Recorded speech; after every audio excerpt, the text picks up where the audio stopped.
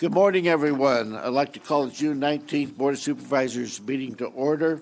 Would you please join Supervisor Hanvelt in the pledge of the flag? Ladies and gentlemen, the fact that we are here is a demonstration of how important it is to live in America. What a privilege it is to pledge allegiance to our country and to our flag. Please join me. I pledge allegiance to the flag of the United States of America and to the republic for which it stands, one nation under God, indivisible, with liberty and justice for all. Thank you. Oral communication. The public may speak on any item that is not on the agenda. We'll keep it at 2 minutes today. Thank you. Anyone wish to speak?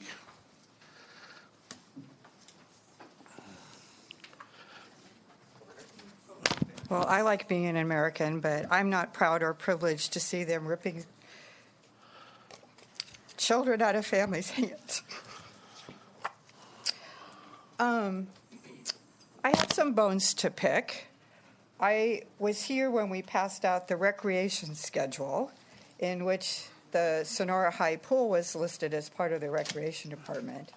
But at that time, no one had ever talked to Sonora High, and the agreement wasn't signed until the Friday after the last meeting you had on a Tuesday, which I thought was pretty crappy on the part of the county. And then I want to take issue with Mr. Pedro, who went on Motherlode Views on Sunday, and B.J. Hansen did ask you about the stuff that's going to be on the budget in September, and you said that ATCA had asked for a small increase. Well, as I recall, ATCA has asked for more than double, which I don't consider to be a slight increase. I did put cards in the back today. The Public Health Department is trying to gather information on whether we would support in this county some smoke-free areas at outdoor events. So they're only asking for a name and a city so they can come back to you with data. So the cards are in the back if I didn't have time to pass out one to you, and I will collect them for public health.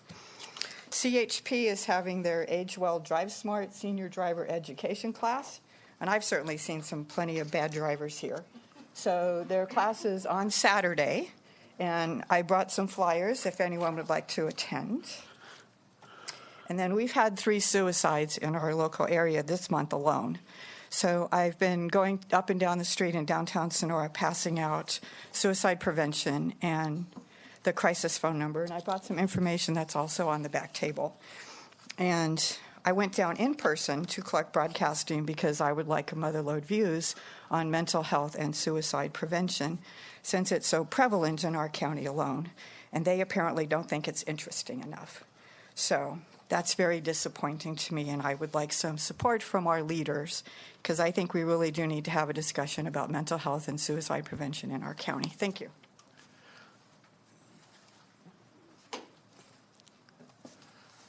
Good morning. I'm Walter Reed, a licensed marriage family therapist in private practice here in Tuolumne County. And I'm asking that this board adopt a resolution condemning the separating of children and parents. These actions are going to have severe and in many cases permanent mental health problems with the children and the parents, such as post-traumatic stress disorder, depression, anxiety, and sleeping disorders. In addition to these, the children will also be suffering from reactive attachment disorders, eating disorders, and encapricis and enuresis, which is the inability for an individual to control their bowel and their bladders. I feel this practice is an unconscionable way for our country to treat any human being, and I also ask that this resolution requests the practice to be immediately stopped. This is not the America that I love, and I'm proud to say that I am a citizen of this country. Thank you. Anyone else wish to speak?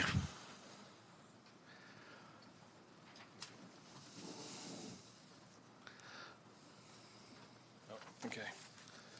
All right. Well, Mr. Chairman, members of the board, I will try to keep my comments to 2 minutes. That'll be timing myself. So back in 1977, a young Sonora High student caught the vision from his state assemblyman that if folks wanted good government, they needed good people to get involved in government. Armed with this vision, that student set forth to go to Fresno State to build the knowledge and skill sets needed to serve his fellow man through a career in local government. That same young man was fortunate enough to secure an administrative internship with the city of Madera in September 1980 and subsequently land his first full-time job in local government.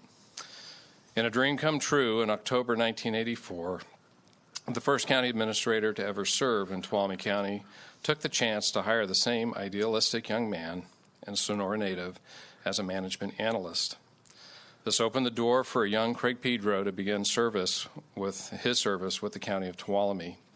This gave him the opportunity to work and learn from every county administrator that has ever served in Tuolumne County, and ultimately become the county administrator in November 2006. So it has been an honor to serve my fellow citizens in the community I grew up in and the community I love. But as it says in the book of Ecclesiastes, there's a time for everything and a season for every activity under heaven. Today, I'm announcing my intention to retire as county administrator by no later than the end of this calendar year, or December 18, 2018. I'm making this announcement now to give the board the time it needs to recruit my successor, and will coordinate my actual departure date in conjunction with that effort. While I'm not leaving right away, I do want to express my thanks to my predecessors, past and current boards, for the opportunity to serve in this community, and to my awesome staff, the talented department heads, elected and appointed alike, and the dedicated line employees that make this organization such a pleasure to serve in. Thanks.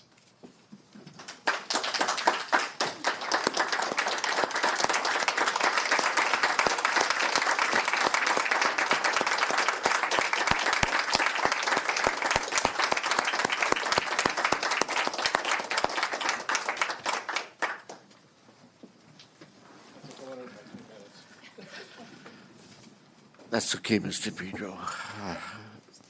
I think we'll have lots of comments at a later date. Thank you. Anyone else wish to speak? Seeing no one, will the clerk please read our consent calendar? I wanted to also announce that item number 5 will be pulled for discussion, and items number 9 and 10 will be pulled off the agenda and heard at a later date, so I won't read those items.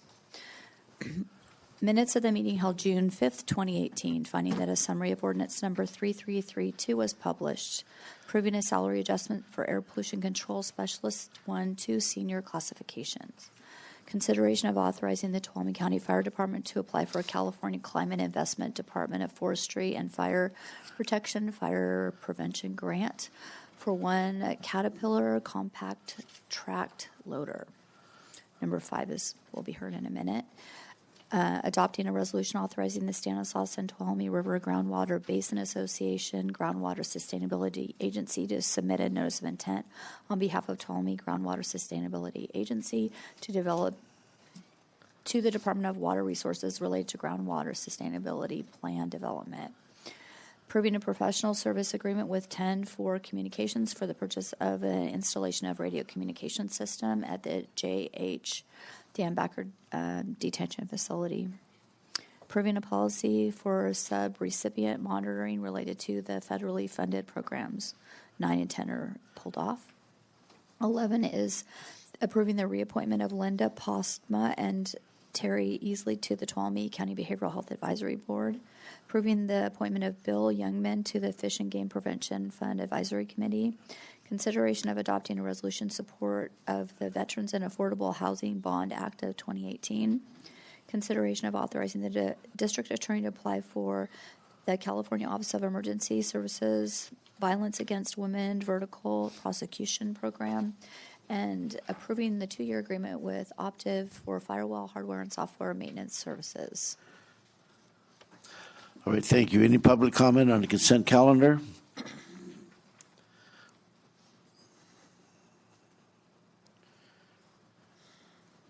Well, number 4 is a grant, so I would like to know if there is a match, and if there is a match, where the money is coming from. And I think for 4 or 5 years now, I've been attending behavioral health advisory board meetings, and I don't even know what Linda Postma looks like. So I appreciate that she's applying, but if you never show up for a meeting, I have an issue with that.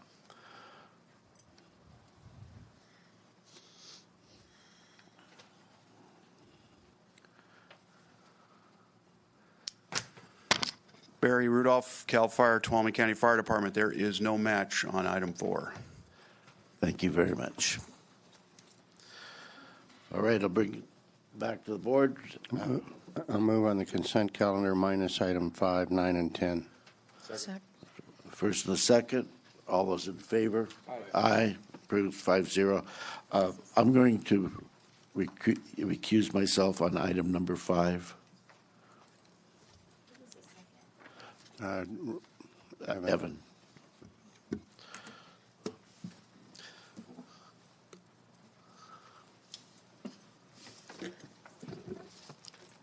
All right, would the clerk please read item 5? Consideration of rescinding resolution 255-97 and approving a resolution allowing effective officers to waive PERS membership and receive 7% employee contribution for miscellaneous members eligible for participation in the 5% at 55 it's 2% at 55 or 2% at 60 retirement formula, or the 9% PERS employee contribution for safety members eligible to participate in the 3% at 50 or the 2% at 50 retirement formulas. Thank you. Staff report. Good morning. Ann Fremd, Human Resources Risk Manager. I am going to try to make this as understandable as possible, but it is PERS, and so that always adds a different level of language to the item. So PERS identifies elective members as people who are elected to office or appointed to boards. And of course, you also have to be eligible to have PERS for either of those designations. Elective members are able to waive PERS if they so choose when they take office. And it's not so common for like the DA, the sheriff, assessor, tax, those people. It is often more common for Board of Supervisor members.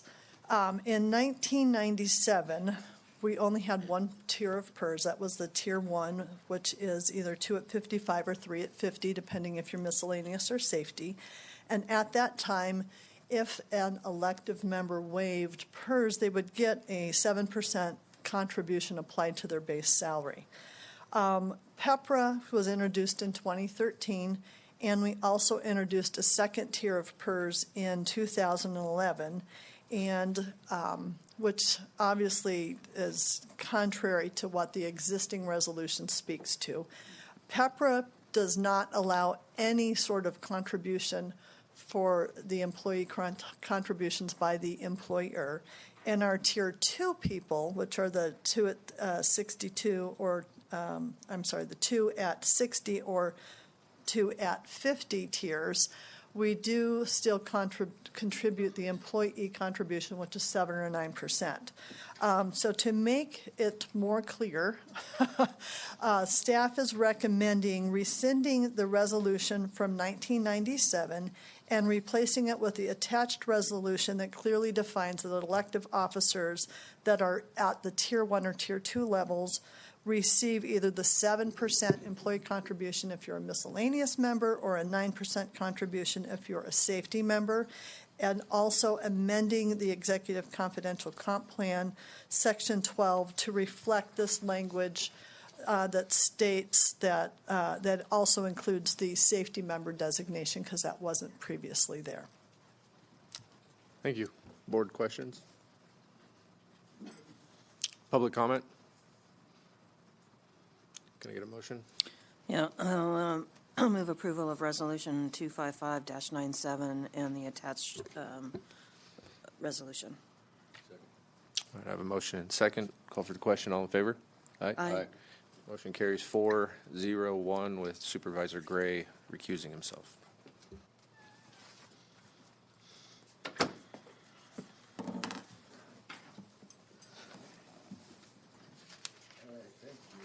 Thank you.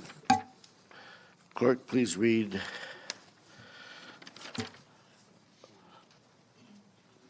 item 6. Yes. Consideration of approving the Community Corrections Partnership Plan goals and budget for fiscal year 2018-19.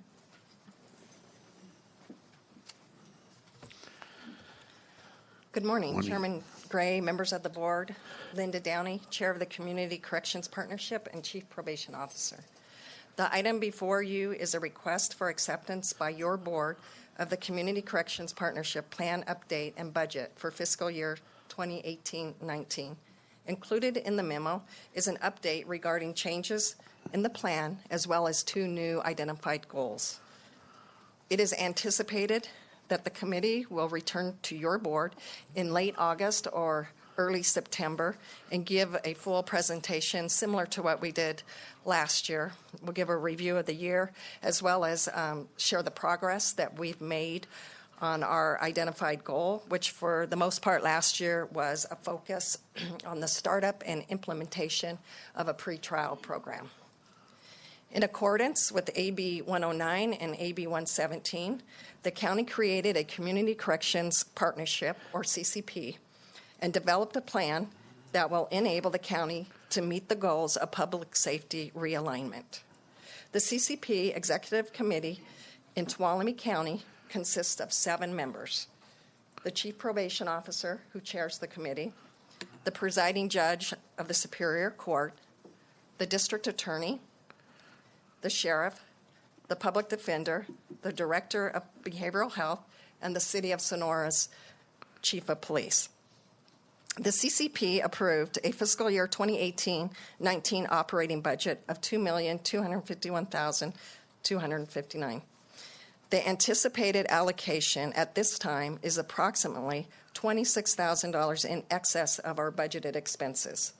However, the final AB 109 CCP total allocations for fiscal year 18-19 will not be known until generally early September.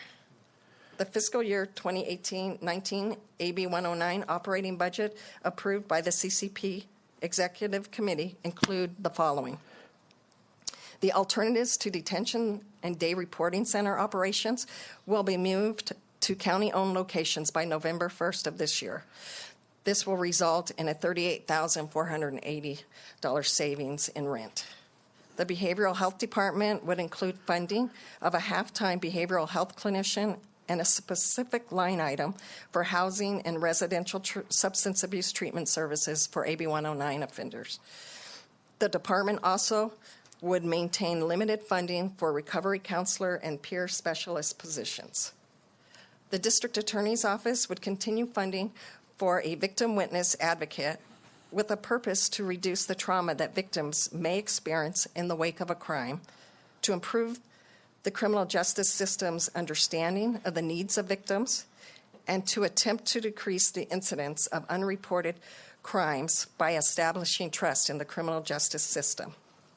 The office also will see a slight increase in funding for attorney staffing to work on post-release community supervisions and mandatory supervision cases, as well as the increased service demands as a result of Proposition 57 accelerated releases. Due to corresponding fluctuations in participation and service demands, the Probation Department would reduce funding to the work release program and increase funding to its pretrial services, including the electronic monitoring program. While sentencing and participation in work release has decreased somewhat, the electronic monitoring program sentencing and participations have significantly expanded. Probation's pretrial related work has put a larger than expected demand on staff.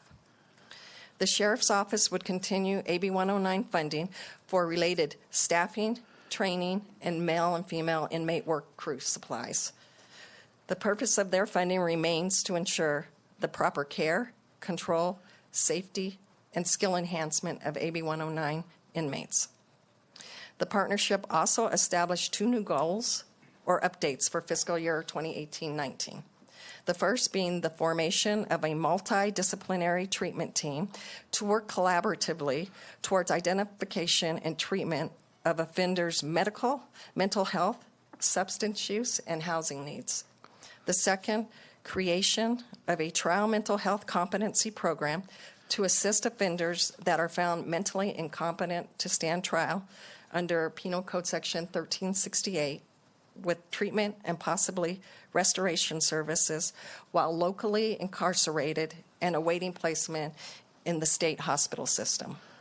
A separate work group or subcommittee has been established for each of these goals.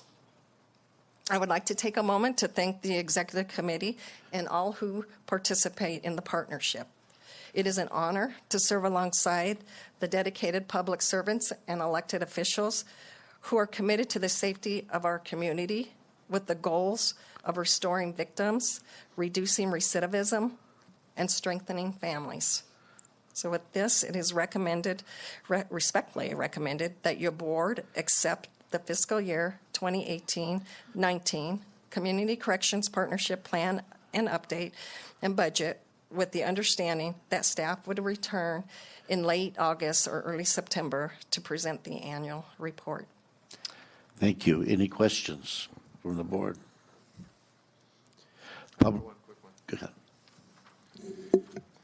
Just generally, how do you see the forecast and the trends in your industry, and as far as state revenues are concerned, do you see them slowly reducing what we've depended on in the past, or is it holding pretty strong? I think it's holding pretty strong. I'm confident that the amount that was stated that we will receive, we will. The growth portion of the CCP allocation is growing. Excellent. Thank you. Any other questions? Just a comment, I think the new goals really make sense, and I'm sure that with the team that you have, it's going to be really successful. With that, any public comment?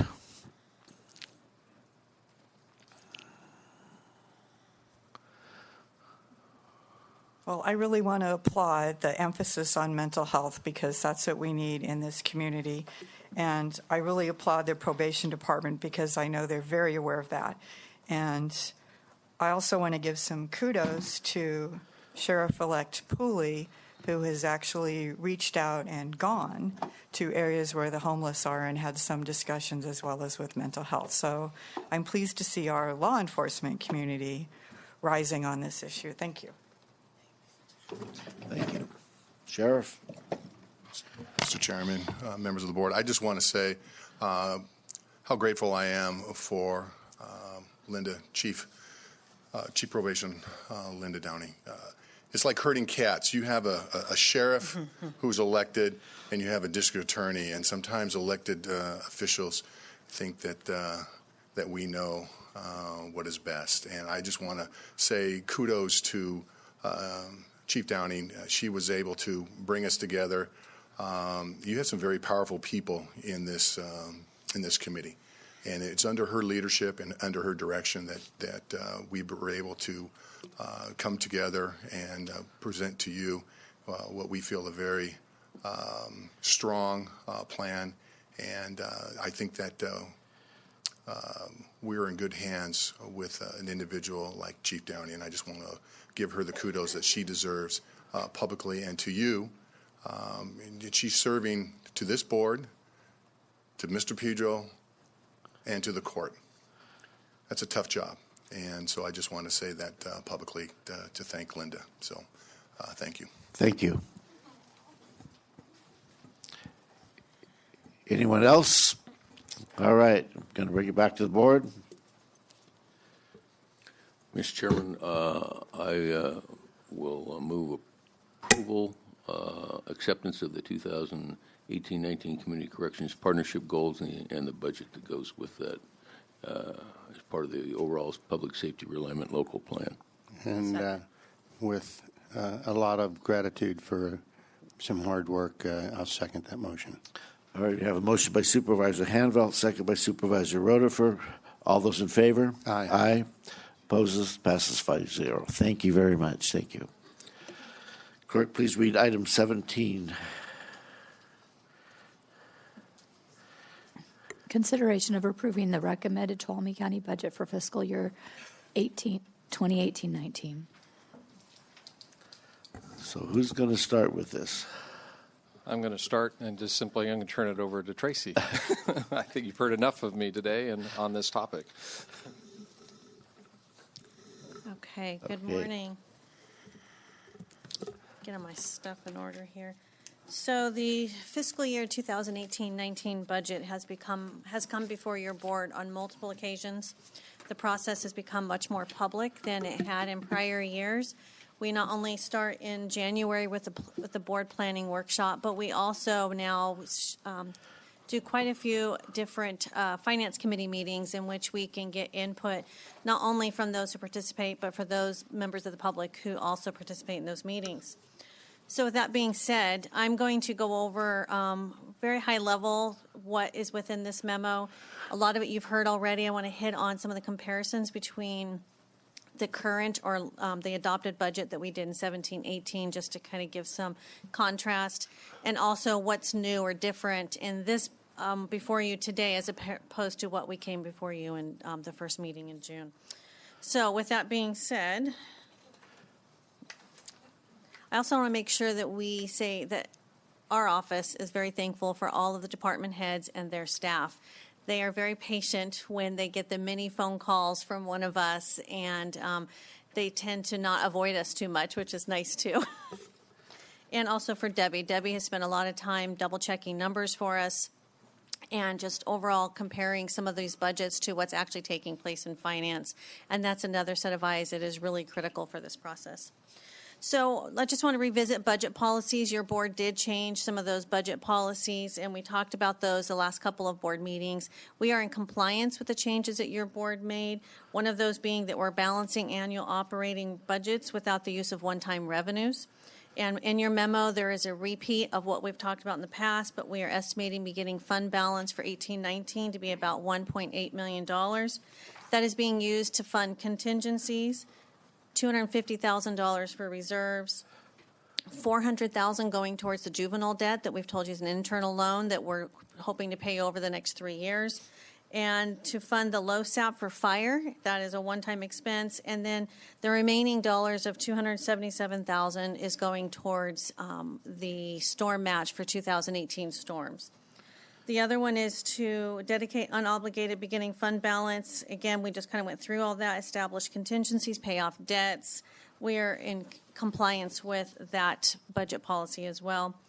And then number 3, we talked about setting the the general fund contingencies at 1%, and that's at the $750,000. That's in compliance as well. And then looking at reserves, your board has been very clear that you'd like to see those reserves being built up in the coming years. So $250,000 is being put aside for reserves in this next year's budget. Then the next part is just talking about the recommended budget is meeting all of those guidelines your board has put forward. It's maintaining all core accounting services.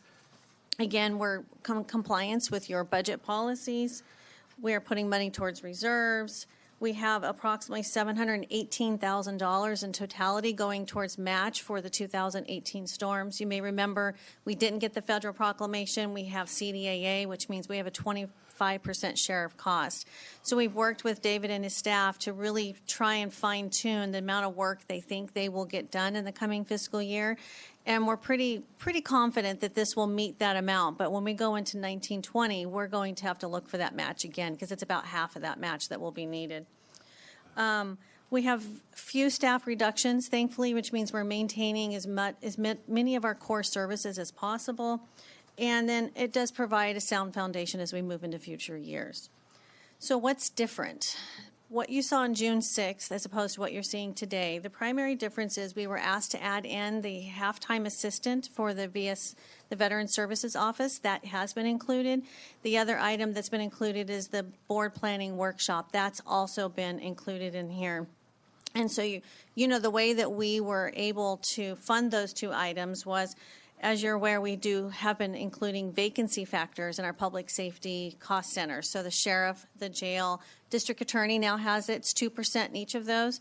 We also went in and added a 2% vacancy factor in the probation department, and we did discuss that with Linda, and she did concur with that. And you also know that in the event that we don't meet that vacancy factor, we've done it once in the past for the sheriff's cost centers, we will have to come back to you, and if they don't have those vacancies, we'll need to add back in order for them to meet their payroll. But that was how we were able to add back into the veterans officer, office assistant, and the planning workshop. Then on the bottom of page 4 is where we contrast the 17-18 adopted budget with the recommended 18-19 budget. And just a couple things we wanted to point out. The overall growth in the recommended budget is 1.3 compared to adopted in FTE, sorry.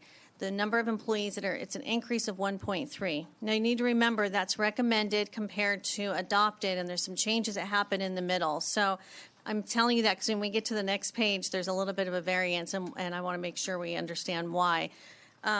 The overall budget for the general fund is growing less than 0.5%. And that again shows you the fiscal integrity of trying to maintain our costs and maintain those costs with the revenues that are coming in. So what you will see is an overall increase in governmental fund. And the reason we have that is the jail, and we have some capital expenditures that will be taking place. We have the jail, we have the airport, and then, of course, we have the 2018 storms, which has about $4 million in it for just that new cost center.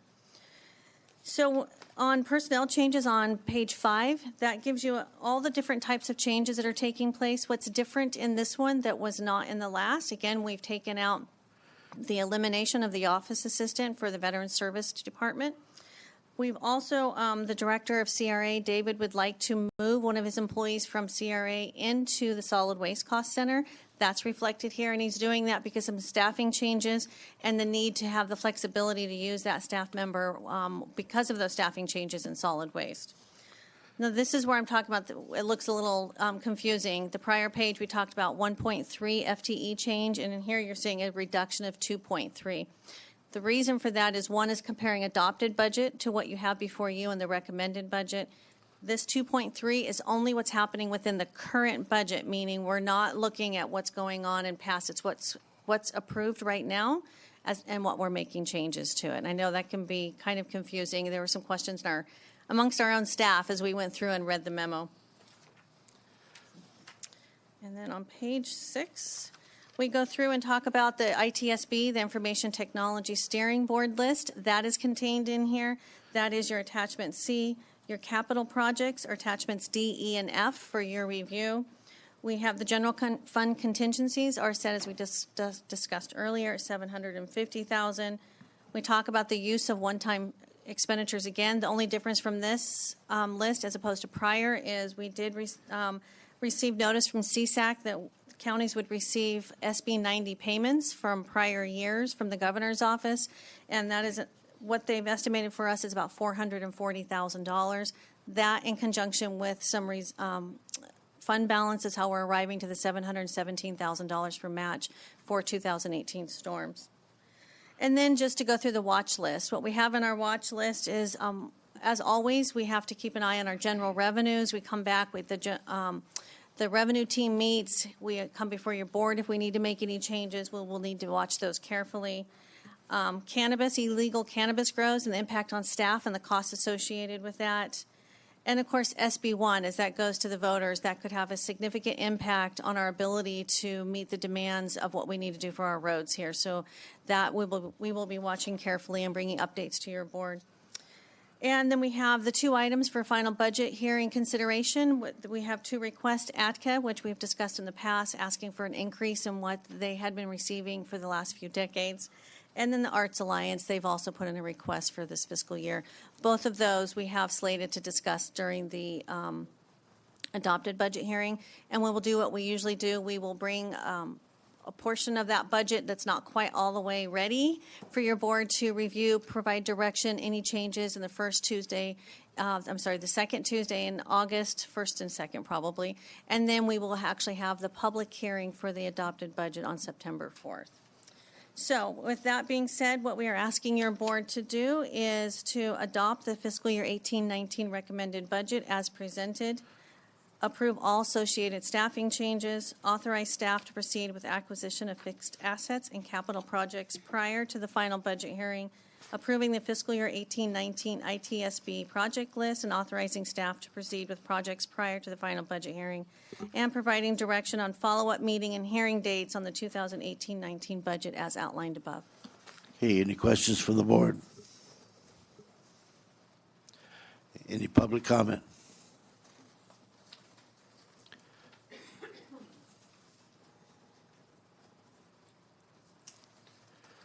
Well, I didn't hear that the person who was going to be laid off was being restored, but I hear that we're going to be having some kind of new positions, I guess. So that doesn't seem very fair to me. And I also have a question. Last year in September, you voted, I believe unanimously, to allocate another $60,000 after you had laid off 3 people. One was $35,000 for the Arts Alliance, and the other one was $25,000 for the Fire Safe Council. So some people from the Arts Alliance contacted me. They were asking for $35,000 again, and again I'm saying no. And my understanding is that they had had this grant for like 10 years, and they didn't get their application done in a timely manner and lost that money, so they're even more desperate now. So they better come to and prove to me as a taxpayer that they've done a significant amount of fundraising to request an allocation from my tax dollars to support them. And then I have a question about that Fire Safe Council meeting, because our council was a part-time administrator to increase their ability to get grant funds, which is what I understood in this room last year. And I went to the Friends and Neighbors thing over there at the fairgrounds. What was that, last week? And there was someone manning the fire safe booth that I didn't expect to see there. So she told me that she was actually the part-time administrator that got hired. And so I asked how much grant money she's brought in. And she said they haven't applied for any grant money, that she's been writing policies and procedures. Well, I don't think 3 people should lose their job, and I, as a taxpayer, do not want to pay someone when you lie to me and tell me they're going to be pursuing grant money, and they're just writing policies and procedures. So I would like an accounting of that $25,000. Thank you. Thank you. Ms. Russell. It's actually Batista. I can't get it. But it was Russell, so that's But okay. you know it was what? Russell for 23 years. You make that mistake sometimes. I too. do. I do. Not so Sorry. much anymore because somebody who's 6'2" stares at me. Hi, I'm Debbie Batista. Come on, be careful. Be careful. And I'm the county auditor controller. And I have one fairly small request, and that is that the board doesn't restrict and reserve that $250,000 now. It waits to reserve the money until September. If we put the money back in the reserves now, we can't take it out. My staff and I are working together to do a presentation for this board for PERS in August. And I think when you see the PERS issue that this county has, you'll see that we need to, 2 years ago, start paying down on our PERS. And if we don't, we are going to be in some serious financial problems. Right now, as of June of 2016, our PERS for our miscellaneous is only funded at 68%. I will guarantee you when 17 comes out, that number will drop, that we are paying out considerably more in PERS than we are paying into PERS, and we're going to start spiraling down if we don't make additional payments. We need to, as I said to Supervisor Rutherford, we need to get into the driver's seat of this PERS issue and not be sitting at the back of the bus. And we're going to need all the funds we can to start paying down. The $250,000 paying down on the PERS still would qualify as one of your board policies.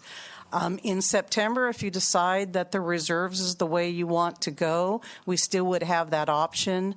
If we put the $250,000 in reserves now, we won't have that option in December because you can't take money out of the reserves after July 1st unless you have an economic disaster, and the state code has really cleared what that is, and PERS won't qualify for that. So all I'm asking is that we keep the $250,000 in contingencies after the presentation my staff and I do for you in August.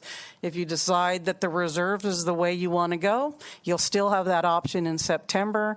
I'm going to recommend to you that we start paying down as much as we can on PERS as often as we can. And when you see the numbers, you will be very surprised. We're going to wait for the 2017 PERS actuarial study, which is going to come out hopefully. Last year it came out the end of July to update our numbers. But not only are we doing this numbers, but Randy had me sit on a RCRC board. I'm doing all the PERS numbers for all the counties so that we can look at us and compare to them. But right now, we have 2 employees retired, collecting retirement for every 0.53 employee we have on PERS. And I think that number is going to change when we get to July 2017. We truly need to get in the driver's seat of PERS, come up with a strategic plan for the next multiple years so that we can level that out, or else we're going to be in definite financial problems. So all I'm asking is leave it in contingency, wait for the presentation, make your decision in September. It's not going to change the budget. It's just if we put it in reserves now, we can't take it out.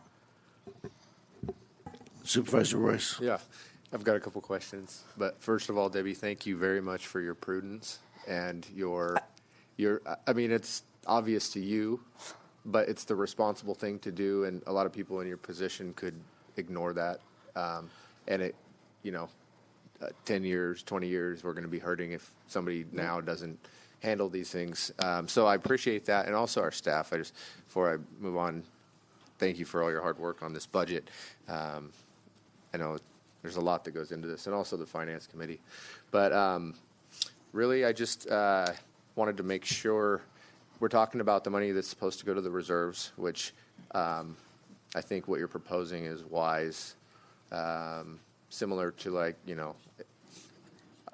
you don't want to, we need money in our reserves. It's our savings account. But we also need to put this money aside. It's like not paying your utility bill or something to where it just, like you said, spirals. So this is important.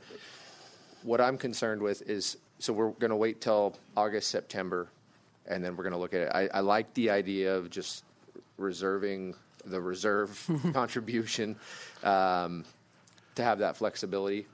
Do you think $250,000 is enough? Oh, That's heck what I'm no. afraid of. So how much is enough? Our unfunded liability in the miscellaneous group alone as of June 30th of 2016 is $86 million. We're paying out $13 to fully fund the liability. What so about we're not going to do What about that. annual, just to stay afloat? It depends on how you want to look at that. I mean, that's why we're putting all the numbers together. But we're paying out $13 million, and we're paying in about $9 million. Yeah, I apologize. So that's I know really it's a moving target and kind of a loaded question, but I know it needs to be more. I'm just trying to get like a rough order of magnitude of what the problem is. And this is only our miscellaneous group. We haven't even tried to start delving into the safety group. It's not the same magnitude. Really? But when you have 2 employees collecting for every 0.3 working, and you have $13 million going out, and you only have $9 to $10 million going in. Now, making the fixed payment in 17-18 is going to help level that out. Mm-hmm. But you also have PERS bring down their discount rate over the next 2 years. They already did it last year. That it has a negative impact on this. Mm-hmm. Their earnings is a little better than what they're budgeting for, so that'll be a little positive. what really blew me away, I got to tell you, because we've been working on this for about a week and a half, is how many employees are collecting versus how many employees are on our staff. And if that keeps widening, then our fixed amount that, again, we have no control over if we don't make some payments, our fixed amount that PERS is going to ask us to pay every year is going to grow materially. And we just need to have a plan. And 250 is not anywhere near what we need, but at least it's something if still follows one of the board policies. I'm just asking you to wait a couple months, then make the decision between the two of them. Mm-hmm. It's not doing anything else. Supervisor. Yeah. I want to put this in context a little bit because everything you say is very, very important. By the way, I support your recommendation. Thank you. But I want to, for the public, because I don't want them to think that Tuolumne County is in some unique situation, okay? Actually, Tuolumne County is better off than most jurisdictions, I would say. Not when it comes to the PERS. What we're seeing, that is not true. Okay. Again, we're being blown away by these numbers. And that's why we want to put the whole presentation together. We're going to show you all PERS County and where we fit in there. One of the things that we need to do, though, is go back. This changing the amortization schedule from 30 years to 20 years is going to bankrupt local jurisdictions across the state. I mean, I'm hearing that from a lot of my contemporaries. So this is important work that we're doing. We need to understand all of the pieces, the moving parts of this, and we need to get with our associations and push back on that change in the amortization rate. And it's bad now. It impacts us now. But if the economy goes down, it gets impossible. Absolutely. Because their return on investment goes down, and then our payments have to go up to compensate for that. All you're saying is true, and cities are harder hit than counties.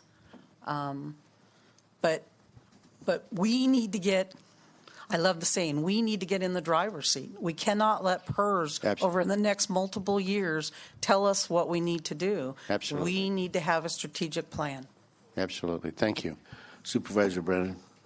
Yeah, and so I don't know where Tuolumne County ranks amongst all of the counties, but this is a conversation that's happening statewide. Absolutely. And so that'll be an interesting piece of information. But I agree with what Supervisor Rutherford just said, actually. We need to really start working through our associations. And so we're going to have that opportunity after you make the presentation in August, I think, to really come up with a strategy that will help us. I know RCRC's been engaged in that. There's conversations at CSAC. This is an issue statewide that we can coalesce around, and we have to, if we have to drive that conversation, that's fine.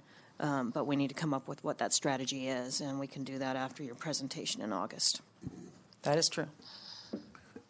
RCRC is already in the game, and due to some appropriate work, Debbie is part of the team, and that's a good thing. Look, Your mic's off, Randy. Mike's off. Sorry, mic's off. I concur with your recommendation, so I think we need to move forward on that.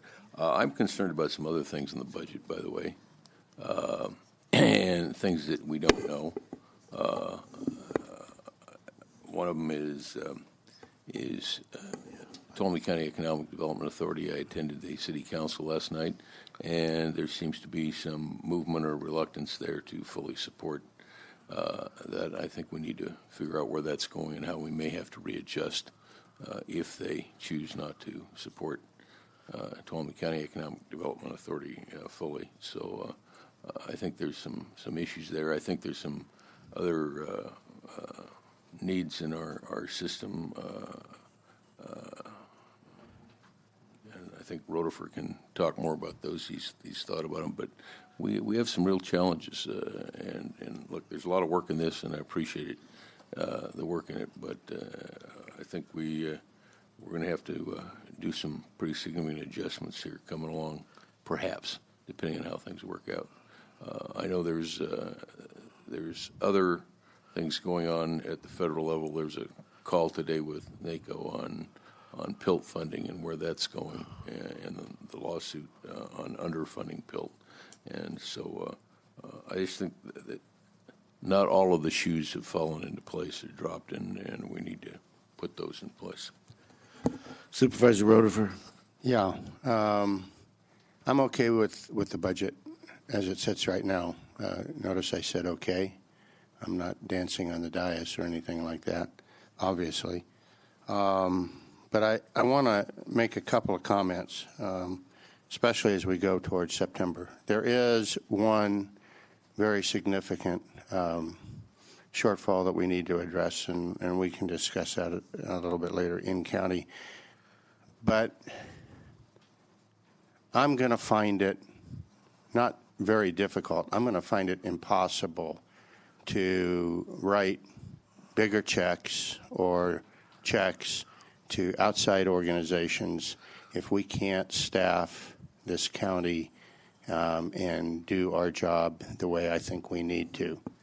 I want to ask the CAO to work with Amador County on the ATCA request before we come back in September. I know you do that anyway, but I'm on ATCA's board, and I'll be very glad to look at my fellow board members and tell them we're not going to give them $26,000 extra dollars, okay? As far as I'm concerned, they can go get some more grants, they can go fundraise, they can do whatever they want. And as far as $200,000 backfilling for the food bank, I love the food bank. It's one of my favorite operations, but that's off the charts. No way. I mean, I wouldn't give them $20,000, let alone $200,000. And as far as the Arts Alliance, I love the arts.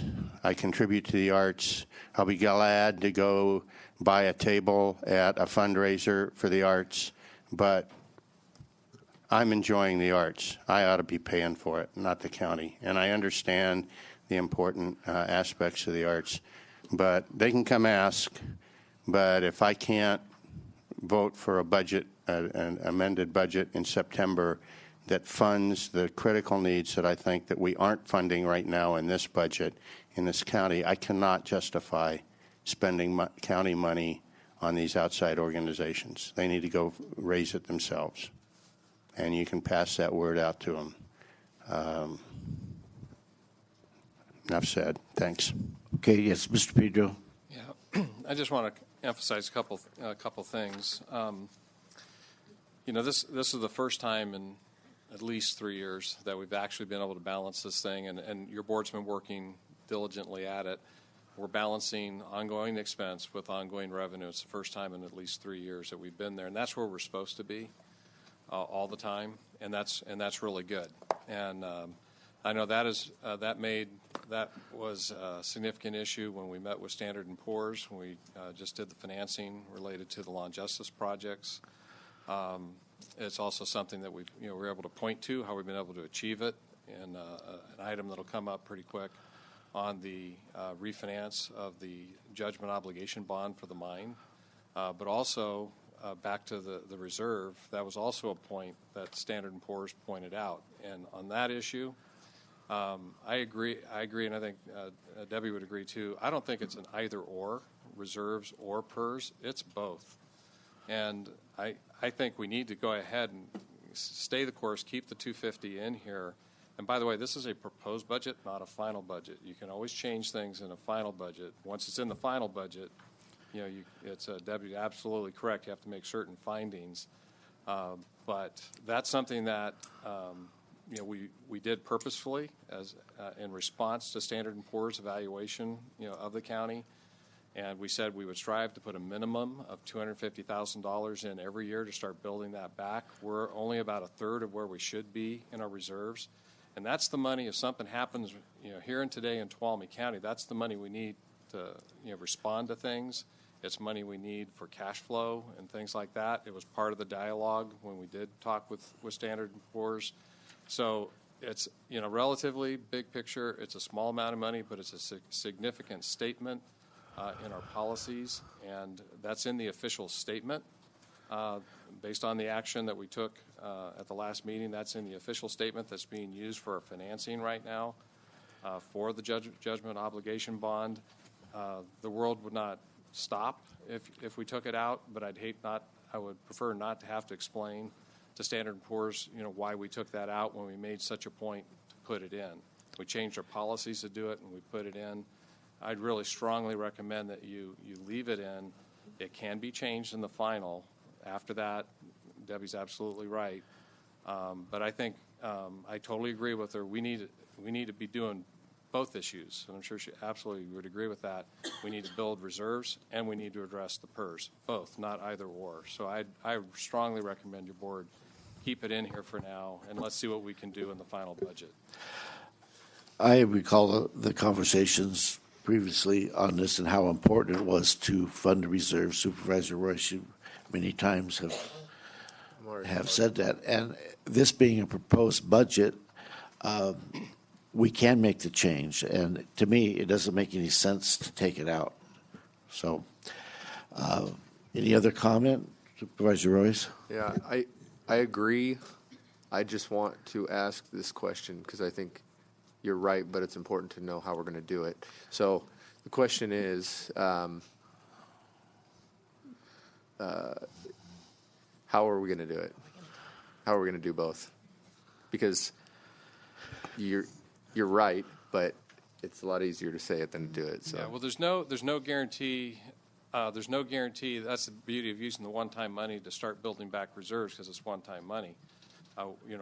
We'll know more when we get to the final budget. Maybe we'll have more one-time money. Hopefully we can find ways to, find some more relief on expenses. Maybe we'll find more revenue. Preferably, it's going to probably be on the PERS issue, a combination of both one-time and ongoing, such as, looking for ongoing expense savings, but also ongoing revenues. That's a big issue, and you're going to have to work at both. So I apologize because I know you don't have the answer to the question yet, and I know you're going to try to figure it out. I think as far as what Supervisor Gray said, we have one more crack at it. Leave it in there for now with the expectation that we're going to look for solutions to try to achieve both things. Right. And at that final hearing, if it's necessary, then maybe we make an adjustment. But I would challenge you, do everything you can to try to. I understand that, and I totally agree with where she's coming from on that. This is not a new topic. We've all been talking about it. Totally agree, and agree with the mindset. We got to be on our toes on this thing and come in, with a concept and approach of how we're going to attack it. But this is not an either or. It's really a both. Thank you. Any other board comment? Any public comment? All right, I'm going to bring it back to board for a motion. Can I ask one more question? Sure. Debbie, where'd you go? So tall, can't you see me? You were hiding behind the sheriff, or maybe in front of him, I'm not sure. Your camouflage was very good.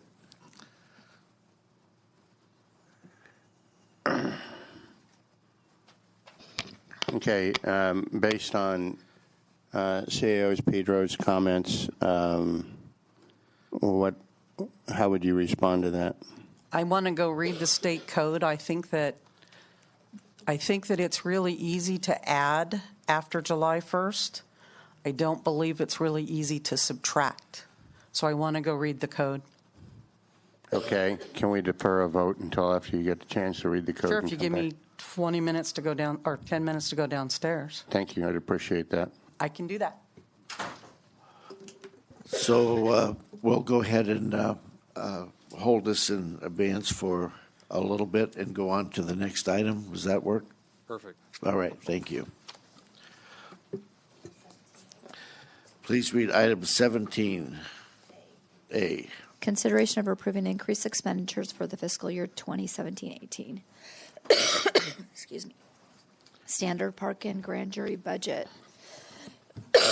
Mr. Richardson. of $20,000 and increase the general revenue interest income account by the like amount. Good morning. Daniel Richardson from the County Administrator's Office. As we approach the end of this fiscal year, we have some additional expenses that we need to account for. At Standard Park, we changed the way that we're paying the umpires from a per game to hourly wage, and that resulted in some agreements that we had our umpires sign that gave them back wages of 2 years, and that expense is not included in the Standard Park budget. It's approximately $15,000, just under that. There are also $5,000 in additional expenses that we anticipate in the grand jury budget. They have yet to publish their book in the end, and so we anticipate additional $5,000. So between those two budgets, there's $20,000 that we have identified some revenue in the general revenues interest income account that can satisfy this expense. And so we would recommend that we do recognize this revenue in order to satisfy these expenses. Any questions from the board? Yes, I have a couple. Daniel, on the, pardon me, on the Standard Park umpires, I'm okay with changing a person's contract, but why in the heck are we going back 2 years and paying them back wages? They entered into an agreement at that time that was in effect. Why would we go back? Here comes Ann. Hi. Hi.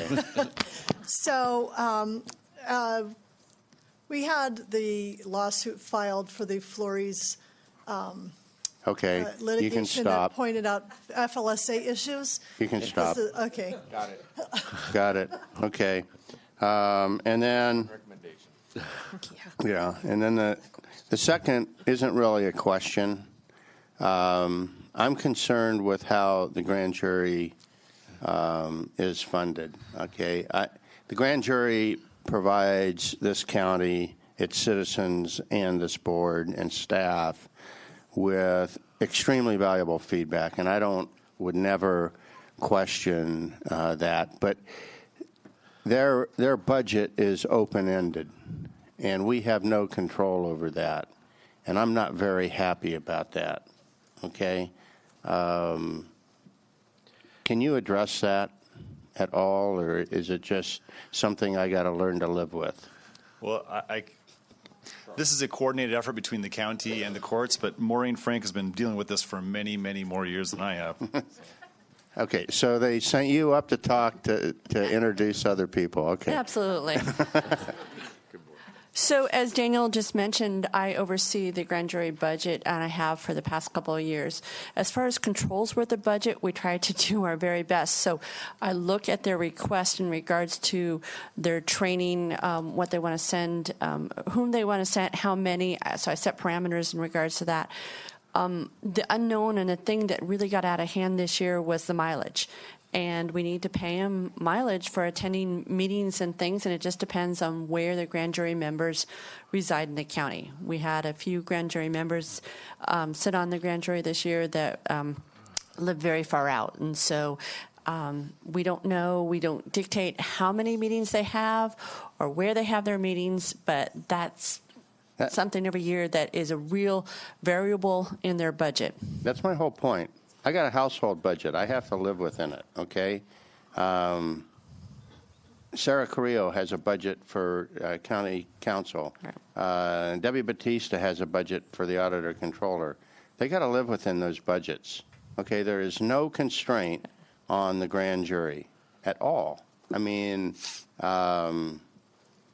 we pretty much got to write them a check if they send us an invoice. And that's not the way anybody else does business. I value their input. Please, if you're a grand jury member out there listening, please understand that. But we cannot have an open-ended budget item out there. We're in tight fiscal times. Absolutely. And we will be in tight fiscal times for years. Well, I don't think government will ever not be, local government will ever not be in tight fiscal times. So how do we get control over this? That's something that we can work with the courts on and have a meeting and set a budget. I want you to do that. I really happy want you to. to do that, okay? The court basically authorizes our activities, and we write the checks. And we need to have some measure of control on that. I'll be happy to do that and meet with the courts. And see what we by can the do. way, thank you for everything you do. This is not a reflection on you. Oh, not a problem. Okay. Yeah. Thank It's just very hard because each grand jury operates and works differently in how they meet, how they produce the report, what kind of committees they have. But they know at the start of this what their budget is, right? And they get a monthly statement from us as far Okay. as how much they've expended. And they were told that they're blowing through their budget, and they kept going. Well, if I blow through my budget, my wife cuts me off. Okay? And if that's the direction from your board, I will take that and move in working on that direction. Thank you. You're welcome. Yeah. Okay, Mr. Richardson. I have more people I can bring up if you'd like. Yes, I think we're okay. All right, so did you complete your presentation? Yes. Okay. We just need action. Any more board comments? Any public comment? I'll bring it back. It's got to be quick. So we have public transport and transit in this county, and hardly anybody uses it. And we don't seem to go out there and promote it very much. And why can't the grand jury take that sometimes? They meet at regular times. And the only reason you met your 10% fare box thing was because you raised the fees, not because more people are using it. So we should be emphasizing that people could save a little money by riding the bus. Thank you. Anyone else? All right, back to the board for a motion. Reluctantly, I will move on staff recommendation. Okay, have a motion by Supervisor Rotifer, second by Supervisor Hanveld. All those in favor? Aye.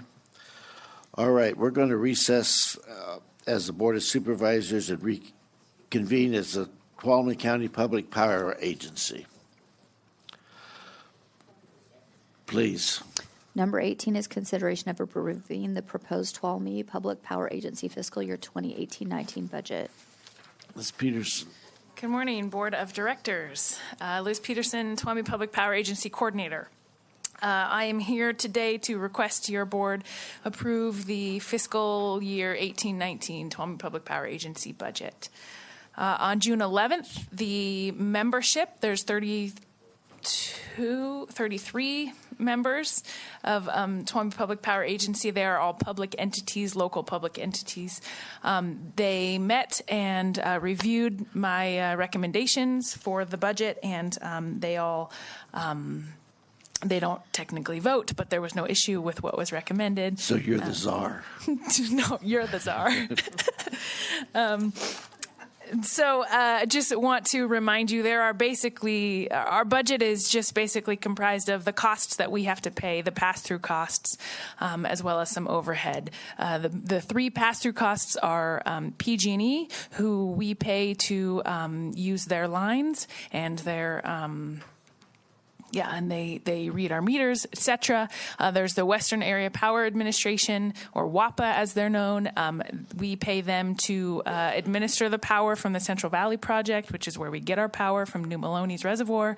And then there's the Cal ISO, and they are the power schedulers. So they schedule to make sure there is enough power for our load per day. So those are the three main costs that we have to pay every year. We distribute those along with, like I said, our overhead, administration.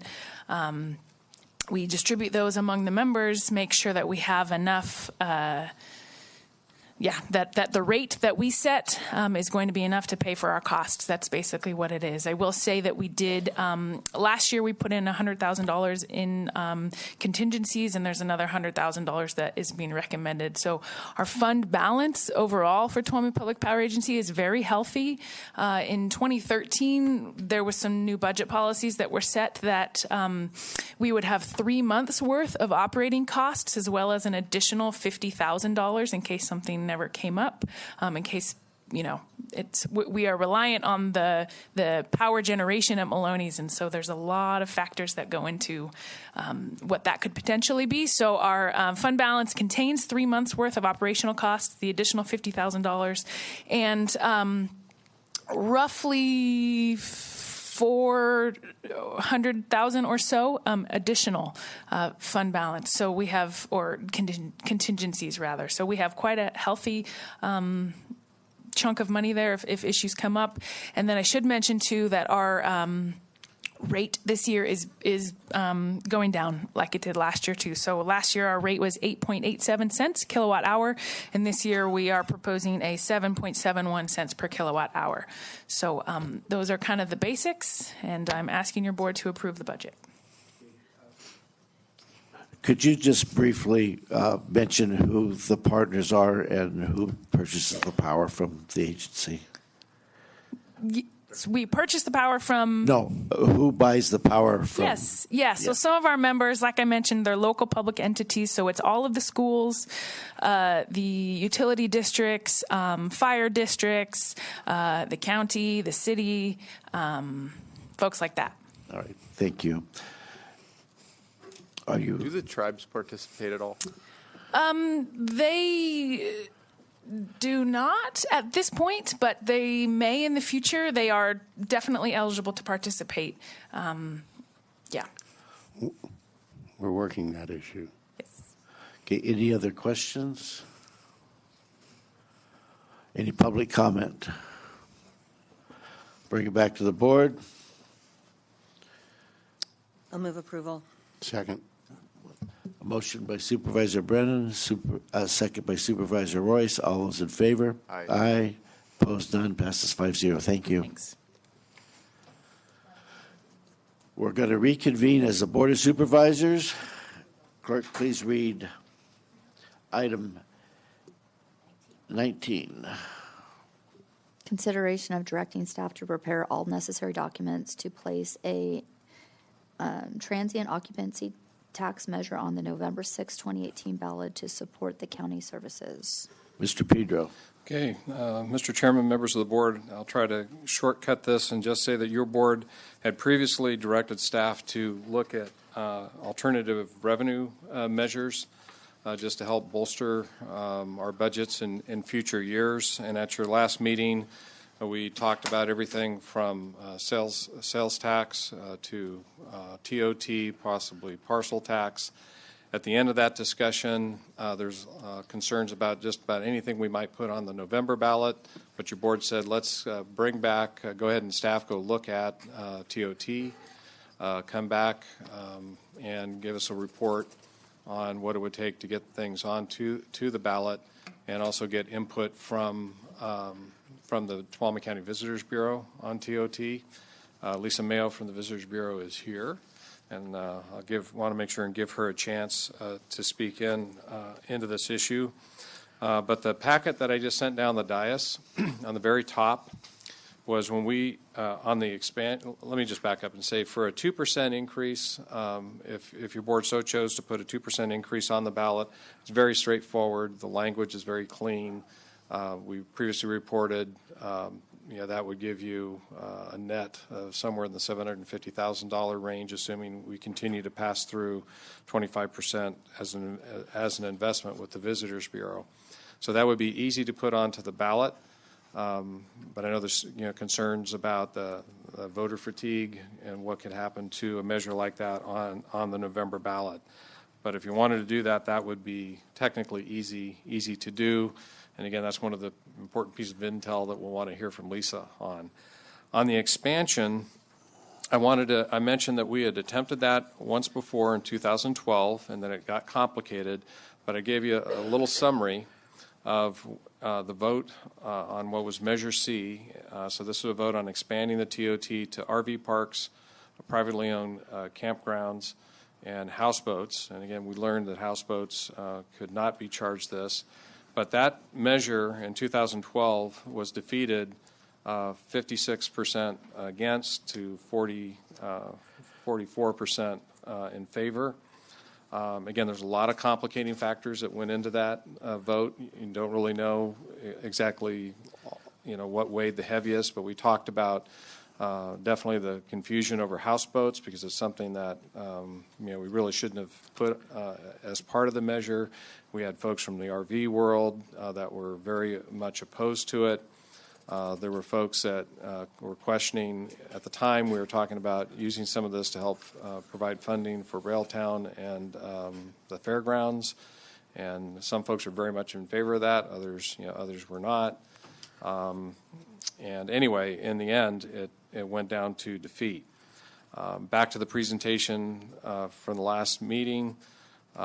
This, in the past, if you had a general purpose tax, which the TOT has been treated as such, that would take a simple, as the law is today, be a simple majority to pass it, but there's a ballot measure on that's going to be on November that is kind of ironic. A simple majority of the voters of the state can approve a law that makes it a 2/3 voting requirement, whether it's a special tax or a general tax.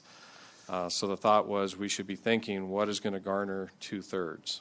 So I'm just showing a little reality, and everything was really muddied the last time we did this, but just to show that it wasn't warmly received, but a lot of that I think was just because it was complicated.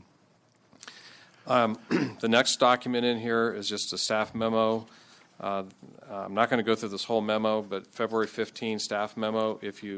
At the bottom, you can see new exemption language. If you flip to the next page, there's a list of exemptions. And this is one of the complications with the way we did the TOT, expansion, is there were a lot of the campground facilities, the large camping facilities like a Jeunesse, an Old Oak Ranch, Silver Spur, a number of the other camps, Tuolumne Trails in the South County. And there's a lot of concern, what might this mean to those operations? So we had, particularly if you look at the exemptions 3 through 7, and that's on page 2 of that memo, this is where it was starting to get a little complicated. We were concerned about rooms being donated to or paid for by the Red Cross, to help people with temporary shelter. We were concerned about transients who receive substantial financial assistance from a nonprofit agency to rent a room or a space in a hotel for a variety of reasons, charitable thoughtfulness of people. What about scouters, Boy Scouts, Girl Scouts?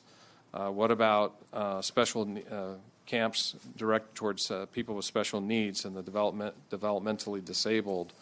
And so it goes. So there's a lot of thought that went into this, but it was also made it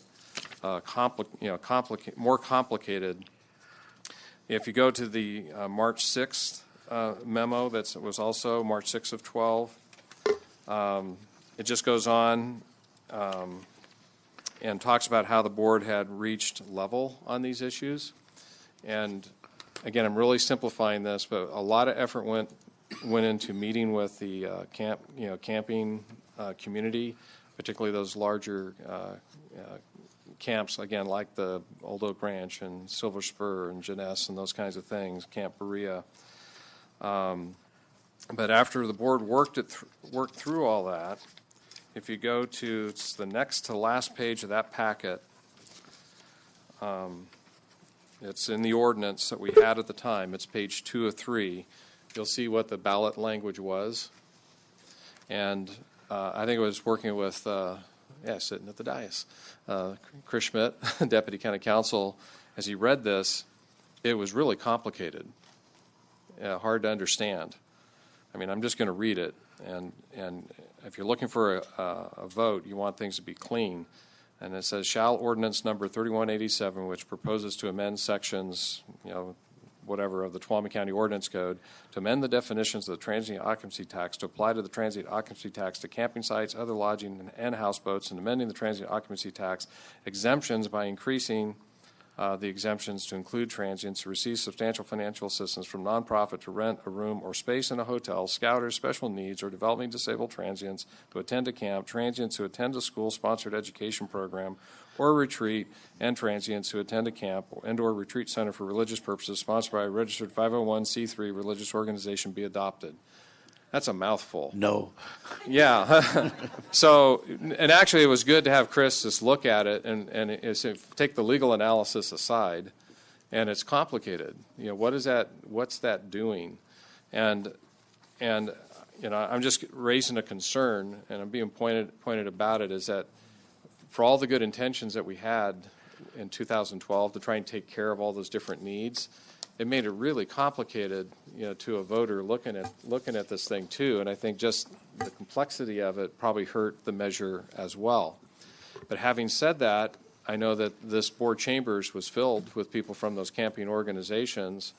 And if we were to bring this measure forward and do anything different than what we did, I think the time would be incumbent upon us to at least have that dialogue with those organizations to make sure that there's good understanding with whatever it is that we do.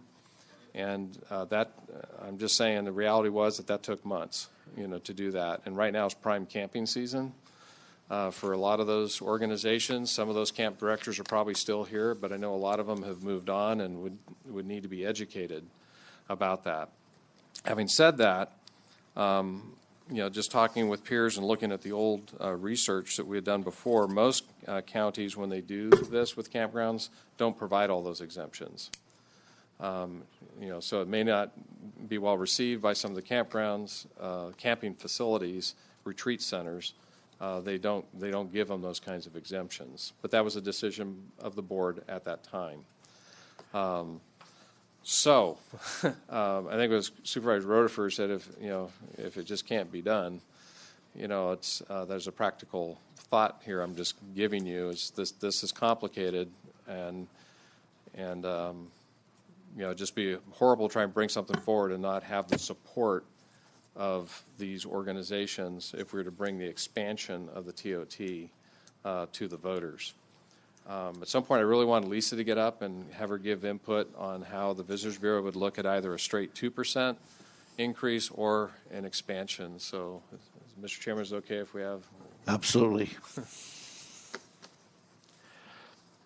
And thank you, Lisa, for making the time. Sure thing. Good morning, Chairman and members of the board.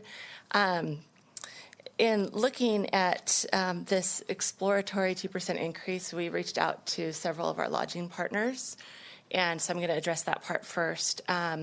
There was not really great reception of doing that at this point in time. There were several things. The 2%? The 2% for hotels and other lodging, not the campgrounds. They cited competition with neighboring counties as far as the TOT percent, as well as price fatigue, and then also guest reviews and how those relate onto online reviews. And that's something that I think in the past we haven't really had to look at a lot, but now we do. So they're really concerned about people maintaining the feeling of getting value for what they're paying for. As far as the campgrounds go, I unfortunately do not have enough feedback yet to adequately say, give an overall statement of how the campgrounds feel. And I know Craig has, worked on this a lot in the past, and there is a lot to it. So I would need a little more time to really give you some good feedback from that angle. That's all I have. Carl? Yeah. I just have some comments. Sure. Having been a first-time candidate during the last campaign, for this, and it was a big, hot campaign issue. First of all, I'm not a tax kind of guy. I'm kind of not for taxes. But if there is an advantage to any tax, the advantage to the TOT tax is locals largely aren't paying it. It's being paid by people that come visit us, and it's theoretically to help us serve those people with roads, law enforcement, health and human services, hospital, all of that stuff. So medical services. So if I were inclined to go down the tax path, I might be inclined to go down this one. But it was a very, very tough issue. And actually, I was opposed as a candidate to the last effort to do this, principally because intellectually it was, I don't mean this as a rebuke to anybody on the staff at that time, but that was probably one of the least well thought out ballot initiatives that I've ever seen. Mr. Pedro already alluded to the fact that we were going to tax houseboats in the initiative, and it was blatantly illegal to do that. So, I mean, that's the level of lack of research and thought that went into it. I will say, however, I'll make two comments about TOT, and one of them goes to the competitiveness issue that you talk about. And I realize that online feedback is changing the dynamic. But I travel quite a bit doing one of my hobbies, and I do hotels all the time, and I've talked to any number of people that about this issue. When you go online to make a reservation and you're shopping online, you see the price of the room, and that's all you see, okay? You don't see 12% tax, TOT tax, you don't see anything. When you have them swipe your credit card, when you check out, you see the total that you get, okay? And it's always a heck of a lot more. And I travel to some places like Monterey and San Francisco. Holy cow, if you think our TOT tax is high. And you can say we're not competing with them, but we really are, okay? We are competing with them. And the use of that money to do things like roads and give you folks more money to go draw people into our county is valuable. So I'm just saying I'm not totally opposed to the possibility of going down this path. I will say one thing, though. And I got a lot of people supported me, campgrounds and stuff like that, that were opposed to expanding it. But I have to tell you, their arguments are no different than the lodging, the traditional the hotel lodging people. Their arguments are exactly the same, and my response is going to be exactly the same. I have a very, very good friend of mine who is a president of an RV club, and he says they charge TOT all over the place, okay?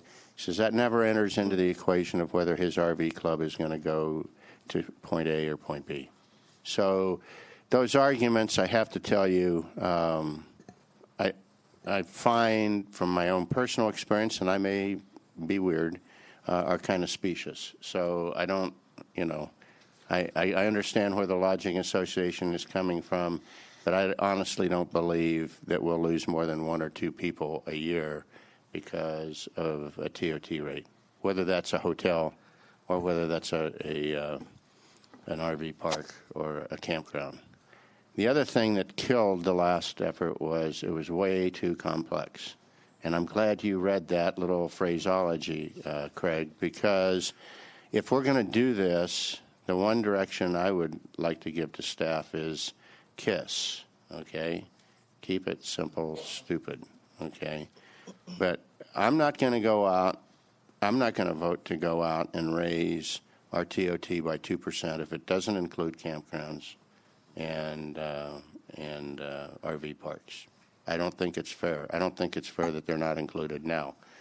And then, 2, I'm not going to have a half-a-page laundry list of exemptions, okay?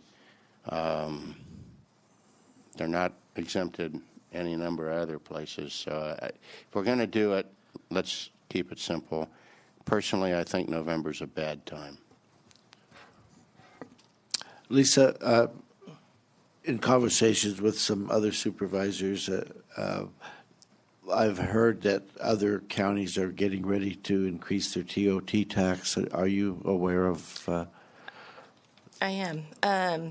There are some that are going to ballot in November, and one of those is Mariposa, and I have heard that it's fairly. I don't know if can I say this, but fairly negative. It's not looked at as it's going to be successful in passing.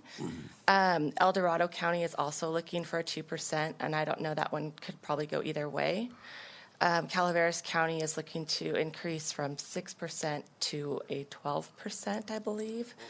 That's a big jump for them. And I did do some comparisons with like Madera County. Their TOT is at 9%. They also have a 2% business improvement district on top of that. So many of these do add on business improvement districts to their base TOT. Yeah, I was looking at my Sacramento bill from our legislative conference, and there was, another $15 or $20 added on top of the TOT Exactly. tax. Supervisor Rutherford mentioned that, when you look at your bill, I just got home from a really fast road trip, and I stayed in four nights in different places, and I can't tell you what the TOT tax was in any of them. Like you say, you get the bill, here's your card, and off you go. And I didn't shop the room because of that, and I think most people traveling do that. So before I ask for any public comment, any more from the board, Supervisor Hanvelt, because we do have a 10:30 appointment.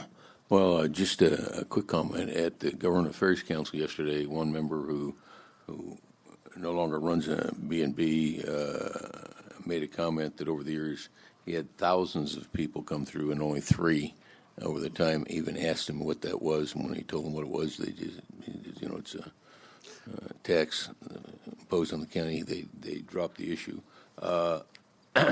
I would tell you that that the rural counties in the Sierra are low. Most places I've seen lately charge around 16%.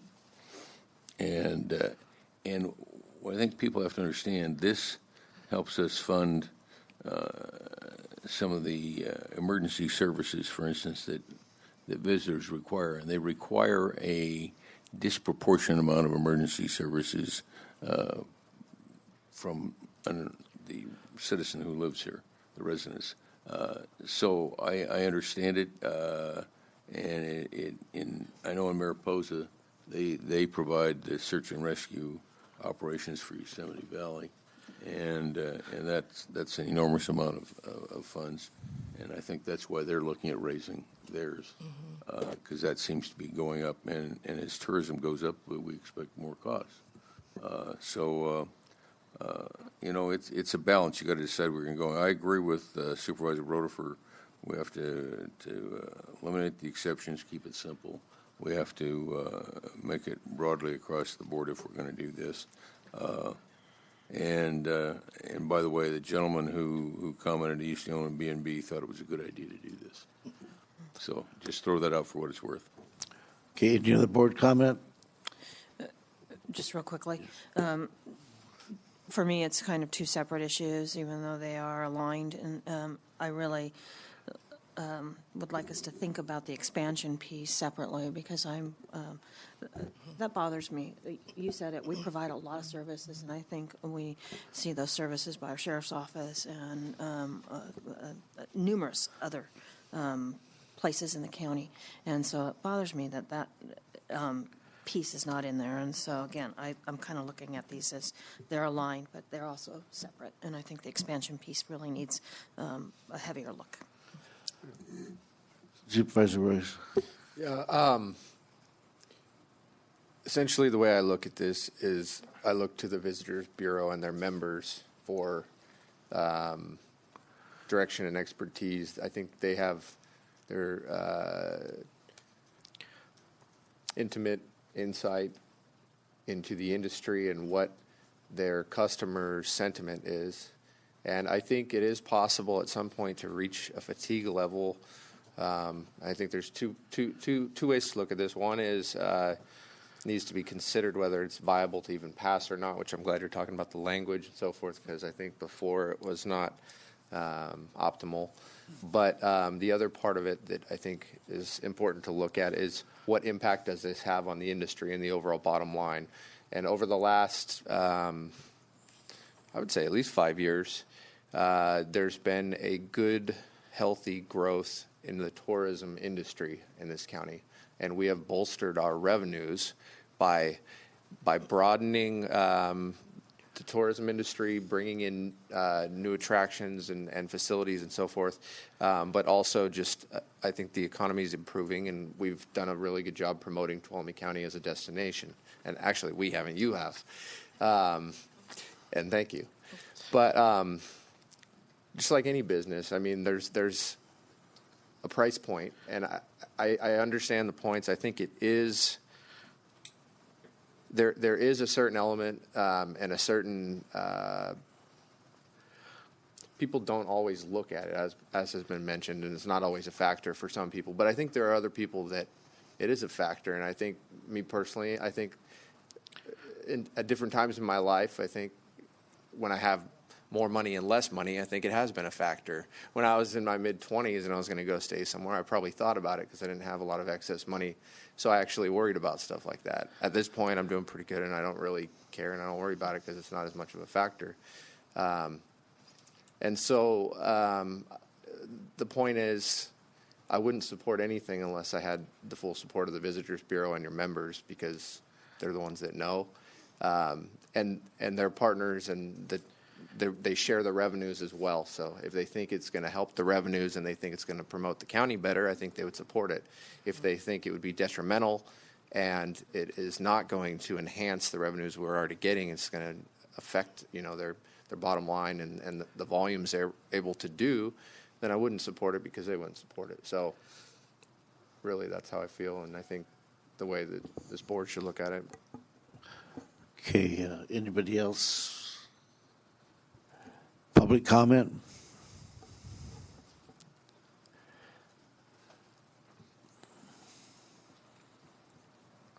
I know you have a 10:30 appointment and you're late, and I still have a lot to say. Do you want to table this and go to your appointment and come back?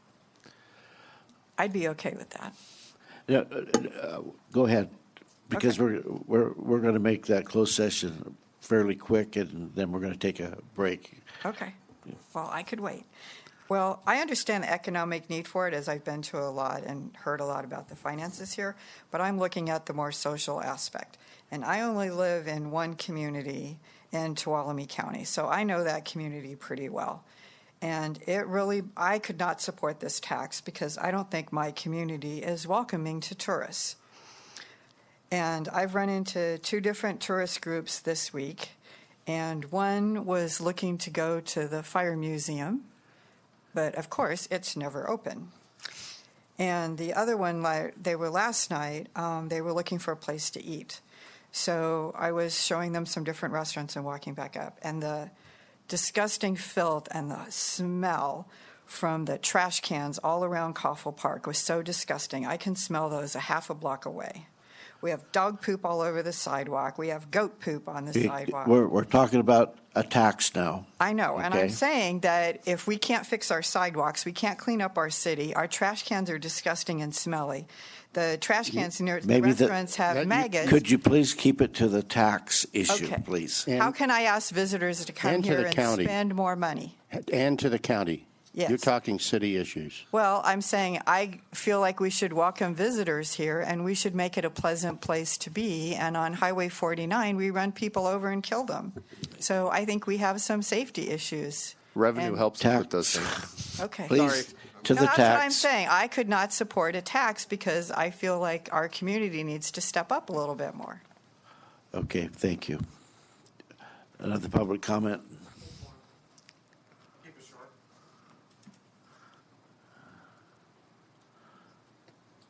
You know, back when I was Highway Patrol Commander, the biggest need that I kept hearing about and seeing, and I'm sorry I didn't introduce myself, Mike Ayala, retired something or other. The biggest issues I heard of that you really need to consider when you think about the TOT is the people that come up here, whether they're in a hotel, they're lodging, or the campgrounds, is the sheriff needs that they have, whether they're calling about somebody else or somebody's calling about them. And then you have ambulance, so you got the emergency services that I think would benefit, and I think it would help you with the budget. So that's where I come from. I always have, and I always thought it should have been in a level playing field. And I always thought it should be simple, easy to understand, with not a lot of exemptions and not a lot of technical knowledge. Keep it simple, keep it reasonable, but I think it's much needed and long overdue. Thank you.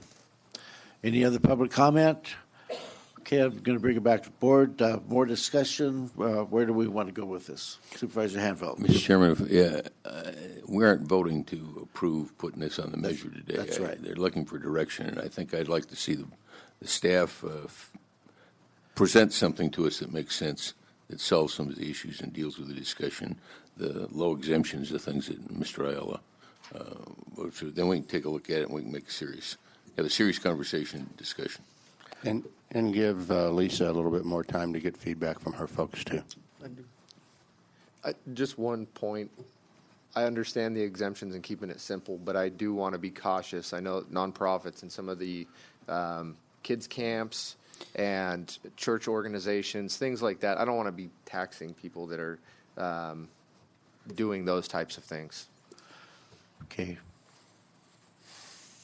Morning, County Council, Sarah Carrillo. I just want to address the exemption issue because from a legal standpoint, especially if your board is interested in getting this on the November ballot, so that's August 10th deadline, exemptions are very problematic legally. They create potential unequal protection issues, due process issues, and that is something that Mr. Schmidt and I looked at when we were looking at the 2012 ordinance, is all of the legal issues that we saw with all of those exemptions. So from the legal perspective, in order to do it timely, if that is what you're interested in, no exemptions or very limited, very specific exemptions is really the only way to make it doable for the August 10th deadline. And I would just add, when we're talking about camps, because I actually have a real sympathy towards youth camps and the religious camps, but I would say that when they put their camp pricing out there, it's for the entire program, it's food, and so we would be asking them to just be talking about basically the bed space, which is a very small piece of the programming price that they do. That's true. That's true. Okay, so the direction is that you're going to come back with something simple? I heard the KISS ballot measure. And separate the two pieces, please, the expansion piece versus Okay, the do 2%. you want both back or just the expansion back? I'm interested in the expansion piece. I think we should see three options: expansion only. Well, I'll say two options: expansion only, and go to 12% with expansion. With expansion. Because I'll defer to my colleagues, but I'm not willing to go to 12% without an expansion. Okay. Okay. And just to be clear, we need to build support with the Visitors Bureau. If we don't, I wouldn't support it. They're going to have to be a real big part of giving us information, feedback. I'm hoping I get a nod this way, and we'll be working together, right? Okay. All right. With that, the directions given, we're going to do our 10:30 appointment. Clerk, please read our 10:30 appointment. This is a closed session conference with legal counsel, existing litigation authority, government code section 54956, 9D1, Daniel Zenzen, and a minor by and through Larry Smith, his guardian ad litem, versus Tuolumne County at all, Tuolumne County Superior Court, case number CV 61380. All right. Any public comment on the closed session item? We're going to go ahead and adjourn the closed session.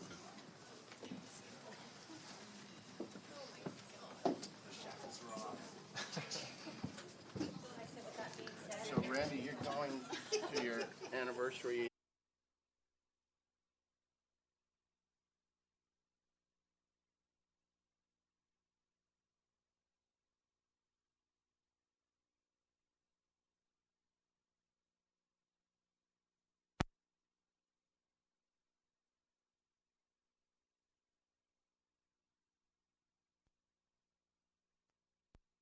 Well, yeah.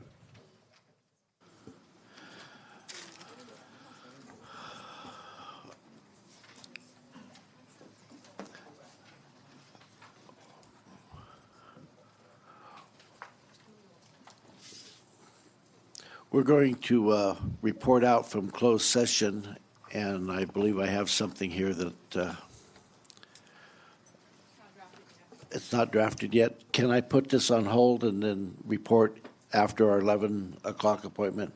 All right, that's what we'll do. All right, would the clerk please read our 11 o'clock appointment? Consideration of adopting a resolution authorizing and direct issuance of by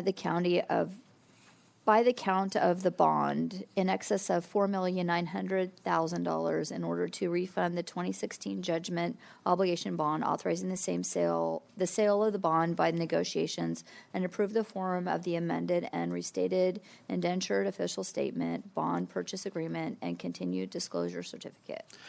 Mr. Richardson. Good morning, Daniel Richardson from the County Administrator's Office. Back in 1996, the Board of Supervisors purchased a portion of the former Jamestown mine. Along with that, in 1999, a cleanup and abatement order was issued by the Attorney General's Office that required the county, in the end, to settle a lawsuit requiring us to pay $6 million of judgment obligation bonds.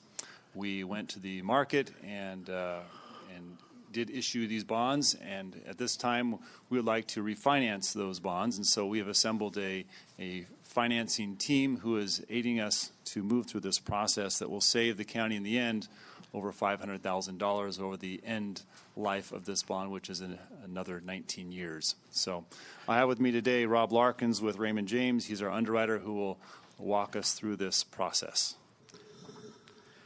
Mr. Chair, members of the board, Rob Larkins from Raymond James. It's nice to be here today. The matter before you, as the clerk read, is to approve the resolution and the attendant legal documents to allow the county to refund the 2006 judgment obligation bonds. It's a simpler transaction than the lease revenue bond that you issued a few months ago, in that there's no leased assets. It's a simple indenture which outlines the county's repayment obligations, the preliminary official statement which tells your story to the market, this continuing disclosure certificate which tells investors which data the county will update on an ongoing basis, and then the bond purchase agreement, which is the contractual arrangement between Raymond James as underwriter and the county when the bonds are actually issued. On the slide here, I've summarized the key structural and legal provisions of the financing. As Daniel mentioned, the bonds are going to be issued to current refund the outstanding 2006 judgment obligation bonds, which are presently callable. They're being issued pursuant to an amended and restated indenture, which is in your packet. And the pledge is what's referred to as all legally available funds of the county, which is exactly the same as the 2006 bonds.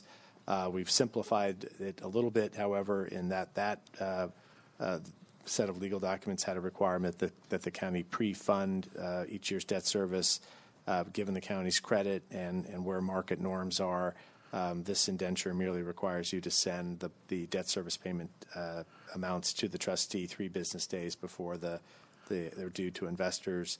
There's no debt service reserve fund, and as was the case with the lease revenue bonds, we have included a 10-year prepayment option in the bonds, but also to maintain the county's future flexibility.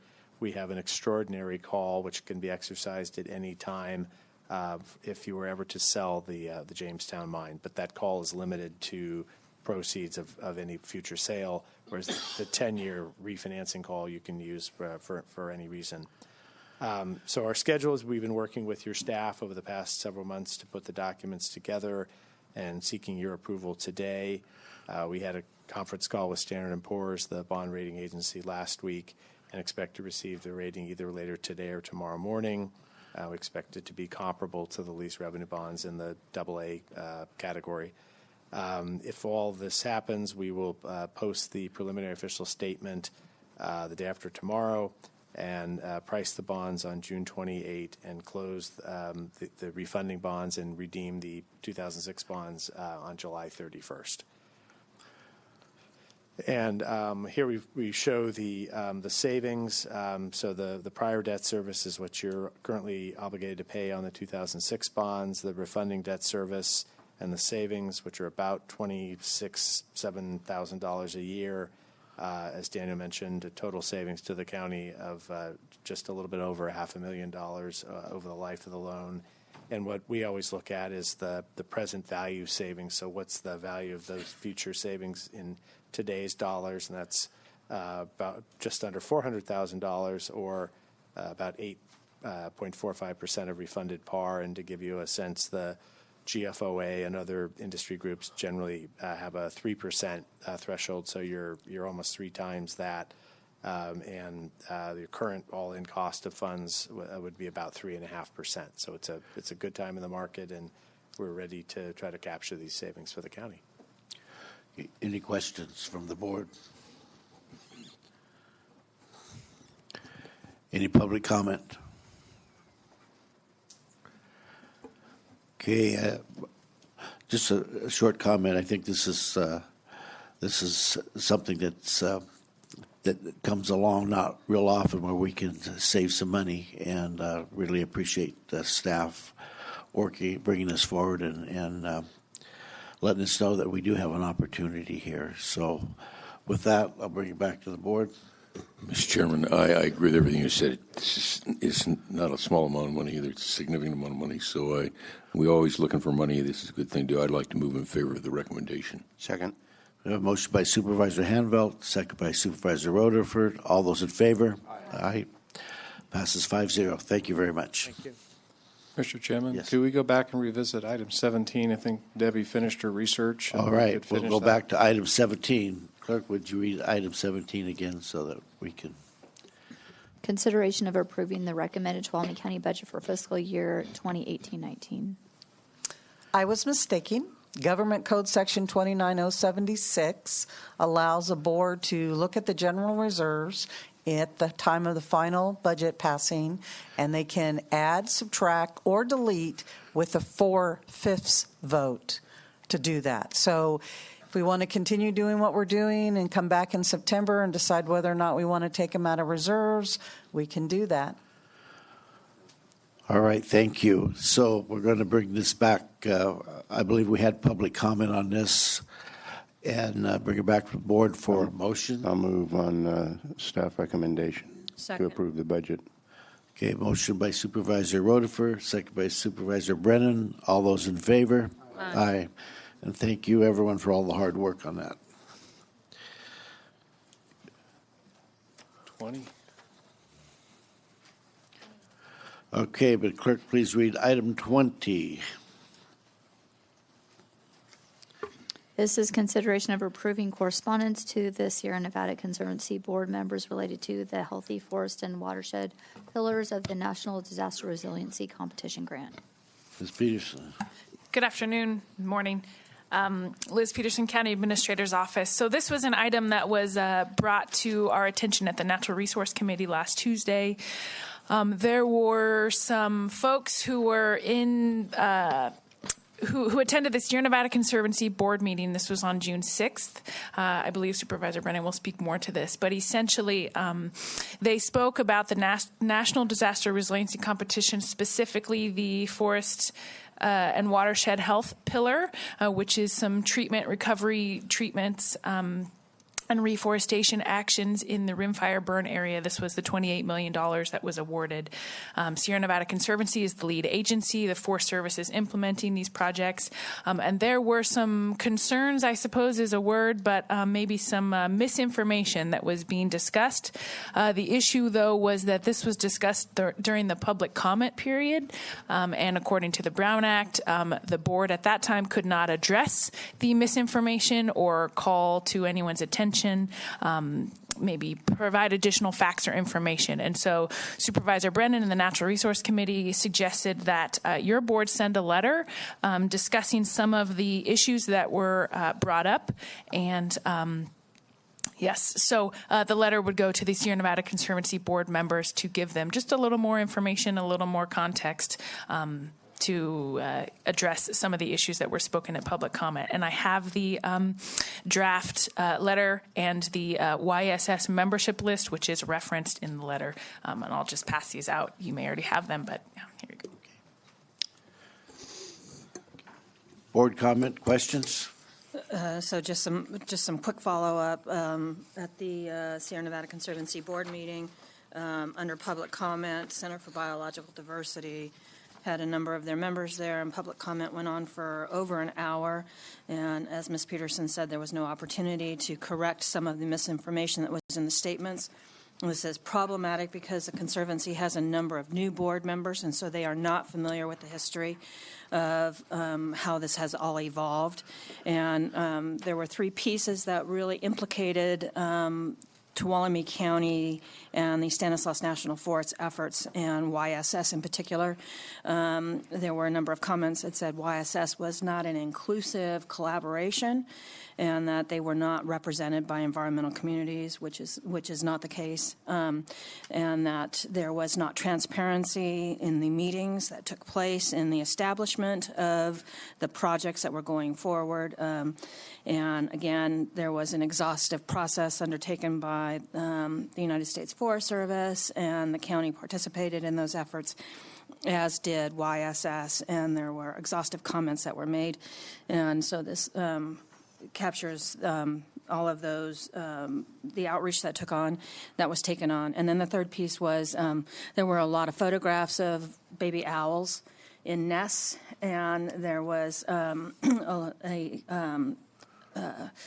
a lot of inference made that those owls were not going to be protected, and that simply isn't the case because the Forest Service is under a mandate when they find any new nest sites, and it's not just owls, it's a number of species. They immediately have to implement their protocols to protect those species, and so we needed to clarify a couple of pieces. And this is really important from the perspective that some of the board members were asking that we bring this conversation back. And we are just now in the process of being able to implement some of these projects. We're on there is remember, a 5-year window. 2 of those years are already gone. And so this work needs to start. And again, we have been through a very exhaustive process, including the courts have weighed in on this. And so we just wanted to provide some clarification for the new board members. I'm glad you were there. Any other board comments? Down here. Okay, bring it back, Supervisor Hanville. Yeah, I'd like to add to what Supervisor Brennan said there. When we had Rimfire was the largest timber fire in the history of the state of California, absolutely devastating. The amount of acreage with severe vegetation burn. We've seen repeat action of that kind of fire behavior all over the state since then. We worked hard with the U.S. Forest Service and YSS, I might add, and that's very important, YSS, very important part of this team, to come up with a plan for restoration. Now, we haven't gotten very far on that restoration plan, but all of the members of YSS, which are listed here, signed a document that we would support this and we wouldn't sue. The Center against it, wouldn't dissent against it. The Center for Biological Diversity and some other nefarious organizations in my mind, because they're single-issue activists with another agenda, which I fully do not understand, did in fact sue against that decision and restoration plan, and they were beat in the court decision. They appealed, and I believe it was the Ninth Circuit Court of Appeal, and the team again defeated them. And so this effort here is consistent with that record of decision to restore portions of this forest, and it's just a small pittance, very frankly, in terms of the magnitude of the problem. It is absolutely imperative, it's essential that we go forward and do what we can to restore that forest. It will not regenerate on itself, and I'm going to tell you why. In some of those severe vegetation areas, there are no seeds or mother trees to do that. And besides, the the brush will come back, and it'll come back and overpower the seedlings, and in the next fire, it'll be gone anyway. So we need to protect our forest, regenerate our forest, help it do what it would do. This is a good letter.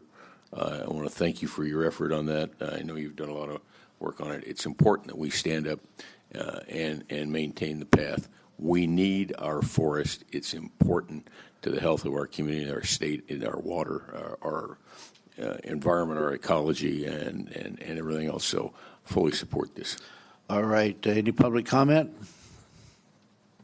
Seeing none, bring it back to the board for a motion. Mr. Chair, I move approval of sending the letter to the Sierra Nevada Conservancy Board. I want to thank Ms. Peterson for her assistance with this. Second.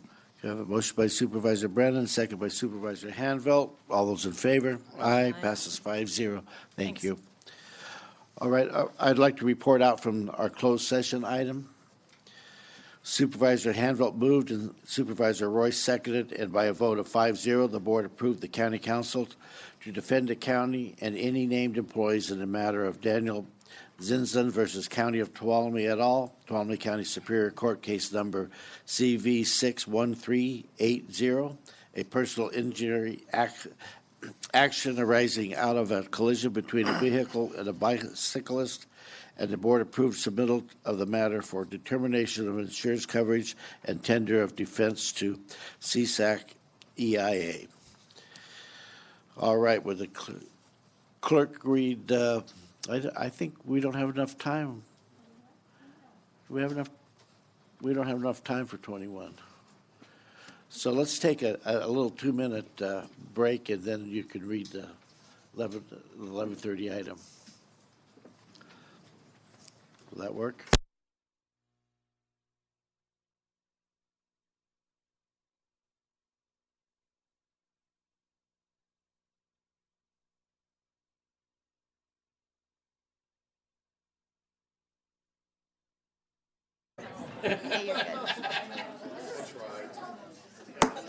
All right. Will the clerk please read our 11:30 appointment?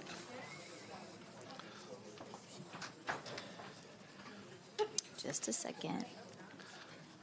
Okay, this is consideration of adopting a resolution commending James Mealy on his retirement as a sheriff after 30 years of county service.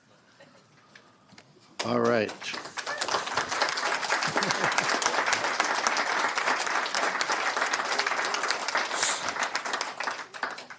So I have this resolution that I need to get approved by the Board of Supervisors prior to reading it, and then after that, I read this. Then we can have some public comment. So, Mr. Chairman, motion. It would be my honor to move in favor of the resolution. I'll second. All right, now it's going to be really. I don't know if we're going to get 5 votes or not. I'm not really sure. All right, all those in favor? Aye. Aye. Opposed? You need. Hey, You need to do that on a roll call. Sheriff, could you join me up here while I read this? Thank you.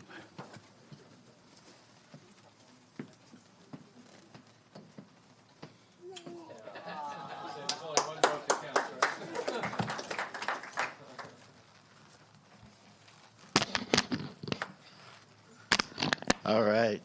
I still remember the first time we met. Hey, Peppery. And I'm, thank goodness, but I did buy lunch. Okay. Whereas James W. Mealy, Sheriff Coroner of the Sheriff's Office of the County of Tuolumne, was born in 1961 in Los Angeles and attended White Oak Elementary School and Simi Valley High School. He earned the highest rank in scouting as an Eagle Scout. Whereas James and Sharon Mealy married in 1984. They have 5 children and 8 grandchildren. They are members of the Church of Jesus Christ of Latter-day Saints, where Jim served as bishop for 5 years during his tenure as sheriff. Whereas in 1988, he was offered employment with the Tuolumne County Sheriff's Office as jail deputy recruit. Following in his father's footsteps, retired L.A. police officer Phil Bealey, Sheriff Bealey's son, Jake Bealey, continues the law enforcement legacy of his father and grandfather as the L.A. County Sheriff's deputy. By 1990, he was promoted to jail sergeant, and again in 1990, promoted to deputy sheriff. Upon graduation from Post Academy in 1997, he was promoted to investigator, and in 2000, to patrol sergeant. In 2003, he was promoted to narcotics sergeant, followed by investigation sergeant in 2005. Whereas he was the president of the Deputy Sheriff's Association as well as a member of the Tri-County Narcotics Team, ACNET. Whereas in 2000, he earned his Bachelor's of Arts in Criminal Justice Management at the Union Institute and University. In 2014, he earned his Executive Master of Leadership from the University of Southern California Sol Price School of Public Policy. In 2017, he graduated from the Federal Bureau of Investigation National Academy in Quantico, Virginia. Whereas in 2006, he was elected to the office of the sheriff. He was elected for 3 consecutive terms, serving the citizens of Tuolumne County as sheriff for 12 years. Whereas the sheriff, he successfully crusaded for the new Sheriff J.H. Dambacker Detention Center, which broke ground in 2018 and scheduled to open in 2019. Whereas during his tenure as sheriff, he founded the Tuolumne County Narcotics Team, the Crisis Negotiating Team, Public Information and Community Outreach Team, and the Rural and Agricultural Crime Unit. He reinvented the Tuolumne County's reinvented the Tuolumne County K-9 program and initiated the risk vulnerability assessment strategy in school violence. Whereas he was awarded the California Associations of Tactical Officers, Darrell F. Gates Memorial Police Executive of the Year, and the Excellence Award from the Tuolumne County Chamber of Commerce. Whereas during his years of public service, he has been involved in many services and community-related organizations, including the following: Sonora High School football coach, youth baseball and soccer coach, school board of Curtis Creek, high councilman of Girls Camp, Lahona for 9 seasons, member of the Civic Advisory Board at Adventist Health, Boy Scouts of America, troop leader at Eagle Scout, and member of the Sonora Rotary. Whereas as a sheriff, he served on state and local governments groups, including members of the California State Sheriff's Association, California Law Enforcement, Telecommunications Systems 911 board member, member of California Narcotics Officers Association, and chair of California State Sheriff's Association Search and Rescue Committee. Now, therefore, be it resolved that the Tuolumne County Board of Supervisors gives a heartfelt thank you to the Sheriff James W. Mealy on his retirement from Tuolumne County and the Sheriff's Office, and wish him many years of happy retirement from his dedicated and exemplary service to the citizens of Tuolumne County, adopted by the Board of Supervisors of the County of Tuolumne on June 19, 2018. Sheriff.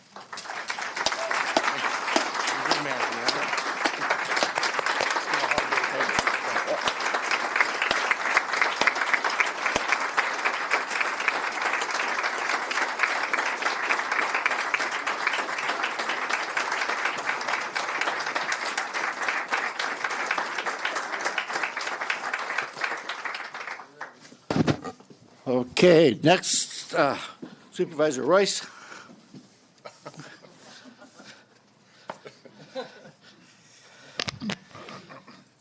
This is bittersweet for me. I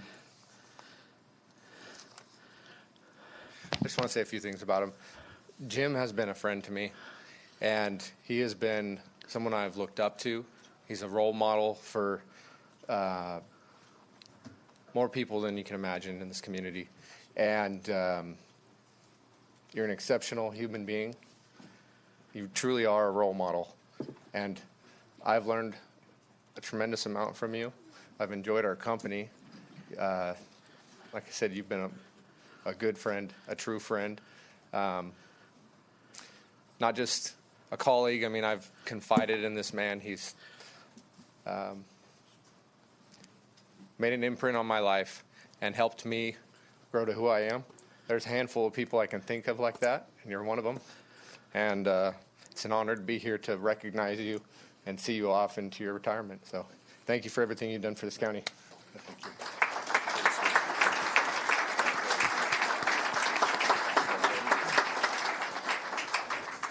Okay, Supervisor Rutherford, we're going to, Yeah, he's going to I just got a couple of comments. First of all, Jim Mealy's been the sheriff the entire time I've been in office, and one of our first experiences together, unfortunately, was the Rim Fire, where he really excelled.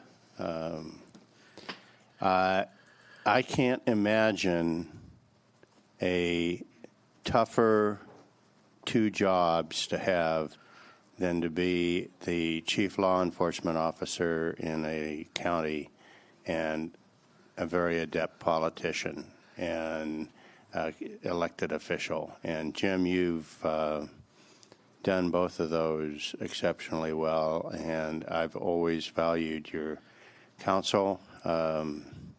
And certainly, very much like Evan, I value your friendship as well. So, Godspeed to you, buddy. Thank you. Mr. Pedro. I got a shot. No, I got to say, when you were talking about we can do a roll call vote, there's only one vote that counts, and she's sitting right there. And I'm going to just say to Sharon, I remember times I've called over the years, and I said, I'm really sorry. I don't want to cause your husband any grief. And I certainly didn't want to cause you grief, and I meant that. But today I get to share in the honoring of this man. And I do remember you, as you were coming through, through the ranks. We'd brush, once in a while together, but certainly as you became sheriff. You've been, a great example as a leader. I've been very impressed how you've tried to improve yourself, and we've worked together under your leadership to help improve your department, helping with the resources to do the things that you're trying to do for your community and your men and women that serve, with and under you. And you've done a great job. You've been a great example, to them. You've been a great example for other leaders in this organization. You've been a great example for me. I've appreciated our discussions. There's things that when you do what we do, you can only talk to a few people about it and share the burdens that come with the leadership. You've borne that very well, Jim, and you deserve the break. And I know you've got things to do in your next chapter in life, and just wish you well in your future endeavors. So with that, here's your 30-year award, with the County of Tuolumne. It seems like a small thing, given all the great feats that you've accomplished here with the County of Tuolumne. So congratulations.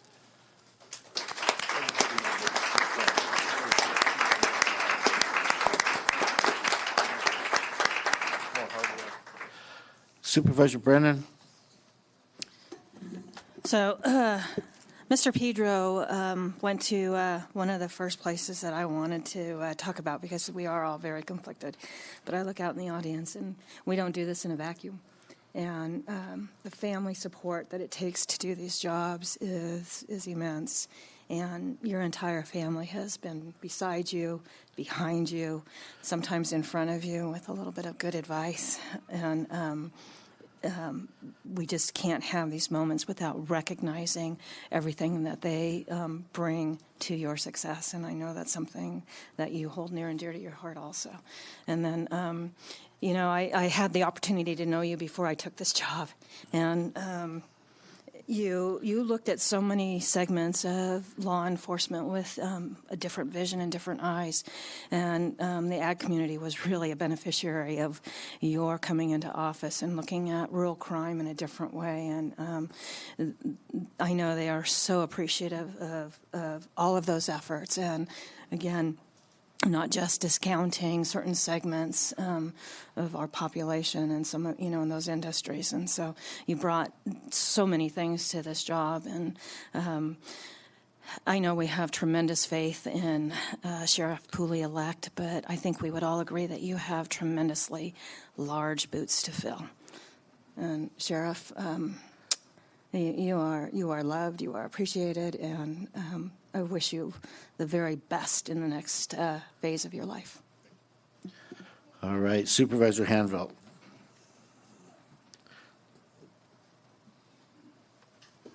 suggest you put that stuff down. You're going to have a lot more to hold. You're going to need a truck before you get out of here. Jim Mealy. I kind of had thoughts about what I was going to say. I forgot them all. Jim Mealy, my sheriff, my constituent. What a great guy. Personally, a great human being. But he is also our sheriff, and he has demonstrated his commitment, his passion, his dedication to law enforcement and the people of Tuolumne County like no one else could. It's absolutely amazing what this guy does. You know, if you haven't been a visitor to his jail, he's put up with terrible conditions over there. And, you know, I jokingly said to him, I said, you know, I can hardly wait to get this new jail. I don't have to listen to you whine anymore. But we went together with members of his staff and a member of the CA office, and some of us went together, and we went after getting that money so we could fix one of the most serious problems, public safety problems, exists not just in Tuolumne County, but in the state. We had the worst jail in the state, and we're about to have a new one, and this guy gets a lot of credit for making that happen. And I mean, his just dedication to making this job work and doing it for you is just unbelievable. It's a privilege to call him my friend. It's a privilege an honor to call him my sheriff. And this is kind of a professional goodbye as we say things, but you know, Jim, I personally just hope that you will stay engaged and stay close and continue to be in contact. You are an amazing guy, and I love you, and everybody here loves you. But, you know, because of the exceptional job you did, I hope you're paying attention, Bill Pooley, because this guy's fame, his legend, I say that with all seriousness, has traveled far and wide to the halls of the U.S. Senate. I am going to read to you a letter from Senator Feinstein, if I can get the tissue off of it. And she couldn't be here, but she sends this note.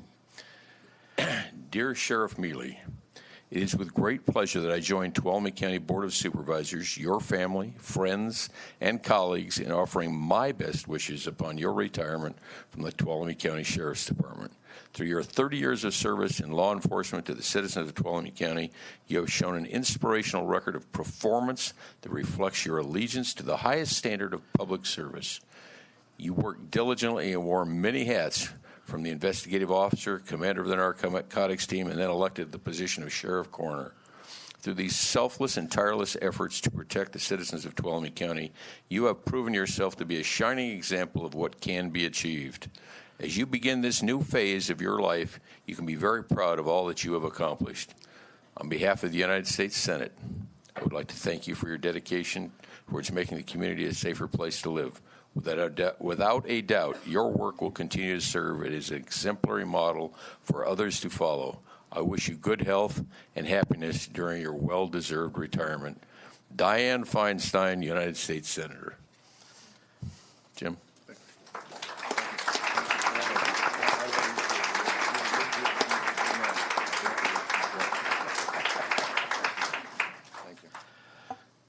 All right, Mr. Wallace.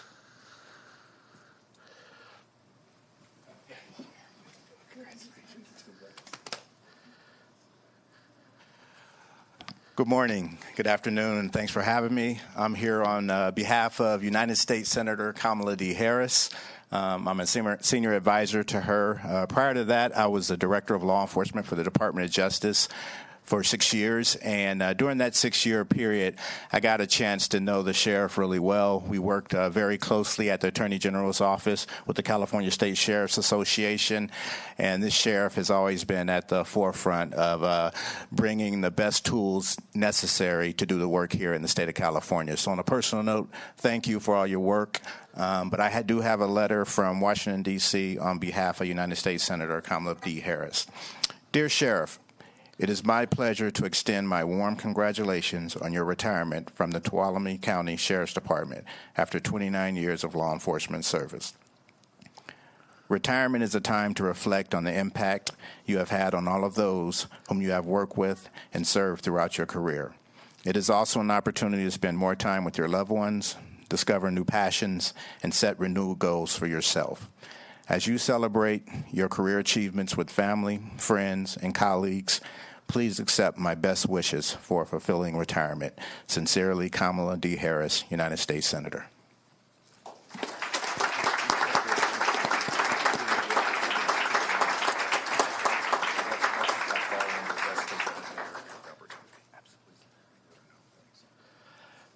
Mr. Reed.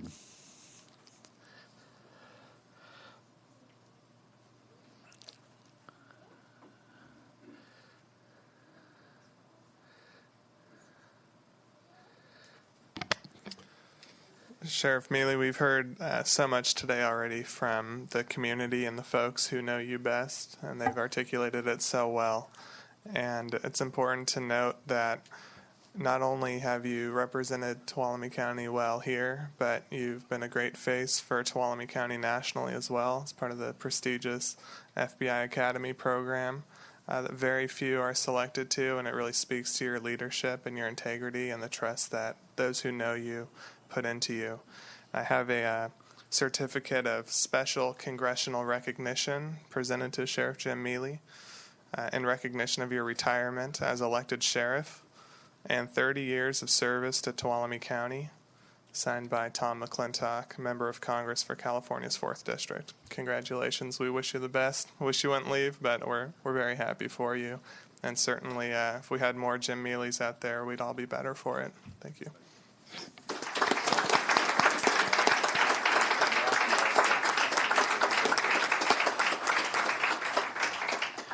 Mr. Jorgensen. It might be all day, Jim. Yeah, it's sorry. This is eclipsing the Mother Day parade.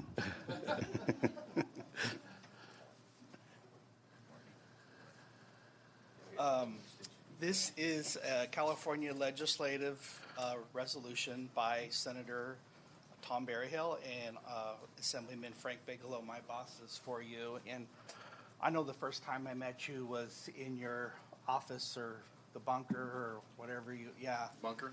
And I just want to congratulate you on your leadership on the detention center. I think that's going to be a really strong part of your legacy going forward. I go to a lot of counties. When I went over there, I was actually kind of appalled. And I'm really pleased that the county is moving forward and it's going to be providing safety for everybody, not just folks in Sonora. So, I was reflecting also. I've had this job for 25 years, and for a lot of different reasons, I don't think I've ever presented a retiring certificate to a sheriff. And there's a lot of reasons for that. And for you to be a young man and to walk out of here with your family and go on with your new endeavors that's awesome. That's a really neat thing. So congratulations. Just real shortly here, this is to Sheriff James W. Mealy, whereas Sheriff Mealy of Tuolumne County has been true to the ethics of police service and continually demonstrated honesty, integrity, professionalism, and leadership in all his varied assignments for the last 30 years, and upon the occasion of his retirement, he is deserving of special public recognition and the highest commendations. And whereas throughout his 30-year careers with the Sheriff's Office, Sheriff Mealy has carried on a tradition of honorable and faithful service, distinguished himself as a versatile and knowledgeable leader and law enforcement officer, contributing to the enhancement and reputation of the agency he has served. Now, therefore, it be resolved by Assembly Member Frank Bigelow and Senator Tom Berryhill that you be honored on the occasion of your well-deserved retirement, commended for your superior record of dedicated and highly effective law enforcement service, and extended the sincere gratitude and appreciation of the public.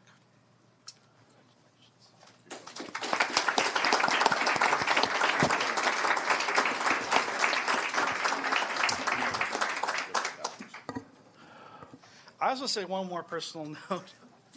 we deal with a lot of public officials, and sometimes you're like, oh, they're darn, and you're kind of, you're actually, it's like, okay, they're gone. That's, I'm actually, when I read that you were retiring, I was actually very sad, because I think you are doing a great job, and you have been a great partner to our offices. So anyway, thank you, and so much. Good luck on your future endeavors. All right. Now I'll ask for any public comment. Seeing none? Oh, doesn't look like it's working that way.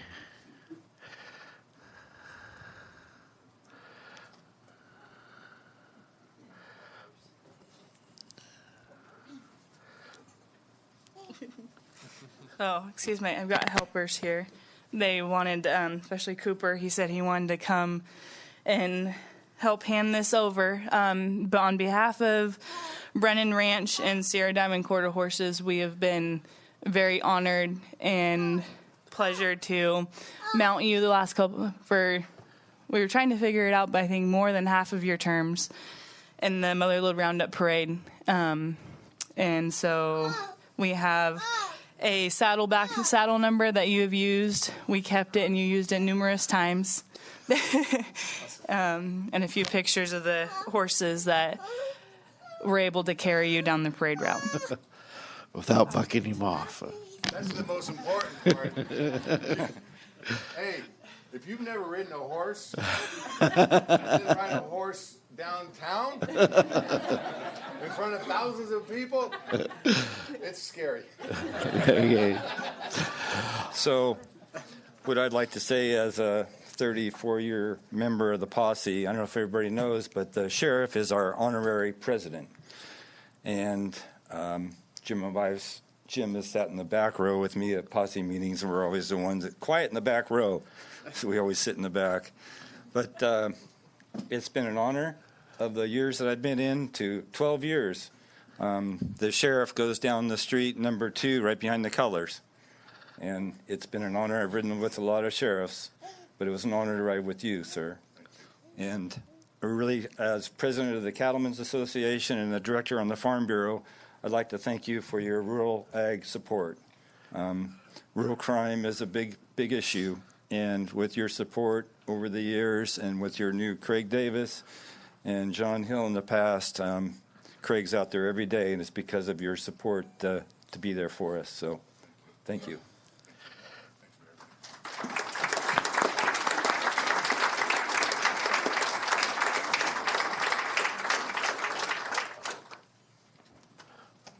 Okay, next.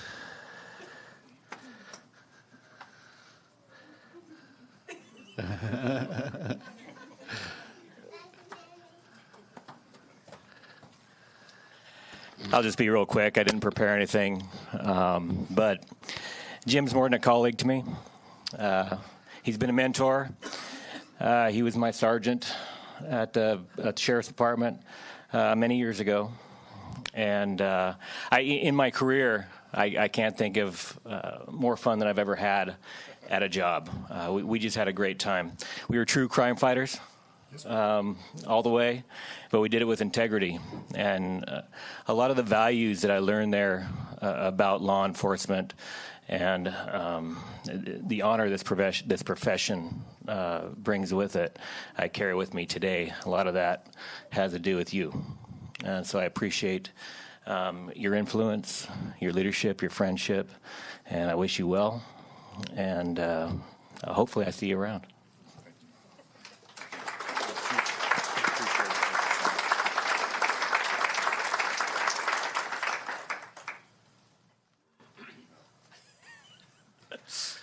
Good afternoon. I'm Lieutenant Ferreira. I'm the commander of the Sonora Area CHP office. I'm kind of a short timer. I've only worked with Jim for about a year and a half, but it didn't take too long to see what kind of leader he was. I was fortunate enough to talk to the previous CHP commander, Scott Clamp, also Sam Samra, Mike Ayala. How many commanders did you go through? A few. Well, Mike will know. Anyway, like I said, it didn't take too long to see the type of leader you were. The professionalism you exhibit each and every day permeates throughout your department from top to bottom. And I have to say, back to leadership, it's not just a leadership role he played in the law enforcement community, but also a leadership in Tuolumne County, period. Looking at the resolution and looking at how active you were in the community groups as a coach, Eagle Scout, Boy Scout, that's tremendous. It says a lot about how much you care about the people here. I was fortunate enough to be a part of the Lunch with the Cop program that we participated in, going to different elementary and middle schools, and I'm sure we'll continue that with new Sheriff Pooley. But we had a great time, and that's where I saw exactly how much these people meant to you in this county. From interacting with the kids, from a kid being off in the corner and you approaching the child and talking to them, to you trying to slide down a slide at an elementary school. I think there's pictures of that somewhere. Crystal probably has those. Or from you jumping in Lake Tulloch to help Special Olympics, or the last run we had down Main Street for Special Olympics last weekend. That all says a lot about you and your character. So although my time working with you was short, I appreciated that time, and I know the rest of the commanders of the Highway Patrol appreciated that as well. So thank you, and I wish you the best of luck in that next new chapter.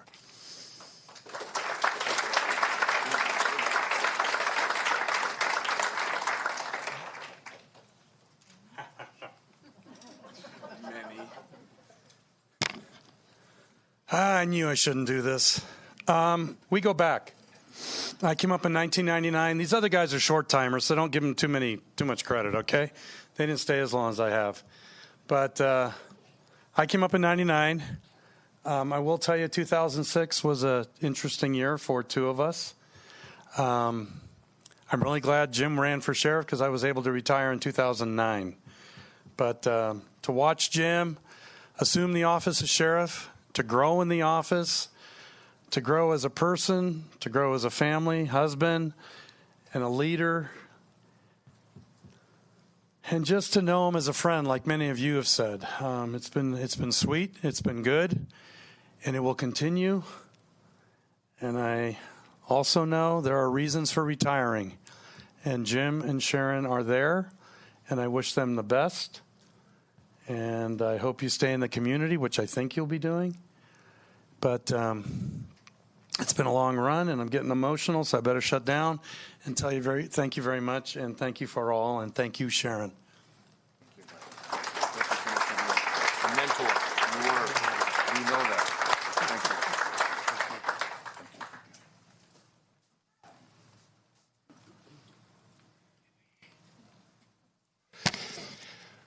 Well, Sheriff, we did start off together working on the rimfire, but on top of that, what we've seen over the past few years is our two departments working very closely on a number of different emergencies, whether they're big like the rimfire or small like a daily occurrence. The two agencies work very well together. You have such a professional sheriff's department, and that's under your leadership that the level of professionalism that we have in this county is without challenge. So I'd just like to thank you for all of you've done for me, the mentorship during large-scale emergencies, and those times that we're dealing one-on-one, your partnership, your cooperation. And I really, looking back over the 30 years, hearing everything that you've done, the one thing that keeps coming to mind to me is, that's not bad for a guy that wanted to be a fireman out of the gate. So congratulations with your retirement, and we will have a volunteer firefighter application for you.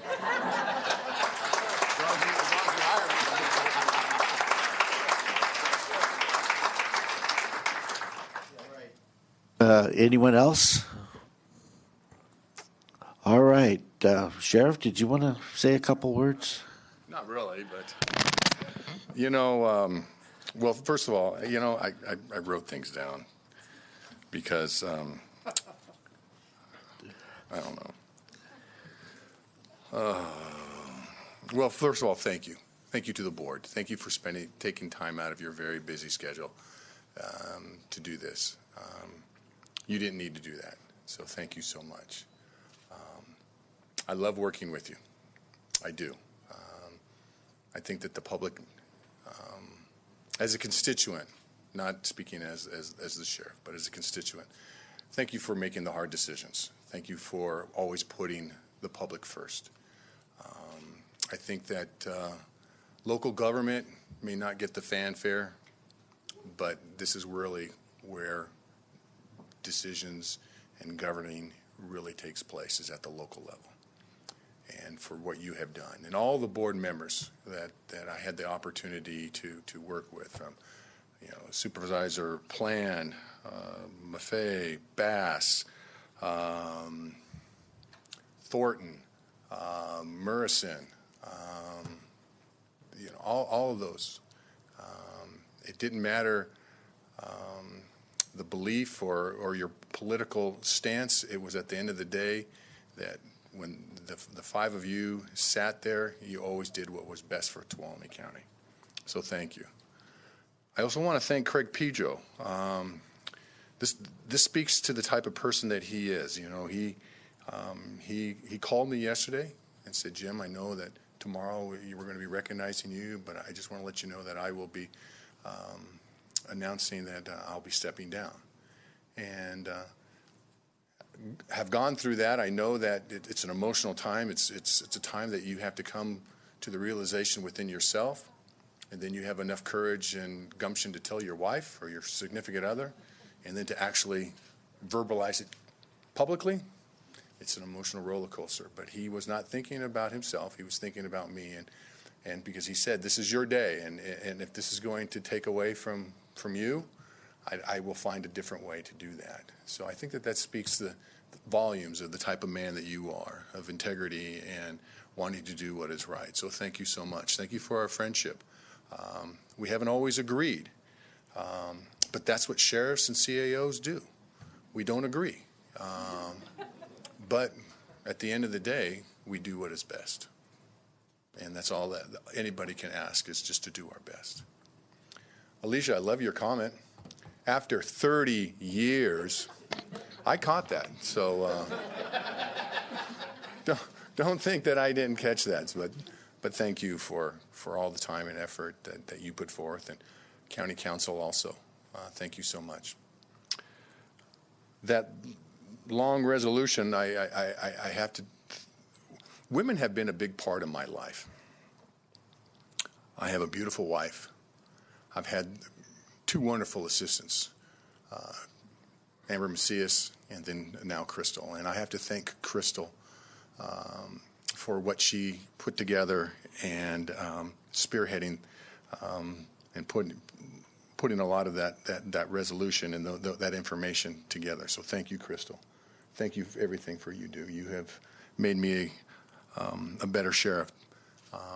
I know that Amber's not here, but she also helped for me to be a better sheriff. And it's the people that you surround yourself with that makes you the leader who you are. Obviously, all of these wonderful things, they are more than what I ever envisioned or expected. So thank you to you all. I do mean this, that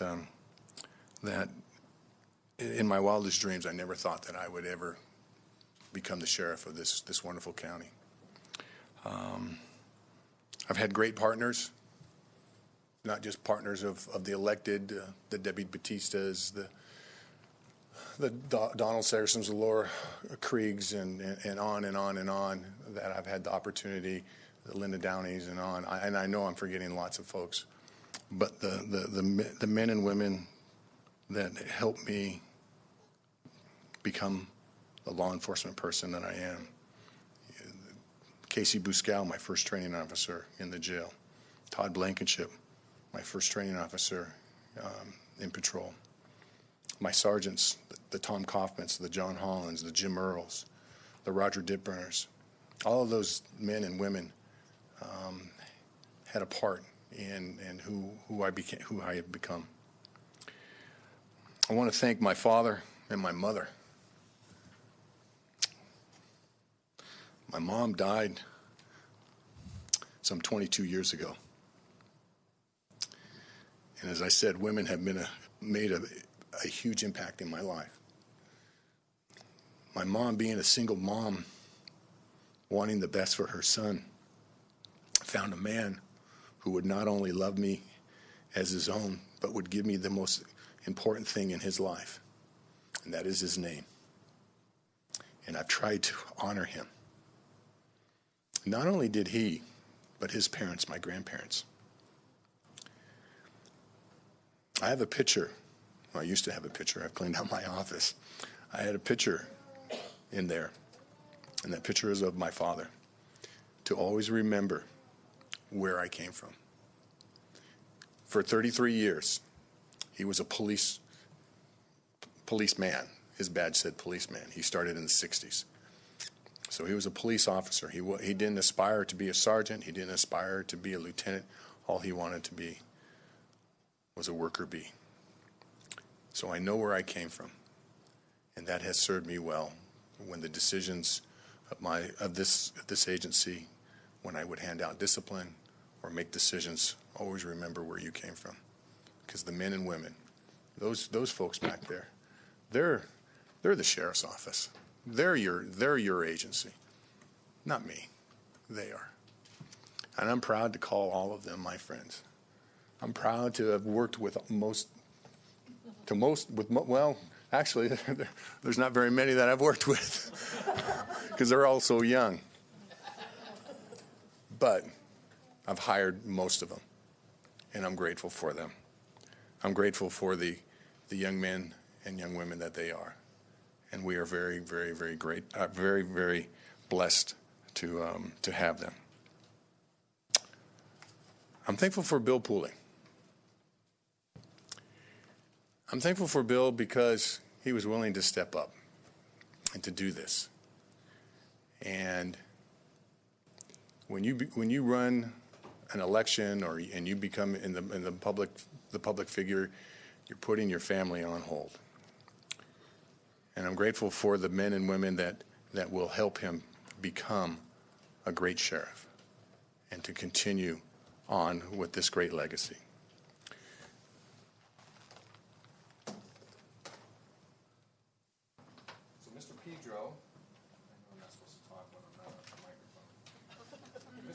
Mr. Pedro gave me my 30 years of appreciation. And so I want you to, so Anne, she has all these pictures, and you're supposed to go down and pick out the pictures that she has.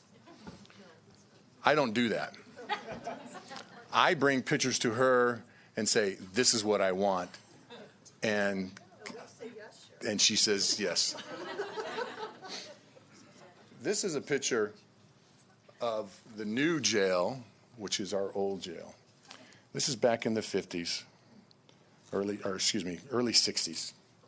And this means a lot to me because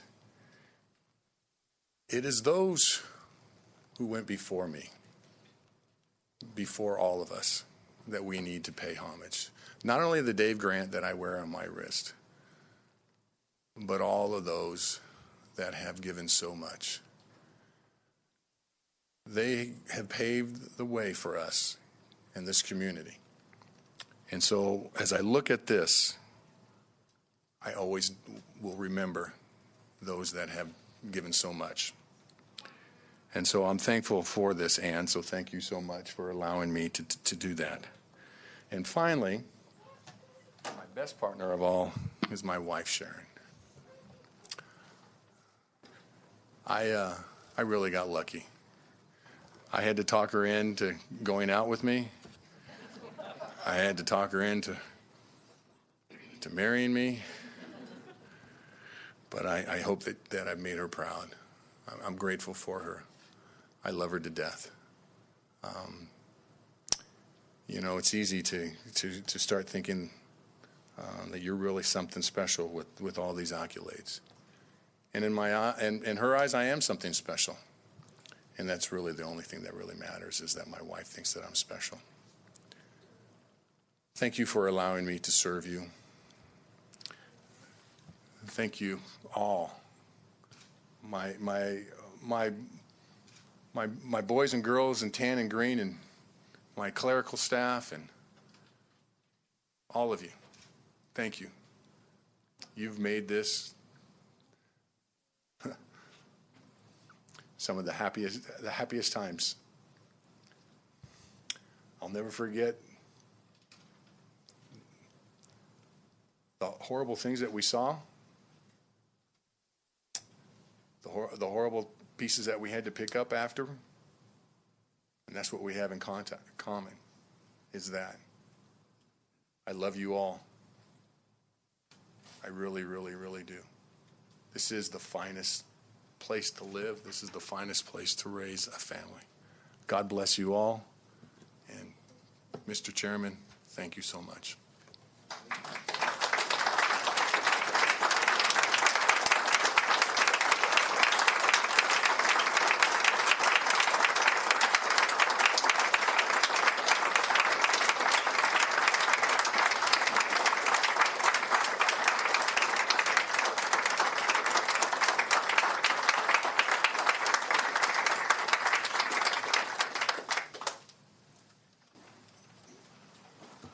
All right, so we have a little bit of work to do out before we go out there as a board. Mr. Pedro. Well, just I know your board wanted to handle some closed session items. You might want to read those now. Okay. Clerk, please read 26 through 28.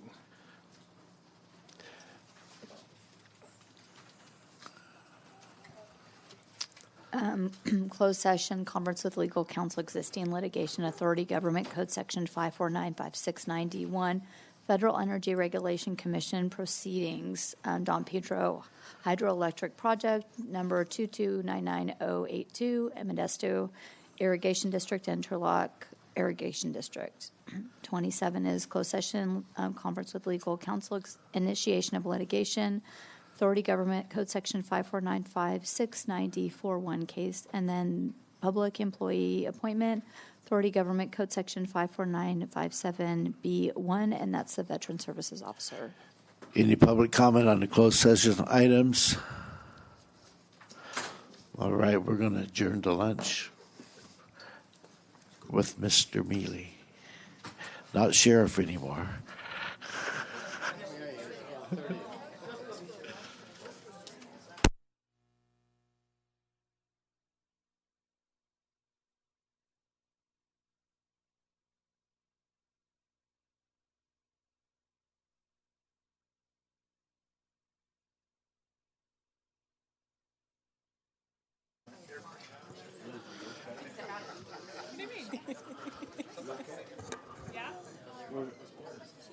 Hey, it's a good thing. I can handle it. Okay, we returned from closed session. We have nothing to report. Will the clerk please read our next item? Number 21, consideration of waiving the first reading of an ordinance adding Chapter 3.30 to the Tuolumne County Ordinance Code to impose commercial cannabis business tax on commercial cannabis businesses, providing direction regarding the associated resolution and providing direction regarding the draft on the argument in favor of whether to do a draft on the argument in favor of the ballot measure. Okay, who's going to start this one? So, good afternoon, members of the board. Sarah Carrillo, County Counsel. I'm here with Deputy County Counsel Carlin Drifdahl and Chris Schmidt, and then Administrative Analyst Liz Peterson. And today your board is presented with the commercial cannabis tax ordinance in preparation for placing it on the ballot. If your board wishes to place it on the November 2018 ballot, you must adopt an ordinance by August 10th, 2018, as well as pass a resolution calling for an election by the same date. Based on direction at the last board meeting, staff is asking your board to waive the first reading of the ordinance and set a second reading for July 3rd, 2018. Staff is also seeking direction regarding the draft resolution with a ballot question, which is set forth in the agenda material. And staff would also like to know if your board is interested in drafting a ballot argument. So first, just a very high-level review of the ordinance. On June 5th, we presented your board with a draft ordinance and sought direction on any modifications, and that memo is attached in your agenda material. The proposed tax measure creates a business license tax that could be implemented should your board adopt commercial cannabis regulations. It would authorize your board to levy taxes on commercial cannabis businesses, but it does not authorize commercial cannabis activities. It does not obligate your board to adopt any commercial cannabis regulations. It simply authorizes the ability to tax activities if your board later implements commercial cannabis regulations. And it does not prevent your board from implementing any fees on those cannabis businesses. It would be a general tax that would have to be approved by majority vote of the voters. However, you know that there is a bill pending that may make this 2/3. The revenues would be unrestricted for general revenue purposes, including but not limited to public safety, health, environmental protection, and other impacts associated with the cannabis industry. So the draft ordinance includes a range of rates from 0 to 15% for gross receipts, or $0 to $15 per square foot for cultivation. And this was the range recommended by the consultant SCI. Again, because there's no underlying regulations, the range is intentionally broad to give your board the most flexibility should you later adopt commercial cannabis regulations. And the range of rates allows your board to set an initial rate anywhere from 0 to 15% of gross receipts, or $0 to $15 per square foot. It allows your board to increase or decrease the rate without the need to return to an election, as long as you don't set a rate that exceeds the maximum listed in the ordinance. And then the law does allow your board to include an adjustment for inflation, such as the consumer price index, when the rate is set forth as a specific dollar amount. So using the CPI would be adjusted without the need for another election. We included language in the ordinance because that was the direction we received from your board. And your board was also wanted language regarding tax enforcement against businesses operating illegally. So the language in the ordinance is broad enough to cover that as well. So that is related to the ordinance. We also have before your board a draft resolution, and that is included in your agenda material. The resolution calls for an election and place this on the November 2018 ballot. So the resolution includes this question that would be placed on the ballot, and at some point we will seek direction if you want this change, if you're ready to proceed with it at the next meeting. And then last, we're looking for direction regarding whether or not your board would be interested. If you decide to place this measure on the ballot, do you want to draft an argument in favor of the ballot measure? So the elections official will provide a deadline for submission of that argument once the resolution and the ordinance are passed and adopted. We're looking at probably mid-August deadline. Okay. And so again, these are the decision points for your board today, and we would like direction. All right, bring it back to the board for comments, discussions. Supervisor Hanvelt. I went over this, read it 3 times, and kept trying to find flaws in it because it's really important. You guys did a lot of really good work. Thank you. Question, and a little confusion perhaps on my part, maybe clarification. I thought that I heard or read someplace that we were not going to be allowed to control distribution, deliveries of cannabis by the state. Is that true or not? Well, your board is not allowed to prevent some certain types of deliveries, but I guess I'm not sure what you're saying. Well, that's my point is that in spite of what we do here, ultimately with the commercialization of cannabis, I mean, we talked about this. If we can't prevent that from happening, are we going to be allowed to tax it? I mean, that was the next question that came to mind. Yes, for the 5 categories of that we listed earlier, you are allowed to tax. Only if we pass the resolution. Yes, and only if the voters approve that. But the Malcursa, the law provides that taxing authority, again, as long as it's approved by the voters. So these are the 5 categories: cultivation, manufacturing, retail, distribution, and testing, all authorized to be taxed. Oh, okay. Well, I understand that. And so all I was getting to was the distribution side, the delivery side of things, since it may happen in spite of what we want to do. If we were to get 100% ban on any kind of commercialization, there still could be deliveries from outside the county. And that's my point. And can we still tax it? And you just said yes, if Well, we get this passed. Correct. There can be deliveries from outside the county into the county. That's correct. So if the point of sale is outside the county, and they call one of these home delivery services, we're not going to be able to tax that home delivery sale or home delivery service. It's my understanding that it would be the jurisdiction that has licensed the distributor Okay. that would be doing the taxing. I understand. Okay. So, no, we could not. We couldn't prevent them from distributing in the county, and we would not be able to tax them if the point of sale and the point of license for the distributor were outside of the county. Correct. Thank you. Any other questions before I open up to public comment? Okay, public comment?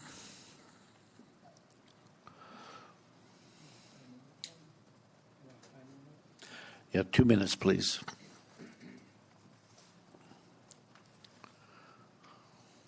Thank you for the opportunity to speak. The commercial marijuana industry is investing millions to promote legalization and obscure the dangers associated with this gateway drug.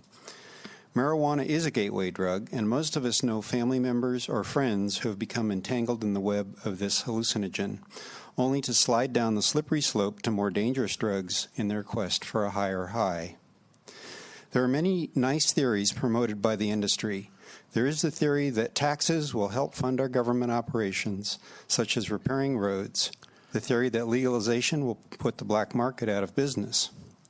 There is the theory that it is inevitable.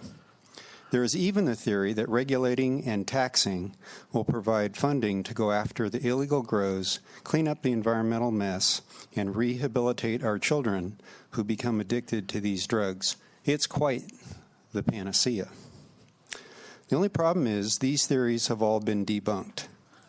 Wherever cultivation is allowed, the black market expands, the cartels move in, and the availability to children increases. The more you tax it, the more the black market expands. It's not hard to find news stories about local law enforcement being unable to keep up with it all, even with the added tax revenue. It's a vicious circle that airplane pilots call a graveyard spiral. Maybe this is why 65% of counties in Colorado and 49 out of 58 counties in California do not allow commercial marijuana cultivation. Let it be clear that taxation advances down the slippery slope that marijuana is. Thank you. Thank you. Anyone else wish to speak? All right, I'm going to bring it back to the board. Don't be bashful.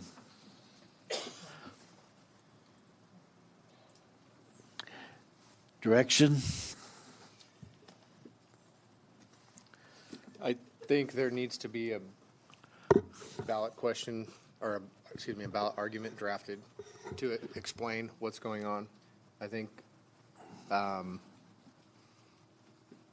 not sure what the best way to do that is, but I would like input from all the various staff, stakeholders that are working on this right now.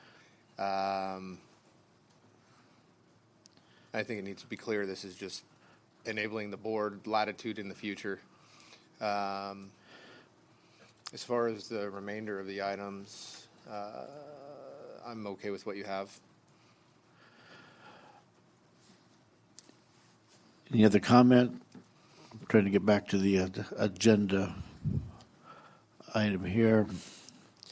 Well, what staff is looking for is directions to prepare a ballot measure if the board chooses that's the direction we want to go.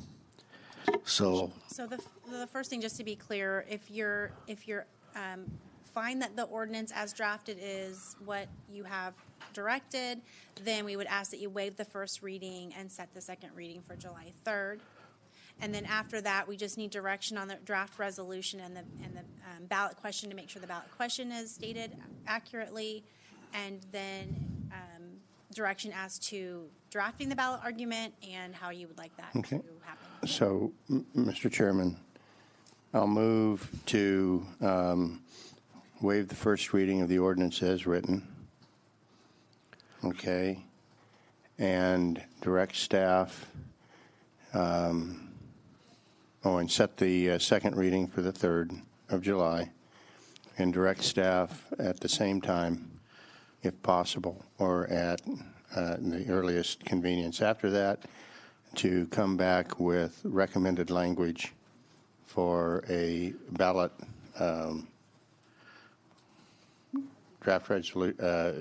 ballot argument. There we go, ballot argument. I was looking for it. Okay, is that what you're looking for? Supervisor Rutherford, we have the ballot question already drafted in the draft resolution. No, I'm talking about Oh, the ballot argument. Okay. I meant the ballot argument. Okay, is that what you're looking for? Right, and just to be clear, do you want staff to take the first shot at drafting that argument, or do you want maybe a particular board member or two to work with us? I want you to take a stab at it. If you want to poll the board as you do on some other issues, I'm fine with that too, if you want some input. But I'd like to know what staff would like to see in that ballot argument. Okay, so that a clear enough motion? I have a question, if we can, just before we proceed. Sure.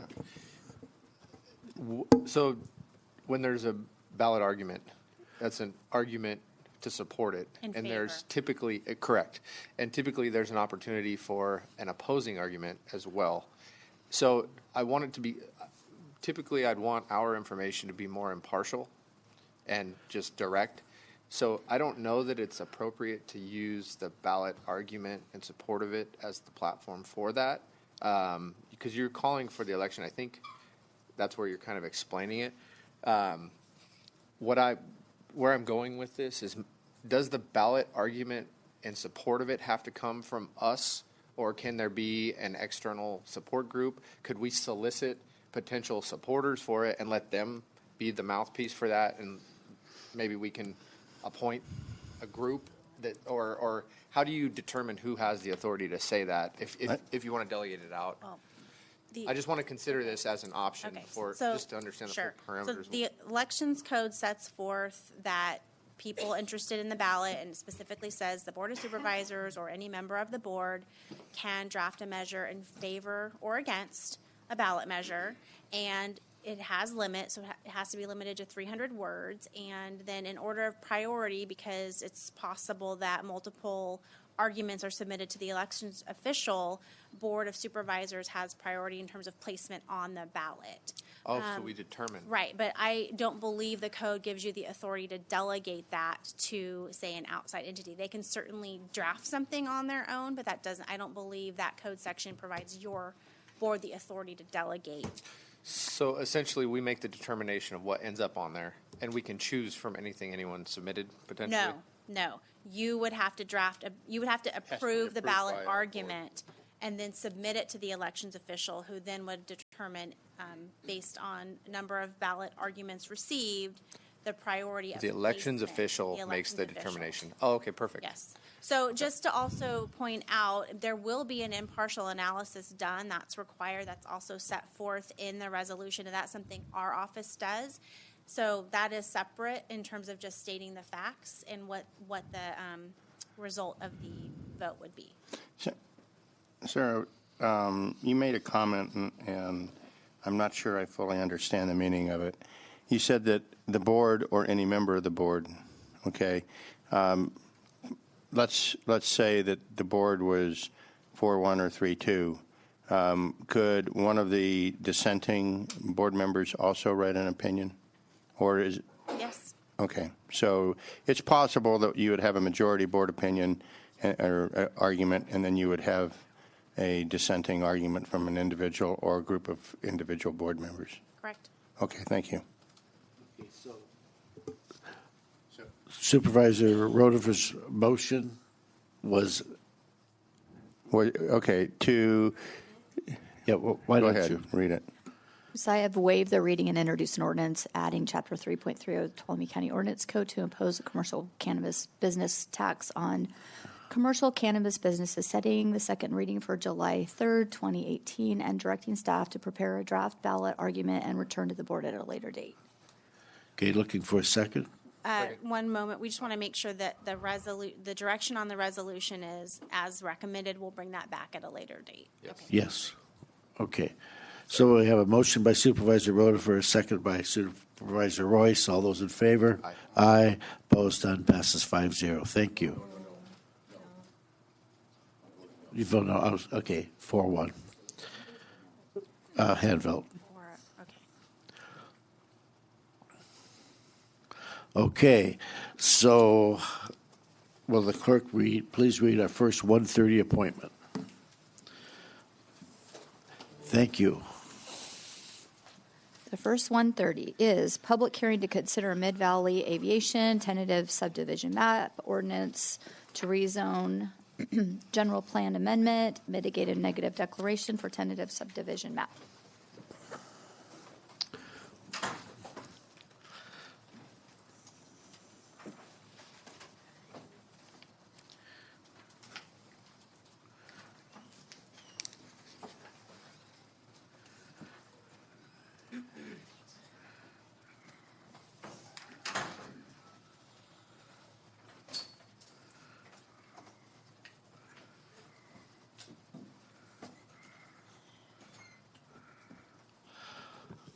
Okay, we're ready.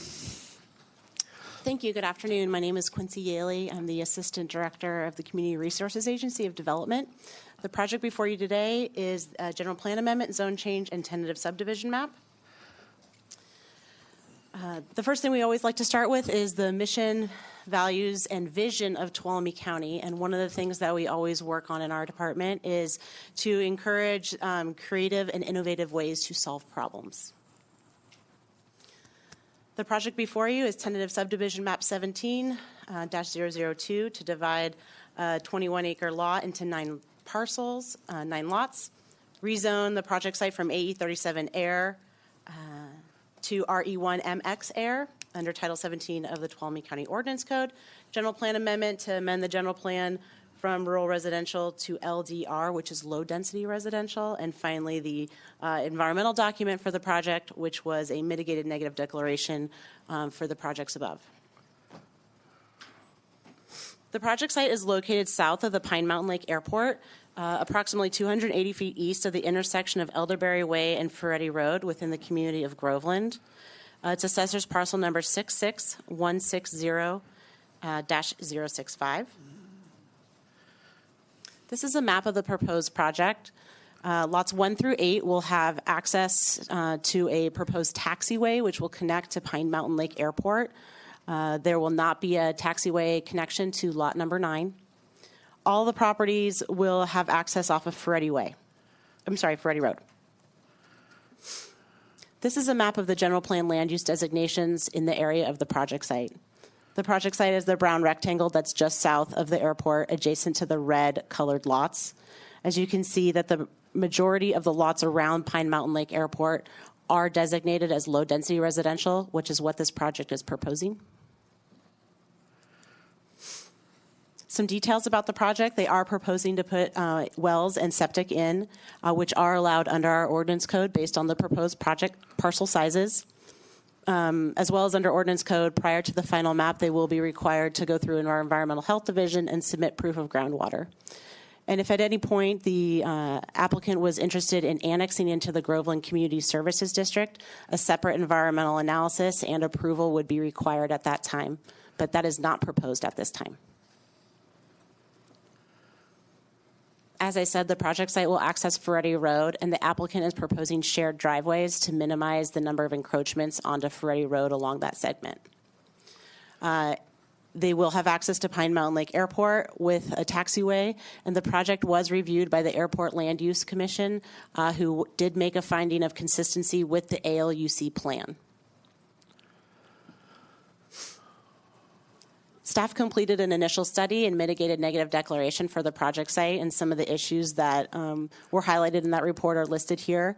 We did a 30-day public review period in which we received 2 comments from neighbors in the vicinity of the project site, as well as 2 comments from state agencies. But the project was found to not result in a significant impact to the environment. There's several findings that need to be made should your board choose to approve the project today. There are findings for the general plan amendment, which are listed in your agenda report. And I just want to specify that the approval of the general plan amendment is contingent on approval of the master resolution, which will be coming before your board at the conclusion of the several general plan amendments that we have for you today. Findings for the rezone are also listed in your agenda report. And finally, findings for the tentative subdivision map, which does include conditions to reduce impacts to the environment to a less than significant level. Lastly, there are also findings to approve the environmental document for the project, which was an initial study mitigated neg deck. This project was reviewed by the Planning Commission on June 6th, and the Tuolumne County Planning Commission recommended of all 4 project components, including the subdivision map, the zone change, the general plan amendment, and the mitigated neg deck. Today, before you are asking for your review and approval to either recommend approval of the project, recommend approval of the project with modifications. You can deny the project, or you can choose to send the project back to staff for further modifications. Okay, going to open up. This is a public hearing. Any questions from staff from the board at this time? Seeing none, I'll ask anyone wishing to speak in favor of this project to please come forward. 2 minutes, please. So, hello, Board of Supervisors. Thank you for taking the time to review our project. My name is Rex Pemberton. I'm a 50% owner in the Mid-Valley Aviation LLC alongside my business partner, Jason Johansson. We're both pilots. We live on the airport at Pine Mountain Lake, lived there for 8 years, lived in the Groveland community for 11 years, absolutely love it. It's a great platform to fly from and share our passion of aviation. And so we're not big developers. We live in the airport, on the airport, and so we want to see the airport community, our community, expand. We identified this opportunity and thought, wow, this 21 acres is a prime piece of land to the southwest of the airport, and we think it could provide a great platform to expand what is a very built-up area. And we're creating 9 2+ acre lots. That's what we would like to do, and connect, as Quincy said, 8 of those to the airport. We look at this and see opportunity for economic development. These people, the people that are going to buy these lots and build on these lots are high net worth individuals that are going to build probably quite expensive homes, expensive hangars, and have expensive aircraft. So I see not just the development for the airport, but also development for the local community in the way they're going to be shopping in the supermarket. They're going to be going down to buy their groceries. They're also going to be going to the iron door, bringing money into the community. That's from one perspective. We also have financial economic development from taxation point of view. The money that they're going to spend just to get building permits alone for these large houses, hangars, and also sales tax and tax on those aircraft is going to directly financially benefit the community. So the other thing is we want to see the community grow and develop. As pilots, we love the community. It's a fantastic area to share our passions of aviation, and we think this is going to do it. So the vision statement for your board is to enhance the quality of life and stimulate economic growth. I think this project will do that. Thank you. Thank you. Anyone else wish to speak in favor? How's it going, Supervisors? Thanks for hearing our idea. I'm Jason Johansson, the other half of Mid-Valley Aviation, and I'm a corporate pilot, fly out of Modesto, so I commute to work from Pine Mountain Lake. I also live on the airport. Rex and I saw this section of land, which is the only vacant spot, really undeveloped spot on the airport, and we just thought it would be really neat to provide more places for people to live on an airport like we do, because we really enjoy that. That's become a lifestyle that it really changed my life a lot.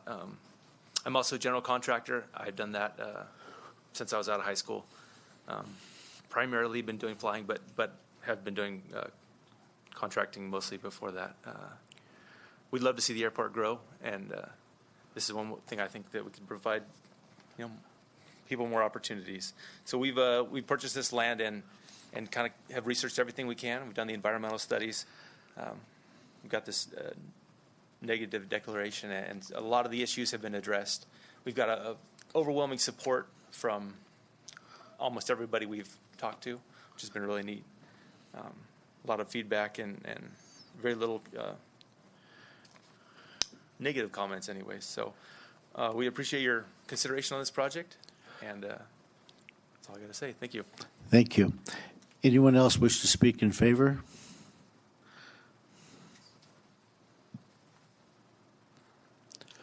Good afternoon. My name is Mike Gustafson. I live in Groveland, and I fly out of the Pine Mountain Lake Airport. And I'm in favor of any development in that area, in the Groveland area. We just need to have more this kind of upscale development. And obviously, they touched on a couple of topics I was going to speak to, which is the additional taxation and income to the coffers of the county, which, as I understand, is looking for anything they can find. And I'm obviously for this project, and the only comment that I might make that's a little bit derivative of it is that if this project is approved, the 9 houses and 8 hangars will bring a tremendous amount of money into the county, and I would hope that maybe a little bit more money would be diverted to maintain Pine Mountain Lake Airport. Thank you. Thank you. Anyone else wish to speak in favor?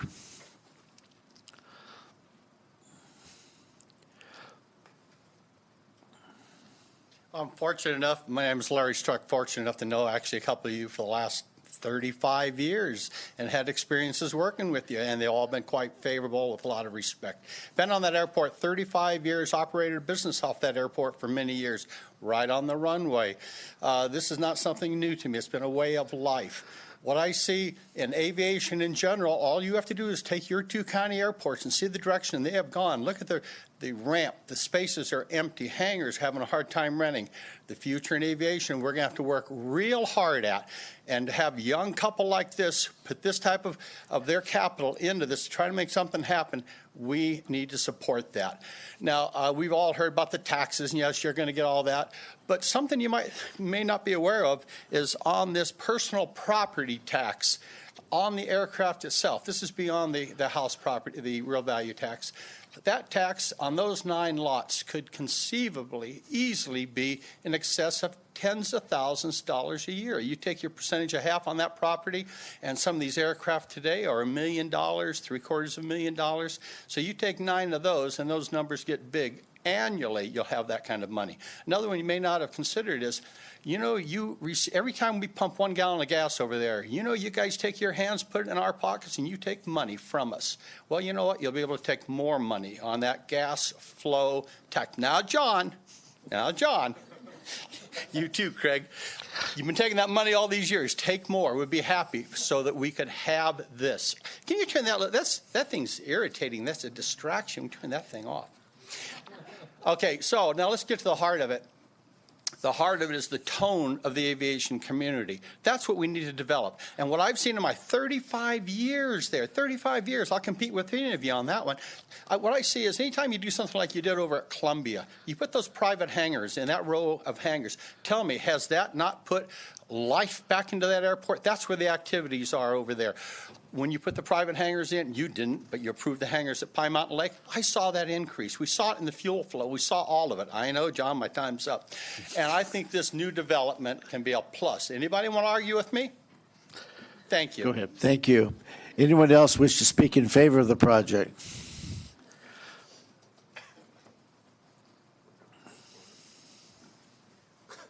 Good afternoon. My name is Linda Monahan. I'm a professional pilot with 11,000 hours in little airplanes. That's why I have white hair. I've lived on the airport on the North Taxiway for 17 years, and the decline in the aviation population is shocking.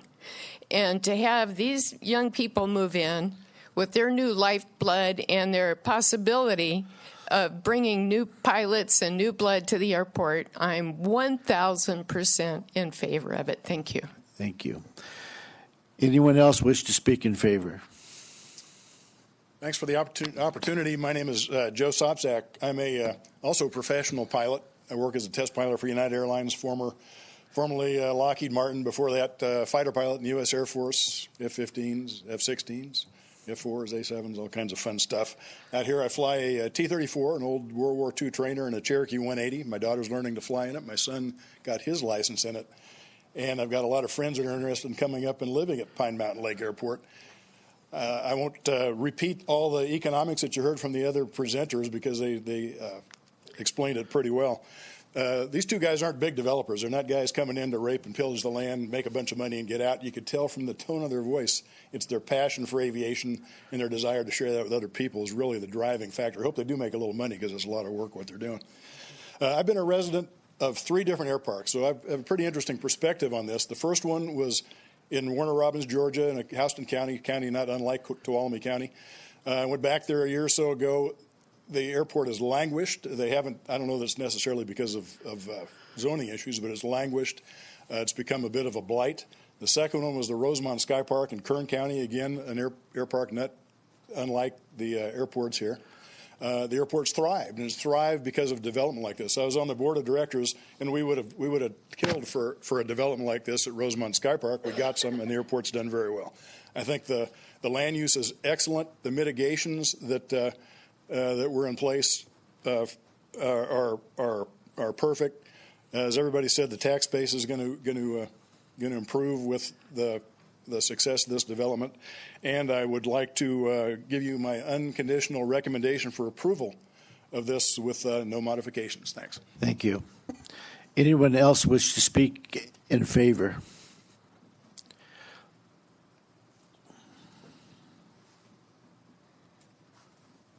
Good afternoon. My name is Crystal Johansson. I would like to submit a couple letters written from local residents in full support of this project who were unfortunately unable to be at this meeting. And I also fully support it with no modifications. Thank you. Anyone else wish to speak in favor?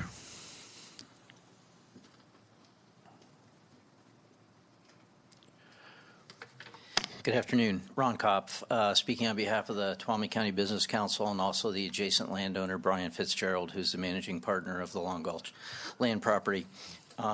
When Brian was, he sold them the land for this property, and it was always intended that they find a good niche for a airport tie-in with this. You can see it's obviously an infill property with the way it's configured and everything else. At the LDR, these are actually larger lots than most of the others, so it provides a little different niche market that's very much needed in that area.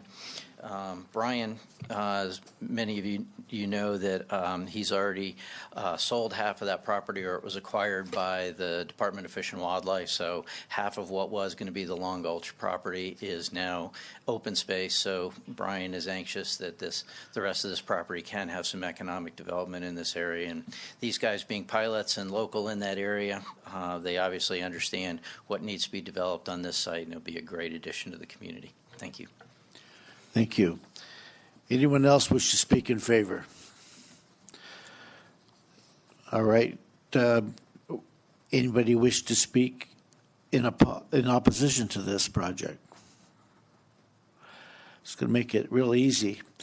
I'm going to go ahead and close the public hearing. Neutral. Neutral? Okay. I'm sorry. It's not that easy. Neutral. Seeing none. All right. Close the public hearing, bring it back to the board. You want to do this one, or you want me to do it for you? Yeah, why don't you do it? It is in my district, but usually the chairman doesn't do this. So I'm going to give him my notes and he can read them. Copy his homework. Hold on. It's all right. I'll get an A. John's good. All right. So I would be happy to make a motion, and thank you guys for putting this project together. I think it's fantastic, and I wish more people would do stuff like this. So wonderful job, and I wish you all the best. And with that, I would like to make a motion to approve the ISMND prepared for this project based on findings A through F. I would like to also move approval to let's see. So move to approve the general plan amendment GPA 17008 based on findings A through C. Additionally, approve the zone change RZ 17009 based on findings A through C. Approve the tentative subdivision map TSM 17002 based on findings and conditions subject to, or excuse me, based on the findings and subject to conditions 1 through 104, and that's findings A through D, and I believe that is it. The general plan amendment is contingent upon the adoption of the master resolution. Thank you. Yep. So that's it. And I'll second all of that. Okay, and before we call for the vote, I think that it's really good to have younger people get involved in getting something done like this. It's really important. It'll add strength to the community, I'm sure. So with that, I'll call for the vote. All those in favor? Aye. Aye. Opposed? None. Passes 5-0. Thanks a lot.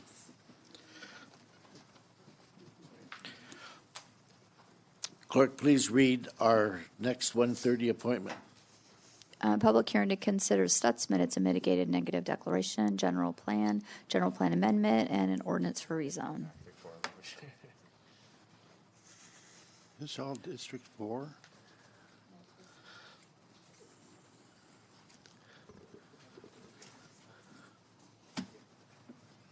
Good afternoon. My name is Renee Hendry. I'm the project planner. We have conditional use permit CUP 15-003, which was received by the Community Resources Agency on April 10th, 2015. General Plan Amendment GPA 17001 and Zone Change RZ 17004 were received on April 3rd, 2017. The applicants are Barbara and Donald Stutzman. Oops.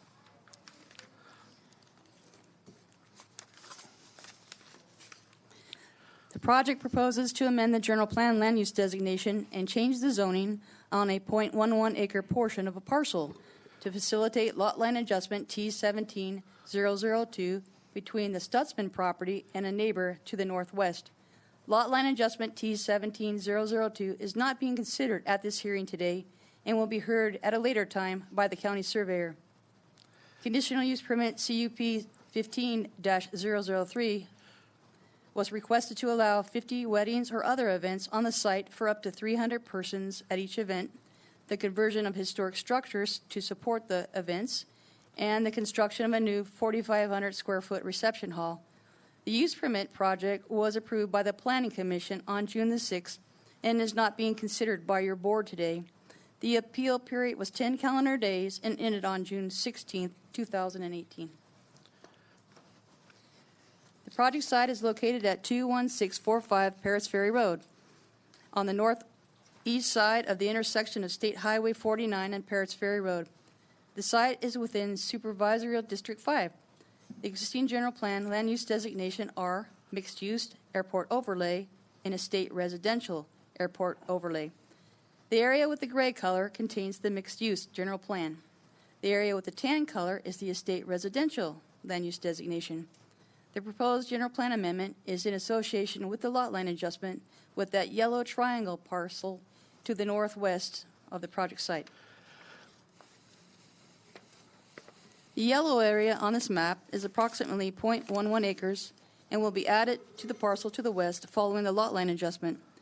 This requires a general plan amendment and a zone change to be consistent with the general plan and zoning on the property to the west, which is receiving the additional acreage. Here is an aerial view of the property. The Union Hill Inn was destroyed by a fire on April 29, 2015. The inn is in the process of reconstruction. The weddings and events have continued, utilizing other structures on the site. Access to the site is currently provided by a driveway to the south prior to the swing lane intersection. A new driveway will be constructed following a proposed realignment of Parrots Ferry Road by the county within the next 2 years. The Y intersection will be changed to a T intersection, which will slow traffic as it goes past the project site. Here is the proposed realignment of Parrots Ferry Road by the Roads Division of Tuolumne County. State Highway 49 is located on the left side of the slide. The current swing or Y lane intersection would be changed to the T, and Parrots Ferry Road will be widened. the new proposed driveway will be aligned with Union Hill Road intersection. The project was subject to the California Environmental Quality Act, or CEQA, and a mitigated negative declaration was prepared. The initial study identified potential environmental impacts. However, the project's potential impacts were mitigated to less than significant level by incorporating those mitigation measures identified in the initial study into the conditions of approval for CUP 15003. Topics that were addressed in the initial study included hydrology and water quality, land use and planning, traffic and circulation, visual quality, and cultural resources. A study was required for the conversion of the historic buildings on the site. The Board of Supervisors needs to make findings that the proposed project will not cause significant adverse impacts to the environment and that the proposed conditions of approval are proportional to the potential environmental impacts that could be associated with this project. By implementing all the conditions of approval following approval of this project, the applicant can assure that all potential adverse environmental impacts are less than significant. Here are the findings used to determine if the proposed amendment to the general plan land use designation on the project site is consistent with the Tuolumne County General Plan, Ordinance Code, and proposed future uses on the site. The general plan amendment is contingent upon approval of the master resolution. Here are the findings for the proposed zone change to determine if the zone change is consistent with the general plan, ordinance code, and suited to the uses permitted for the proposed zoning districts. The project was heard by Tuolumne County Planning Commission on Wednesday, June 6, 2018.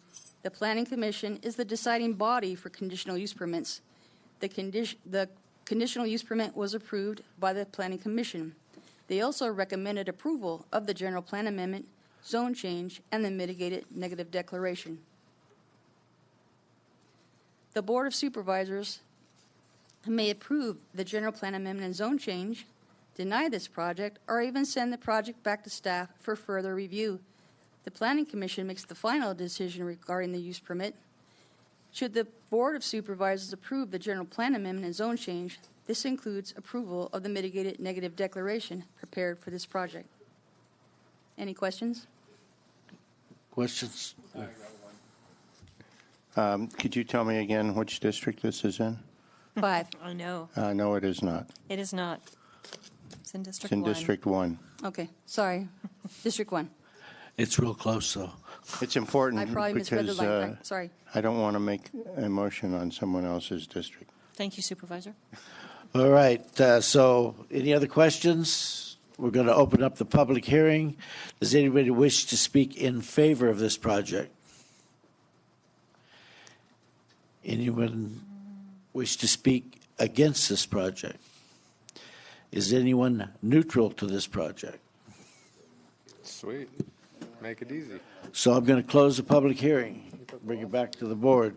Supervisor, I really want to thank staff on this. That fire did happen in 2015, and since then there's been a tremendous effort both by the project components and staff to find some resolution to some historic buildings, and there is a tremendous amount of mitigation associated with this, and so I think that we've satisfied a number of concerns, so I would move approval of the mitigated negative deck based on items 1A through F.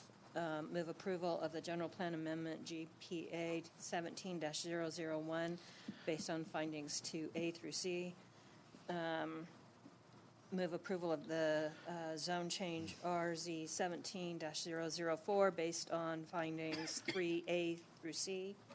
And move approval of the conditional use permit 15-003 based on the findings 4A through F and conditions 1 through 102. Supervisor Brennan? Yes. 2 clarifications. One, on the general plan amendment, that will be subject to adoption of the master resolution later today. And the conditional use permit actually isn't before you. It was approved by the Planning Commission. So it's not part of the motion.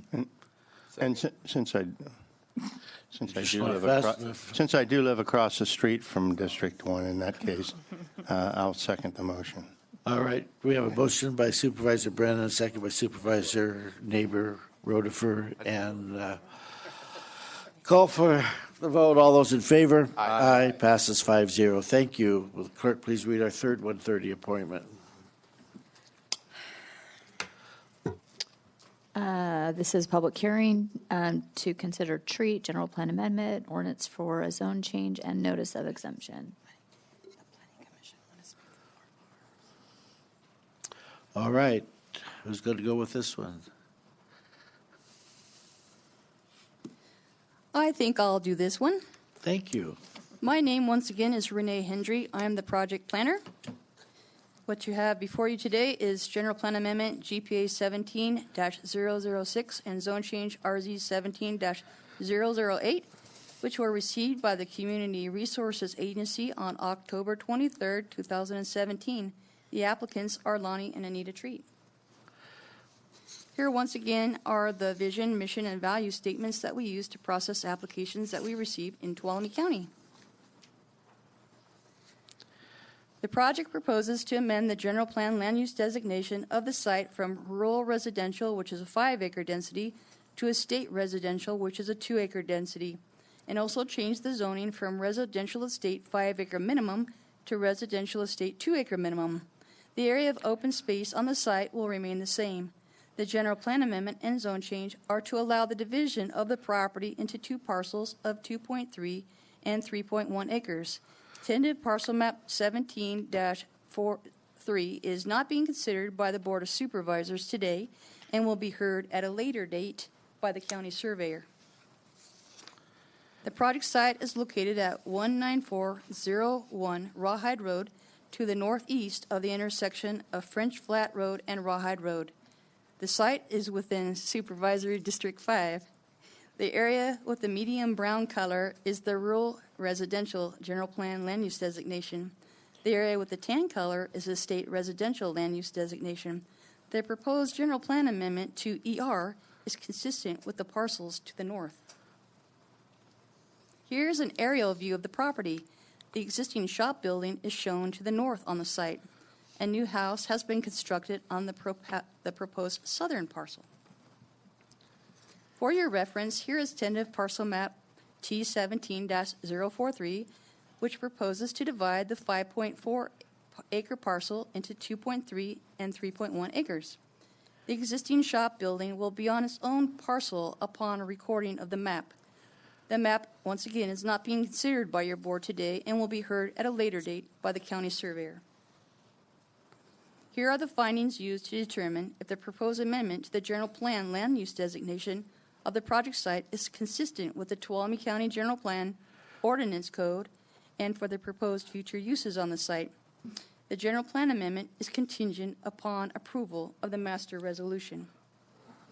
Here are the findings for the proposed zone change to determine if the zone change is consistent with the general plan ordinance code and suited to the uses permitted for the proposed zoning district.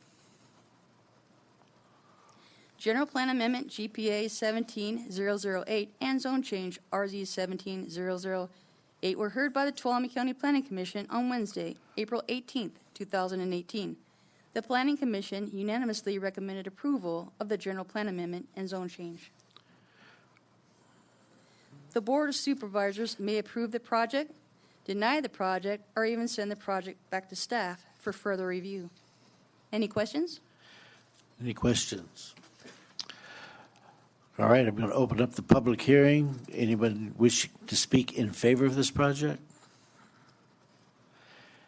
Anybody wish to speak against it? Neutral? Close the public hearing. Bring it back to the board. Mr. Chairman, I would like to make a motion to approve the General Plan Amendment GPA 17-006 contingent upon adoption of the Master Resolution amending the General Plan based on findings 1A through C, approval of the Zone Change RZ 17-008 based on the findings 2A through C, also contingent upon the adoption of the Master Resolution amending the General Plan. And that's it. Right, we have a motion by Supervisor Rotifer, second by Supervisor Hanvelt. All those in favor? Aye. Aye, passes 5-0. Thank you. And the one we've all been waiting for, would you please read item number 4? Public hearing to consider wind, fade, or general plan amendment, ordinance for rezone change and no sub-exemption. Okay, so who's going to do this one? Hello, I'm Natalie Rizzi, and I'm the project planner for the General Plan Amendment GPA 17003 and Zone Change RZ 17006. The applicants are Douglas and Christine Fader and Earl and Joanne Wynn. Again, here are the vision, mission, and value statements of Tuolumne County. Here's some general information about general plan amendments and zone changes. Any person may apply to change or amend any part of the general plan. A property owner must have a zone change approved if the property owner desires a land use that is not allowed under the existing zoning.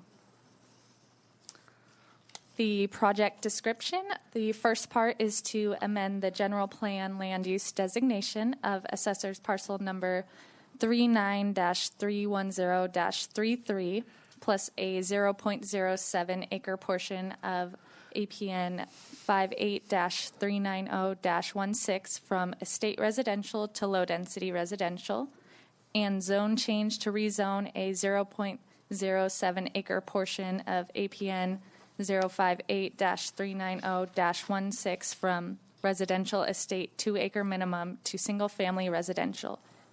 And the purpose of the general plan amendment and zone change is to facilitate a lot line adjustment between the two parcels so that the property boundaries and fence lines that both owners have been using for years match what's on the recorded map.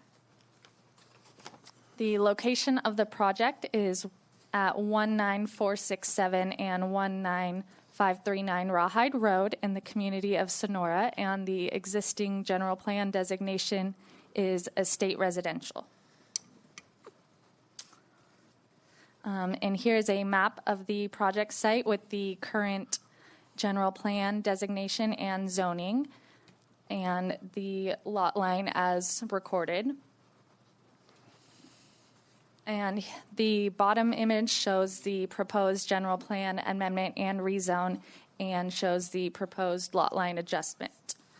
And APN 39-310-33 is proposing to change its general plan in order to match its zoning of R1.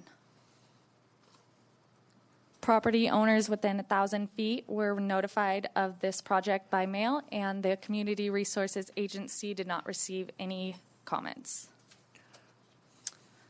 Here are the findings of the general plan amendment application. And here are the findings of the zone change application. This project was heard by the Planning Commission on its meeting of April 4th, 2018. The Planning Commission approved variance VAR 17-003, which placed 2 sheds within the 6-foot side setback. The Planning Commission recommended approval of General Plan Amendment GPA 17003 and Zone Change RZ 17006. And the decision process, the Board of Supervisors may approve this project, approve the project with modifications, deny the project, or send the project back to staff. Are there any questions? Questions from the board? Seeing none, I'm going to open up the public hearing. Anyone wish to speak in favor of this project?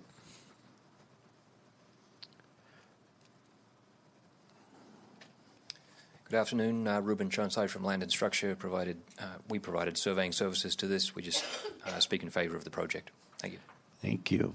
Anyone else wish to speak in favor? Anybody wish to speak against? Neutral. Seeing none, bring it back to the board. Mr. Chairman, since this is in District 5, I'll make a motion to approve the General Plan Amendment GPA 17-003, contingent upon adoption of the Master Resolution amending the General Plan based on findings A through D, 1A through D, and to approve the zone change RZ 17-006. Also contingent upon the adoption of the master resolution amending the general plan based on findings 2A through D. Thank you. Second. We have a motion by Supervisor Rutherford, second by Supervisor Brennan. All those in favor? Aye. Opposed? None. Passes 5-0. Thank you. 5. Public hearing to consider Mother Lode Mobile Home Park General Plan Amendment Ordinance for a rezone.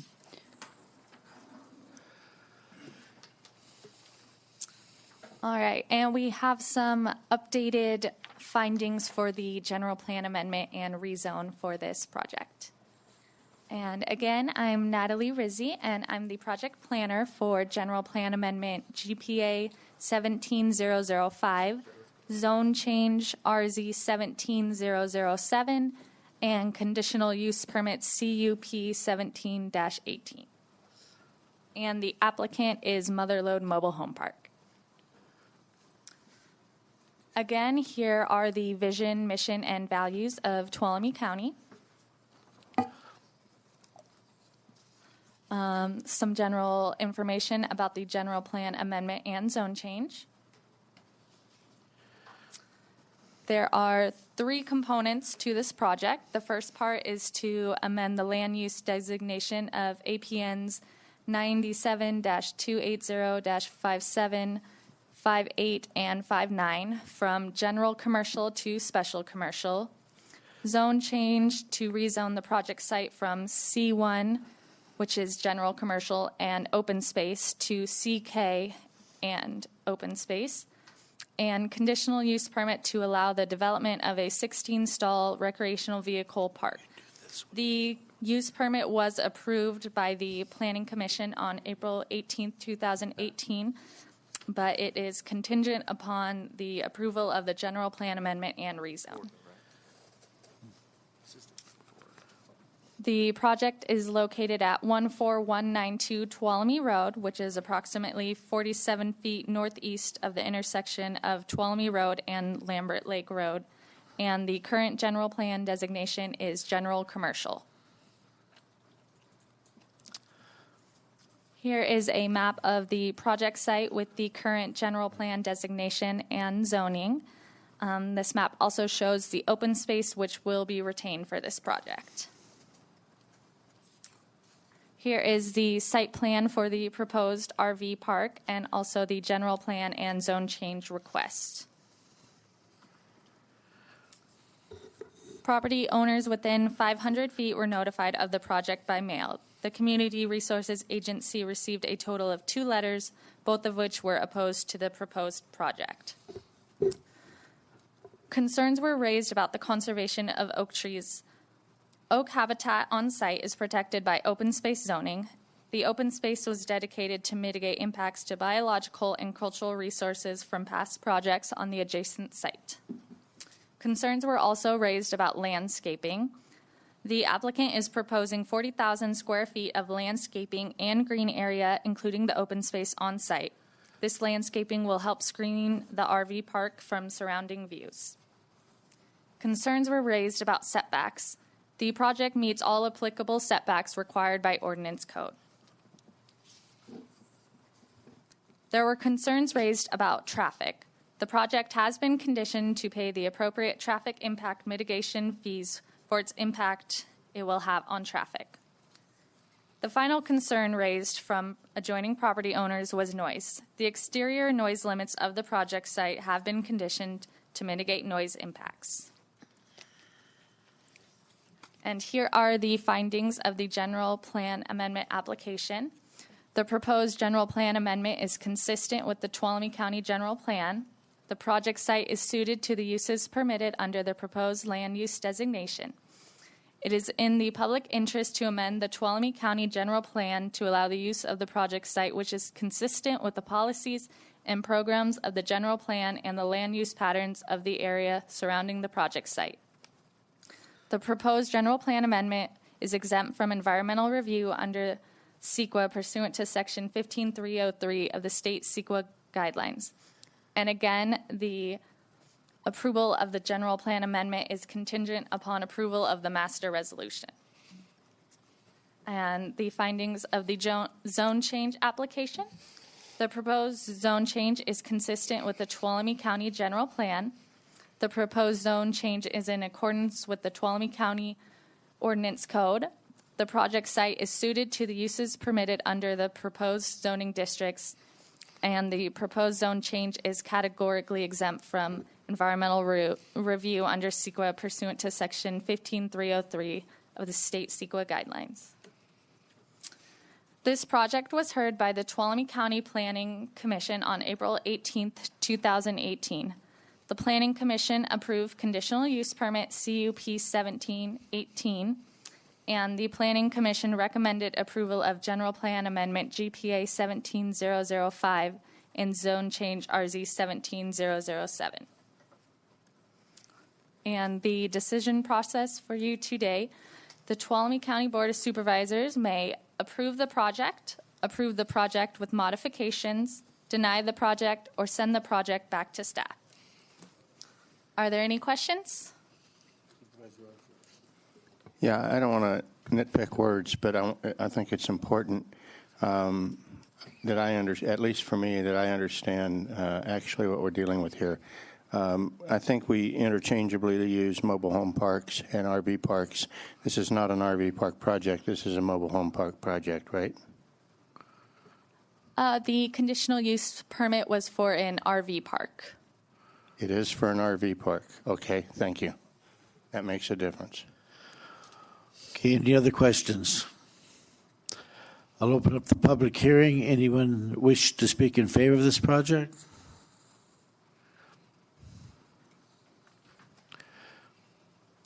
Hello, Ruben Chonsai from Land and Structure. I just wanted to speak in favor of the project.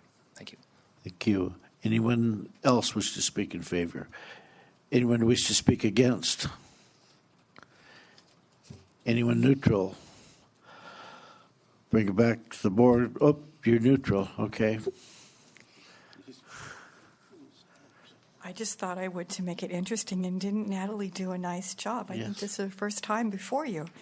And I remember a big discussion when this came before the Planning Commission about there not being enough RV sites if people just drive in for a temporary thing. So, it was quite a robust discussion. I had no idea. So thank you, for clarifying that point. Thank you. Anyone else neutral? All right, I'm going to bring it back to the board. Supervisor, it's in District 4, but I'm going to ask Supervisor Royce to. It's in District 4, but that it goes to his house. That was my grandparents' property when I was a little kid. And right behind where that pad's built, there was a little cabin. My great-grandpa lived there. We used to go there all the time, and it smelled like icy hot. It was crazy. But he always had candy, and my grandparents had a swimming pool, so we spent summers over there, and it was fun. So, anyways, it's District 4, but I've got some connections, so I'm going to make the motion. Before I do, I also want to just welcome you here. It's great to see a new, fresh planner in the office. We need Not more, that we don't like our old ones. Not that we didn't like the old ones, but we've had a shortage, and I know we need the help, and so I just want to welcome you and say you did a great job today. And also, we haven't had that many development projects come forward lately, so it's good to see some.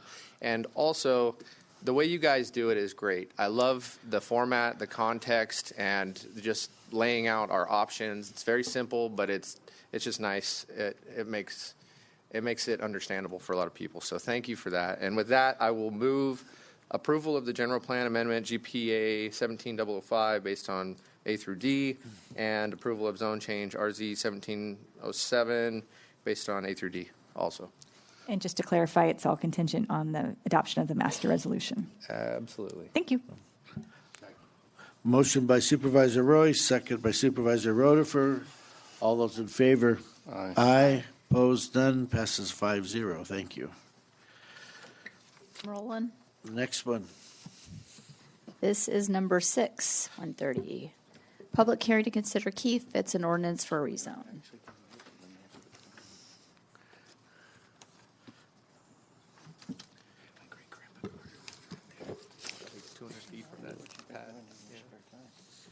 Good afternoon. Oh, yeah. Once again, I'm project planner Renee Hendry.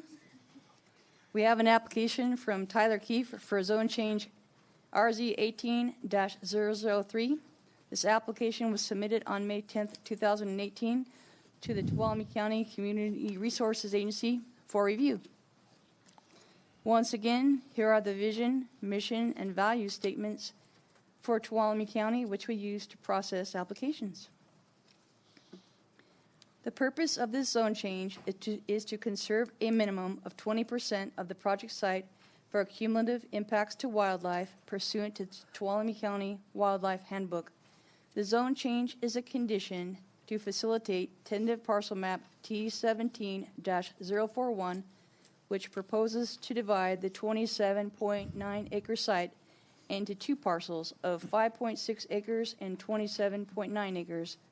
Only the zone change is being considered at this hearing today. The tentative parcel map was heard and approved by the Surveyor's Office on May 10th, 2017. The project site is located at 11411 State Highway 49, southwest of the intersection of State Highway 49 and Parrots Ferry Road. It is approximately a half mile to the north of the city of Sonora. The Union Hill Inn is north of the project site. The dark tan color on the site is the Homestead Residential General Plan Land Use Designation. The brownish color is the Rural Residential Land Use Designation. Both land use designations allow residences and agricultural uses. The Tuolumne County wildlife maps show that 3 common habitats are on the project site. The applicant has proposed the oak habitat in the southeastern portion of the site be placed into open space zoning. The proposed open space is shown on this map. The area is approximately 5.6 acres or 20% of the site. An existing driveway borders the open space, which would be used to access a new home site in the future following the land division. Zone change RZ 18-003 was heard by the Tuolumne County Planning Commission on Wednesday, June 6, 2018. The Planning Commission unanimously recommended approval of the zone change.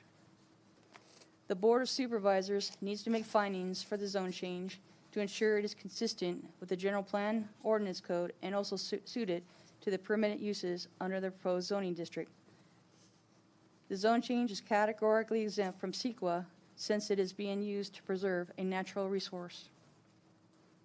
The Board of Supervisors can approve the project, deny the project, or even send the project back to staff for further review. Any questions?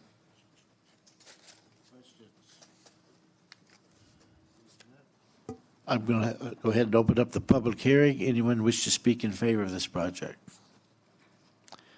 Anyone wish to speak against? Anyone neutral? Bring it back to the board.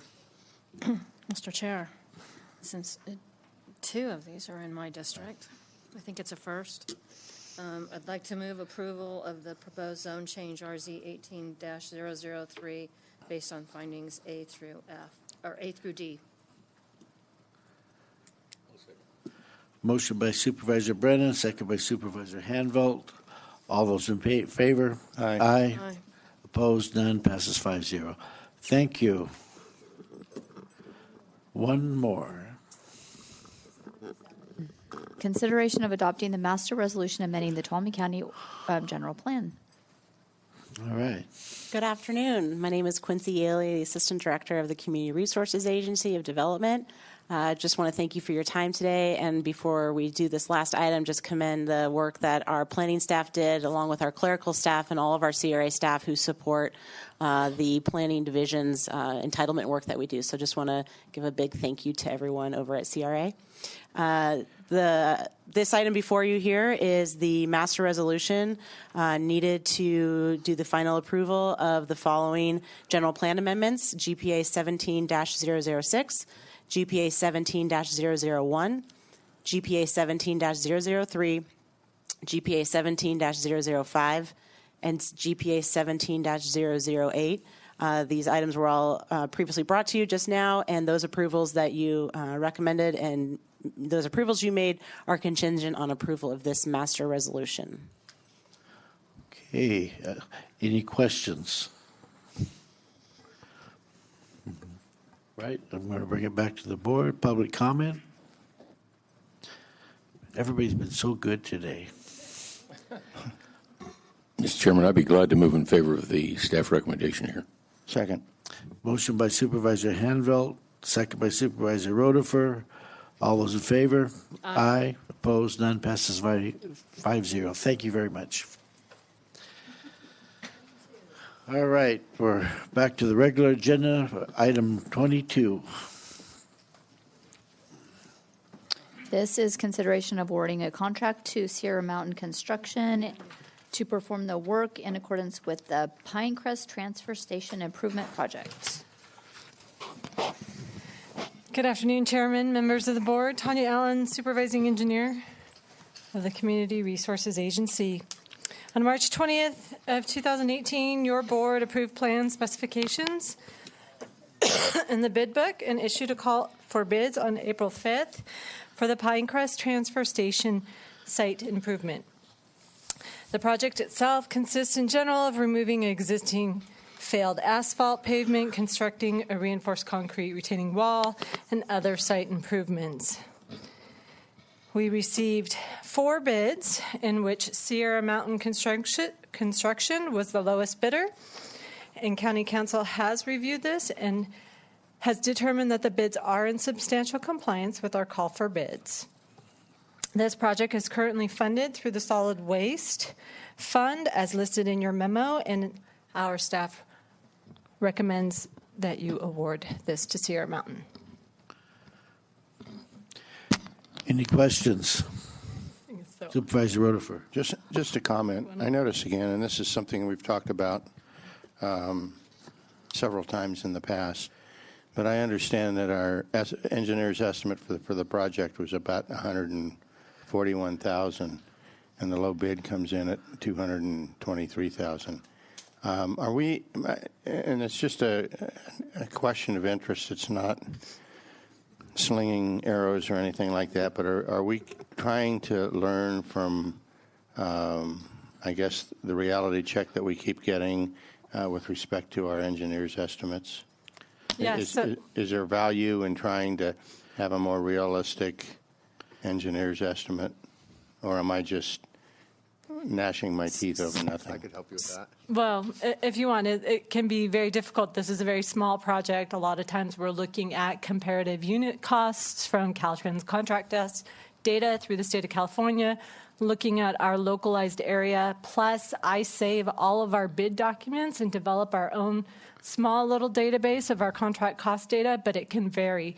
And if you guys want to add more, because the building or the industry is changing. But as a contractor, I see it all the time. I bid on projects and I see engineers' estimates that turn out to be way different than the actual bids that come in, especially with multiple competitive bids. Sometimes there's just a discrepancy in the way an engineer versus contractor looks at it. Right now, especially, I think the market is extremely it's lucrative. It's very lucrative.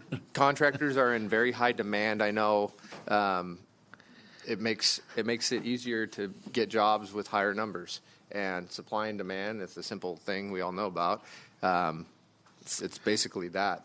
And it's not just a contractor throwing a fat number. There's costs in the backlog. A lot of subcontractor costs are higher. I'm paying guys more because I need them more because it's more competitive, and if I don't, they'll go somewhere else.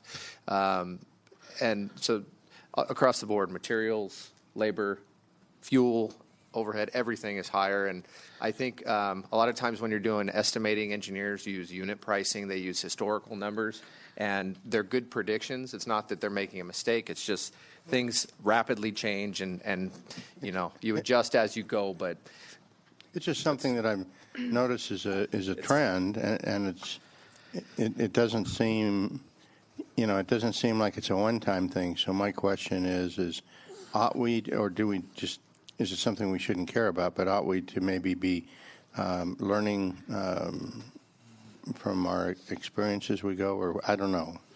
It's Mr. Board members, Mr. Chairman, David Gonzalez, your Community Resource Agency Director. I've been speaking with Tanya about this as well, but Evan, your point, sorry, Supervisor Royce, No, your point is well taken. It is actually a point in time that we will need to do some adjustment, but it can also shift just as quickly back the other way. Okay. And you don't want to shoot yourself in the foot by throwing a number out there that's too high. What you look at the groupings of the prices. No, I get it. They're all right there. So for us, we have to budget that way, which makes it our job a little more difficult. But we also don't want to throw out a number that is extra high and give more numbers on the other side that'll a little more leeway to the contractors. So think of it like an auction at a fundraiser, trying to predict how much something's going to go for. It's like when you're bidding on it, who knows how much somebody wants it, how many people are going to bid on it. It's if the casino keeps bidding, you know it's yeah. But I mean, it's a game. All right. Any public comment? Bring it back to the board. I think that's in your district, Supervisor Royce. Oh, hold on, I'm all screwed up again. By the way, I have an idea for bidding for contractors. Instead of just everybody submitting their bid, I want to do it like an auction, but work backwards to where you start at the highest number, and then each contractor can bid lower and lower and lower to where you just give up. And this is not as a contractor how I want to do it. As a county, this is how I want to do it. And so you call them all in. They know what their bottom line is, and they just go to that point to where somebody else breaks. if you can get county council and the board to approve it, we would have a lot of fun with that. Oh, yeah. I think we could try it. We need to go tell the governor to try this out. And anyways, so somebody help me out. Carl, I lost my internet again. Okay. I move on staff recommendation. Yeah, second. All right. Thank you. All those in favor? Aye. Aye. Opposed? None. Passes 5-0. Thank you. Thank you. Ready. Next item. Consideration of approving the renewal of an agreement via amendment with the Merced County Regional Waste Management Authority for disposal of solid waste at the Highway 50 landfill with the disposal base fee of $23.77 per ton, plus the Board of Equalization integrated waste management fee, currently $1.40 with an $1.40 with an automated 2 and 1.5% increase in the base rate.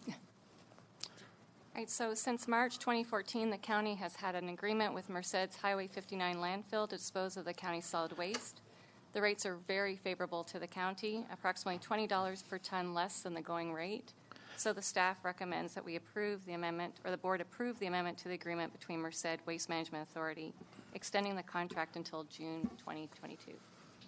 Okay. Any questions? Any public comment?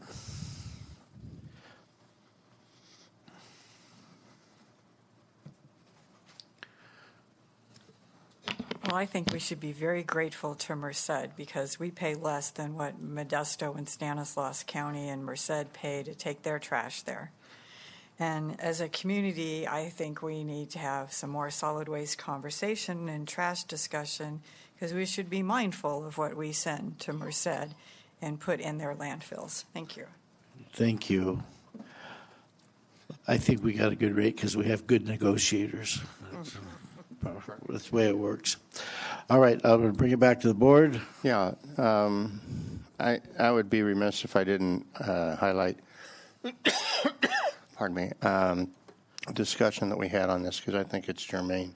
First of all, I agree. I think we're getting a good price on this, and I'm going to, when I get done talking, I'm going to move to on staff recommendation. But I really think that we need to, as a community and as a government, start looking at some alternatives other than throwing stuff into landfills, especially in terms of some kind of cogen operation where we can actually, in a clean way, because the technology exists. I've been told not to use the word burn, but to use Digest.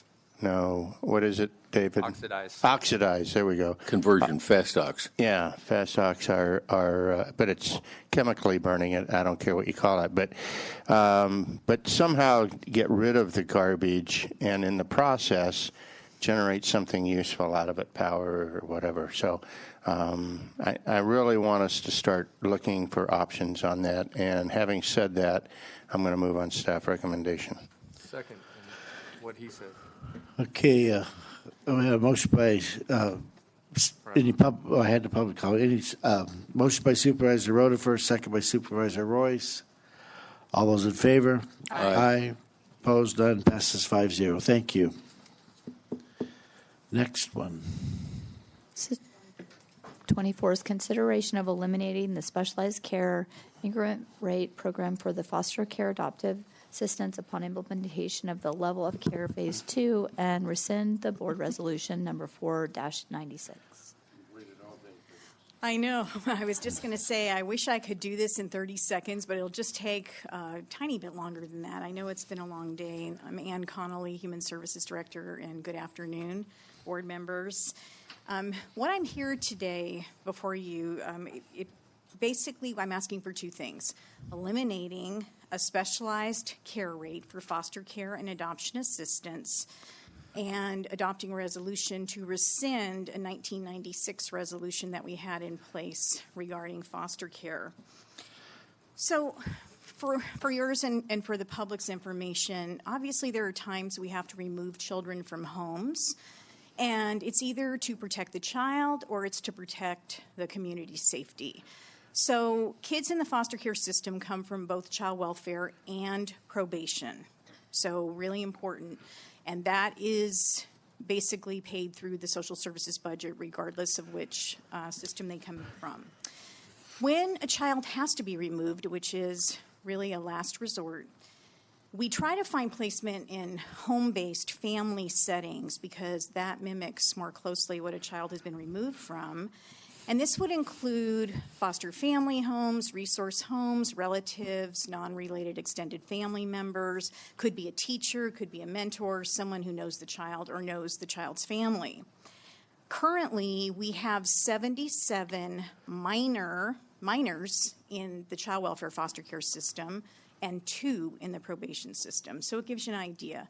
And this number can vary year to year. So right now, I'm really only talking about the home-based placements, not the group homes, not the other higher levels of placement. So when these children are placed, our social services department, our eligibility department, determines the appropriate foster care rate. And this is done in conjunction with child welfare based on the child's needs and based on rates that are set by the California Department of Social Services. So we don't have a choice about the rates. These are set by our Foster Care Rates Bureau. So going back now, 21 years ago in 1997, our foster care rates were based on a child's age. So that was the focus. It didn't matter what the child's needs were. If you were 0 to 4, you got so much money. If you were 5 through 9, you got so much money. If you were 15 through 18, you got so much money. And it really didn't matter what the needs were. So the former director developed a specialized care system with the goal of being able to assist caregivers who had kids with more pronounced needs that were in the home, more special needs. And this could be due to medical issues. It could be due to, emotional issues, behavioral issues. It could, there were a variety of circumstances. And really the goal was also to try to keep kids in a home-like setting so that they wouldn't be moved to higher levels of care, which most typically are located outside the county. And the goal was to keep kids local. So the state allowed counties to develop their own specialized care rate programs, and because each county was allowed to set its own version, the rates for counties and also the eligibility criteria, they vary county to county. So unlike the foster care rates that are set by the state, all 58 counties in the state pay the basic foster care rate. Each county was allowed to individualize over and above that rate. And in our county, we had 4 levels, and the rates ranged from $181 a month up to $992 a month over and above the actual foster care rate. Currently, And to my recollection, I don't remember us ever having any child at a rate of $992 a month, because that would be a child who would require 24/7, almost really otherwise be institutionalized. So most of these they're either level 1, level 2, level 3. And a level 1 would be for more moderate types of issues. They may not be behaving in a way that's age appropriate. The caregiver's having to spend more time to redirect. When you get to a level 3, these are kids who often have some very significant behavioral issues or medical issues that require constant monitoring. So in addition to foster children who were eligible for this program, it also extended to those children who were adopted out of the foster care system. So we have foster children, and then we have children who are adopted. So this rate could follow them. And that's really important, because later as I talk about it, you'll see why. We, as a department, have always contracted with California Department of Social Services to do our adoption services. So that Adoptions Bureau determines for each adopted child what rate, specialized care increment they should be getting. It does all of that for us. And kids who are adopted are eligible to stay in the system to age 21 if they meet certain criteria where they have physical and or behavioral issues that would indicate a need for them to continue to receive adoption assistance past the age of 18. So with our specialized care rate, what I wanted to point out to your board, that of the approximately 237 adoption assistance cases that we have, 85 of those children are on a specialized care rate. We have virtually no children within the foster care system who are on a specialized care rate, and I'll explain that a little further as well. In 2015, the state passed AB 403, and it was the Continuum of Care Reform Act. And the goal of that act was really not only to recognize that each child has certain needs, regardless of age. Parents should be, or foster parents should be, reimbursed at a rate that's appropriate for what the child's needs are. But it was to really streamline and make sure that each county was implementing in the same way. So in January of 2017, they developed something they call level of care rates. So in January of 17, all of those old age-based foster care rates were set at a base level. So right now, as an example, a child in our foster care system, the base rate is $923 a month. That's just a base rate that they have. So, and it was really a child-focused type of system. So this is not a study session on CCR, and I certainly am very happy to come back to the board if you're interested, because it's really phenomenal in that we're trying to keep kids out of group homes, out of short-term residential treatment programs, and really in home-like settings, and wrap services around them that allow them to be maintained in that setting with a relative, again, with a foster family, a resource family. So phase 1, as I mentioned, started January of 17, where they started this base rate. And at that time, it was $889. And because the rate goes up each year based on the Consumer Necessities Index, it's now at 923, and we can project that in July 1st of this year, it will go up again. We have some draft information, but it's not out for public yet. So each year there is an increase because obviously costs often go up, and that can vary depending on what kind of year it is. So really important, no longer age-based rate. It's all about level of care. So in January of 17, they not only said, we'll implement the new base rate, they said, now we're going to have a phase 2. Because with the state, there's always phases, and with many things in government. And what phase 2 is supposed to do is say, okay, we have this base rate for level of care, and now based on the child's needs that is assessed through a child family team with input from their caregiver, the child. It could be their therapist. It could be someone from the schools. It's a variety. It's a team type of setting. Does the child have other needs that we need to be addressing over and above the basic rate? So what's happened is this rate, this phase 2 rate, there have been a couple of different deadlines that we've been given, and finally we're being told July 1st of this year, although it's still not absolutely, I haven't received absolute confirmation. The most recent formal communication from the state says it's July 1st. We'll be starting these phase 2 rates, which will allow children who qualify, to have their caregivers paid over and above the rates based on their needs. So what's happened is there are more. I'm not going to get into a bunch of detail about it, but in essence, there are four rates with the new level of care. So we have the base rate, then we have level 2, level 3, level 4, and these rates, again, also increase dependent on the Consumer Necessities Index. And children, depending on their needs, and there's a whole matrix here, a several-page matrix that is completed by all people involved with the child to determine what rate they really should be at. So why am I here today?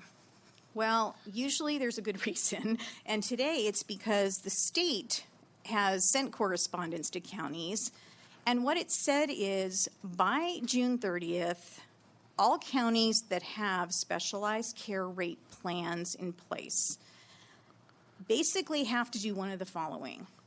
They either have to submit a new specialized care rate plan, and the state had the assumption that counties would also reduce those specialized care rates because of the new rates that are coming in, July 1st, tentative date, or eliminate the specialized care rate program.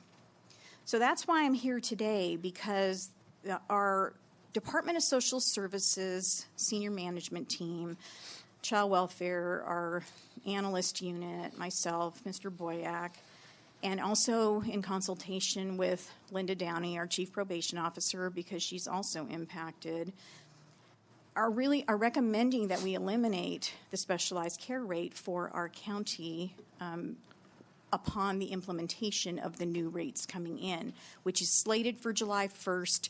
But if it's pushed back by the state, it would mean it would be eliminated. It could be August 1st, could be September 1st. We'll just have to go with what the state says. And the reasons primarily for recommending elimination is that the new state-mandated level of care really solves the issue around making sure that caregivers are reimbursed based on the child-specific behavioral or medical needs. So it mimics what we already have been doing, when we were trying to do this, as I said, 21 years ago. So it seems rather duplicative to me to continue with something that the state has now putting into place. Secondly, again, we have 3 tiers, very similar to what we've already had in place beyond the base level rate. And our new protocol will determine what rate the child should get, and there's an objective scoring type of system to ensure the child is rated correctly. And then any county that maintains a specialized care rate program, the staff would be expected to not only assess for level of care rates through this matrix, but then over and above, then now do one for the specialized care increment as well. And one of the biggest concerns raised is that we receive federal reimbursement for our foster care payments. The concern out there is, and it certainly is my concern, is that if we approve level of care and then approve a specialized care rate increment later, that would then be considered, it provided the same service, it's in essence double dipping of federal funds, we could be on the hook to have to pay back that funding at some point. So in conjunction with this, as we reviewed our materials on foster care, we also determined that we had a 1996 board resolution regarding foster care that really at this point, given the rates are, and it's attached to your packet, are really obsolete. And so my plan is to come back before your board, likely in July, with just a few pieces of that resolution, with a brand new resolution that fits in today's world and not from 22 years ago. So I will be planning to do that. So if your board decides that eliminating this plan is the best course of action, what I do want to say that the 85 adopted children will not be impacted. So their adoptive parents will not be impacted as far as the change. And the reason is this. In adoptions, parents negotiate an agreement with the state, our contractor, and it's typically a 2-year agreement, but it can literally go for the life of the adoption. So as long as a parent doesn't ask to renegotiate it, it will be fine. It will be, their current rate with the specialized care increment will stay in place. And again, with 85, it's pretty significant. But and the only other time it would be it would end is once the child turns 21 or the parent's no longer providing some sort of financial support for the child. So this elimination would take effect July 1st, 2018, or upon the effective date that the state gives us, because as I said, that's a tentative. July 1st is tentative. And right now, we're spending in realignment dollars about $175,000 a year for our share of the specialized care increment. And I wish I could tell you, wow, well, Ann, this looks like savings. I mean, awesome. This will be good. The level of care will kick in. The state has not provided any further guidance in figuring out how the new rates that they are putting forth versus what counties were spending in SCI will eventually be computed. So we're still waiting for that guidance, and we don't have it. But what I can tell you is that 20% of our youth are over the age 18 receiving SCI, and they're not eligible for longer than 21. So we know that there will eventually be savings. But the big caveat is, and it's really important for everyone to understand this, is that even if we eliminate, if another county does not, and we place a child in that county, then they still could be eligible to the new level of care plus the SCI, and we would be responsible to make that payment. It's really important because a lot of our adoptive parents do not live in Tuolumne County. They're out of county. So even though the current ones will not be impacted, if there are new agreements and the county they reside in maintains the rate, then we would still basically be, paying that rate. So I did want to mention that. So with all of that, I told you I couldn't do it in 30 seconds because it's rather complex, and I really tried to, to edit it somewhat. It's respectfully recommended that the board approve the elimination of the Tuolumne County Department of Social Services Specialized Care Rate Program for foster care and adoption assistance, effective upon the date of the implementation of the level of care phase 2 rates, and adopt the resolution rescinding board resolution 496. Thank you for all that information. It's more than I think I could really digest in any one setting, but I do appreciate it. It gives me a better understanding. Any questions from the board? All right. You got it. Any public comment? Okay, I'm going to bring it back to the board. I will move on staff recommendation, and thank you, Ann, because I would never understand any of that otherwise without you. So, good job. And I'll second it, and thank you also, Ann. I'm not sure I still understand it, but Yeah, that's what I say. You're not alone. It's only taken me 29 years. Okay, we have I get it. But motion thank by you very much. Supervisor Royce, second by Supervisor Rutherford. All those in favor? Aye. Aye. Opposed, none. Passes 5-0. Thank you, Ann. Thank you.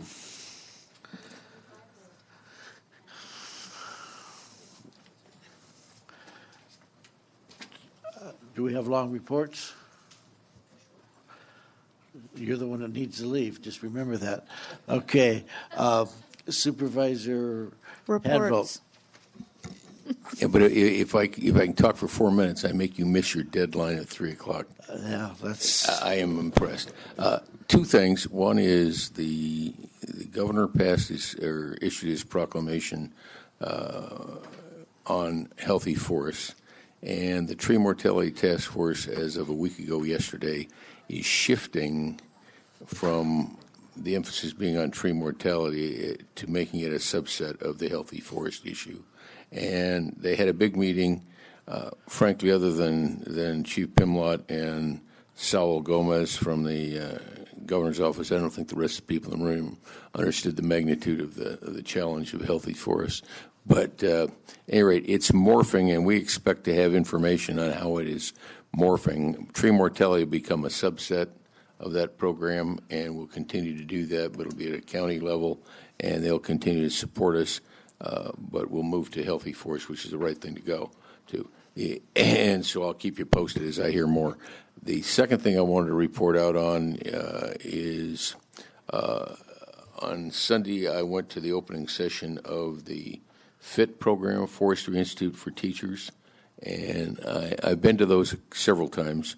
And I have to tell you, I think there were 36 teachers there from all over Central Valley and the Bay Area, none from Tuolumne County specifically. But I am encouraged by where they're going and what they're trying to learn here and how they're trying to translate it back into the classroom. In fact, that was a question. So I'm encouraged by the message is getting out finally, and so it's a big deal. So that's just what I wanted to share with you. And you still got a couple of minutes, Supervisor Gray. Yeah, but other people need to talk. I'm scheduled to speak to the FIT teachers at 4:30 this afternoon. So you'll have time to do that. Okay, Supervisor Brennan. No report.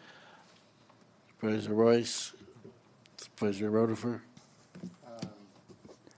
Just two things. I did attend the ATCA board meeting with Supervisor Hanvelt, and I will go back and have a discussion with him a little bit about money and expectations. The other thing is, for the first time in my memory, I got to go to the Father's Day fly-in, and when the temperature outside was less than 95 degrees, and it was an awesome event when it's 70, 72 out there. So it really was a good event. The participation in that continues to wane a little bit every year, and I think it reflects a little bit of what we heard in the Pine Mountain Lake discussion. It's just, and I think a lot of it is cost-driven. I know in 2004 or 5, when I first went over there and they had a P-51 there, I talked to the P-51 pilot mostly because I was jealous as heck. But I asked him, what does it cost to fly this thing? And he said $500 a flight hour. Well, you think that's bad? I think it's up to $1,500 or $2,000 a flight hour now, and that's just indicative of what's happening in the civil aviation industry. So it is waning. But the people that are there are tremendously enthusiastic. It really was a good event. County Council, Clerk, Nothing to report. Thank you. Mr. Pedro. No report from me, so we're going to adjourn this meeting at 3 o'clock. And 2 seconds. Good job, John.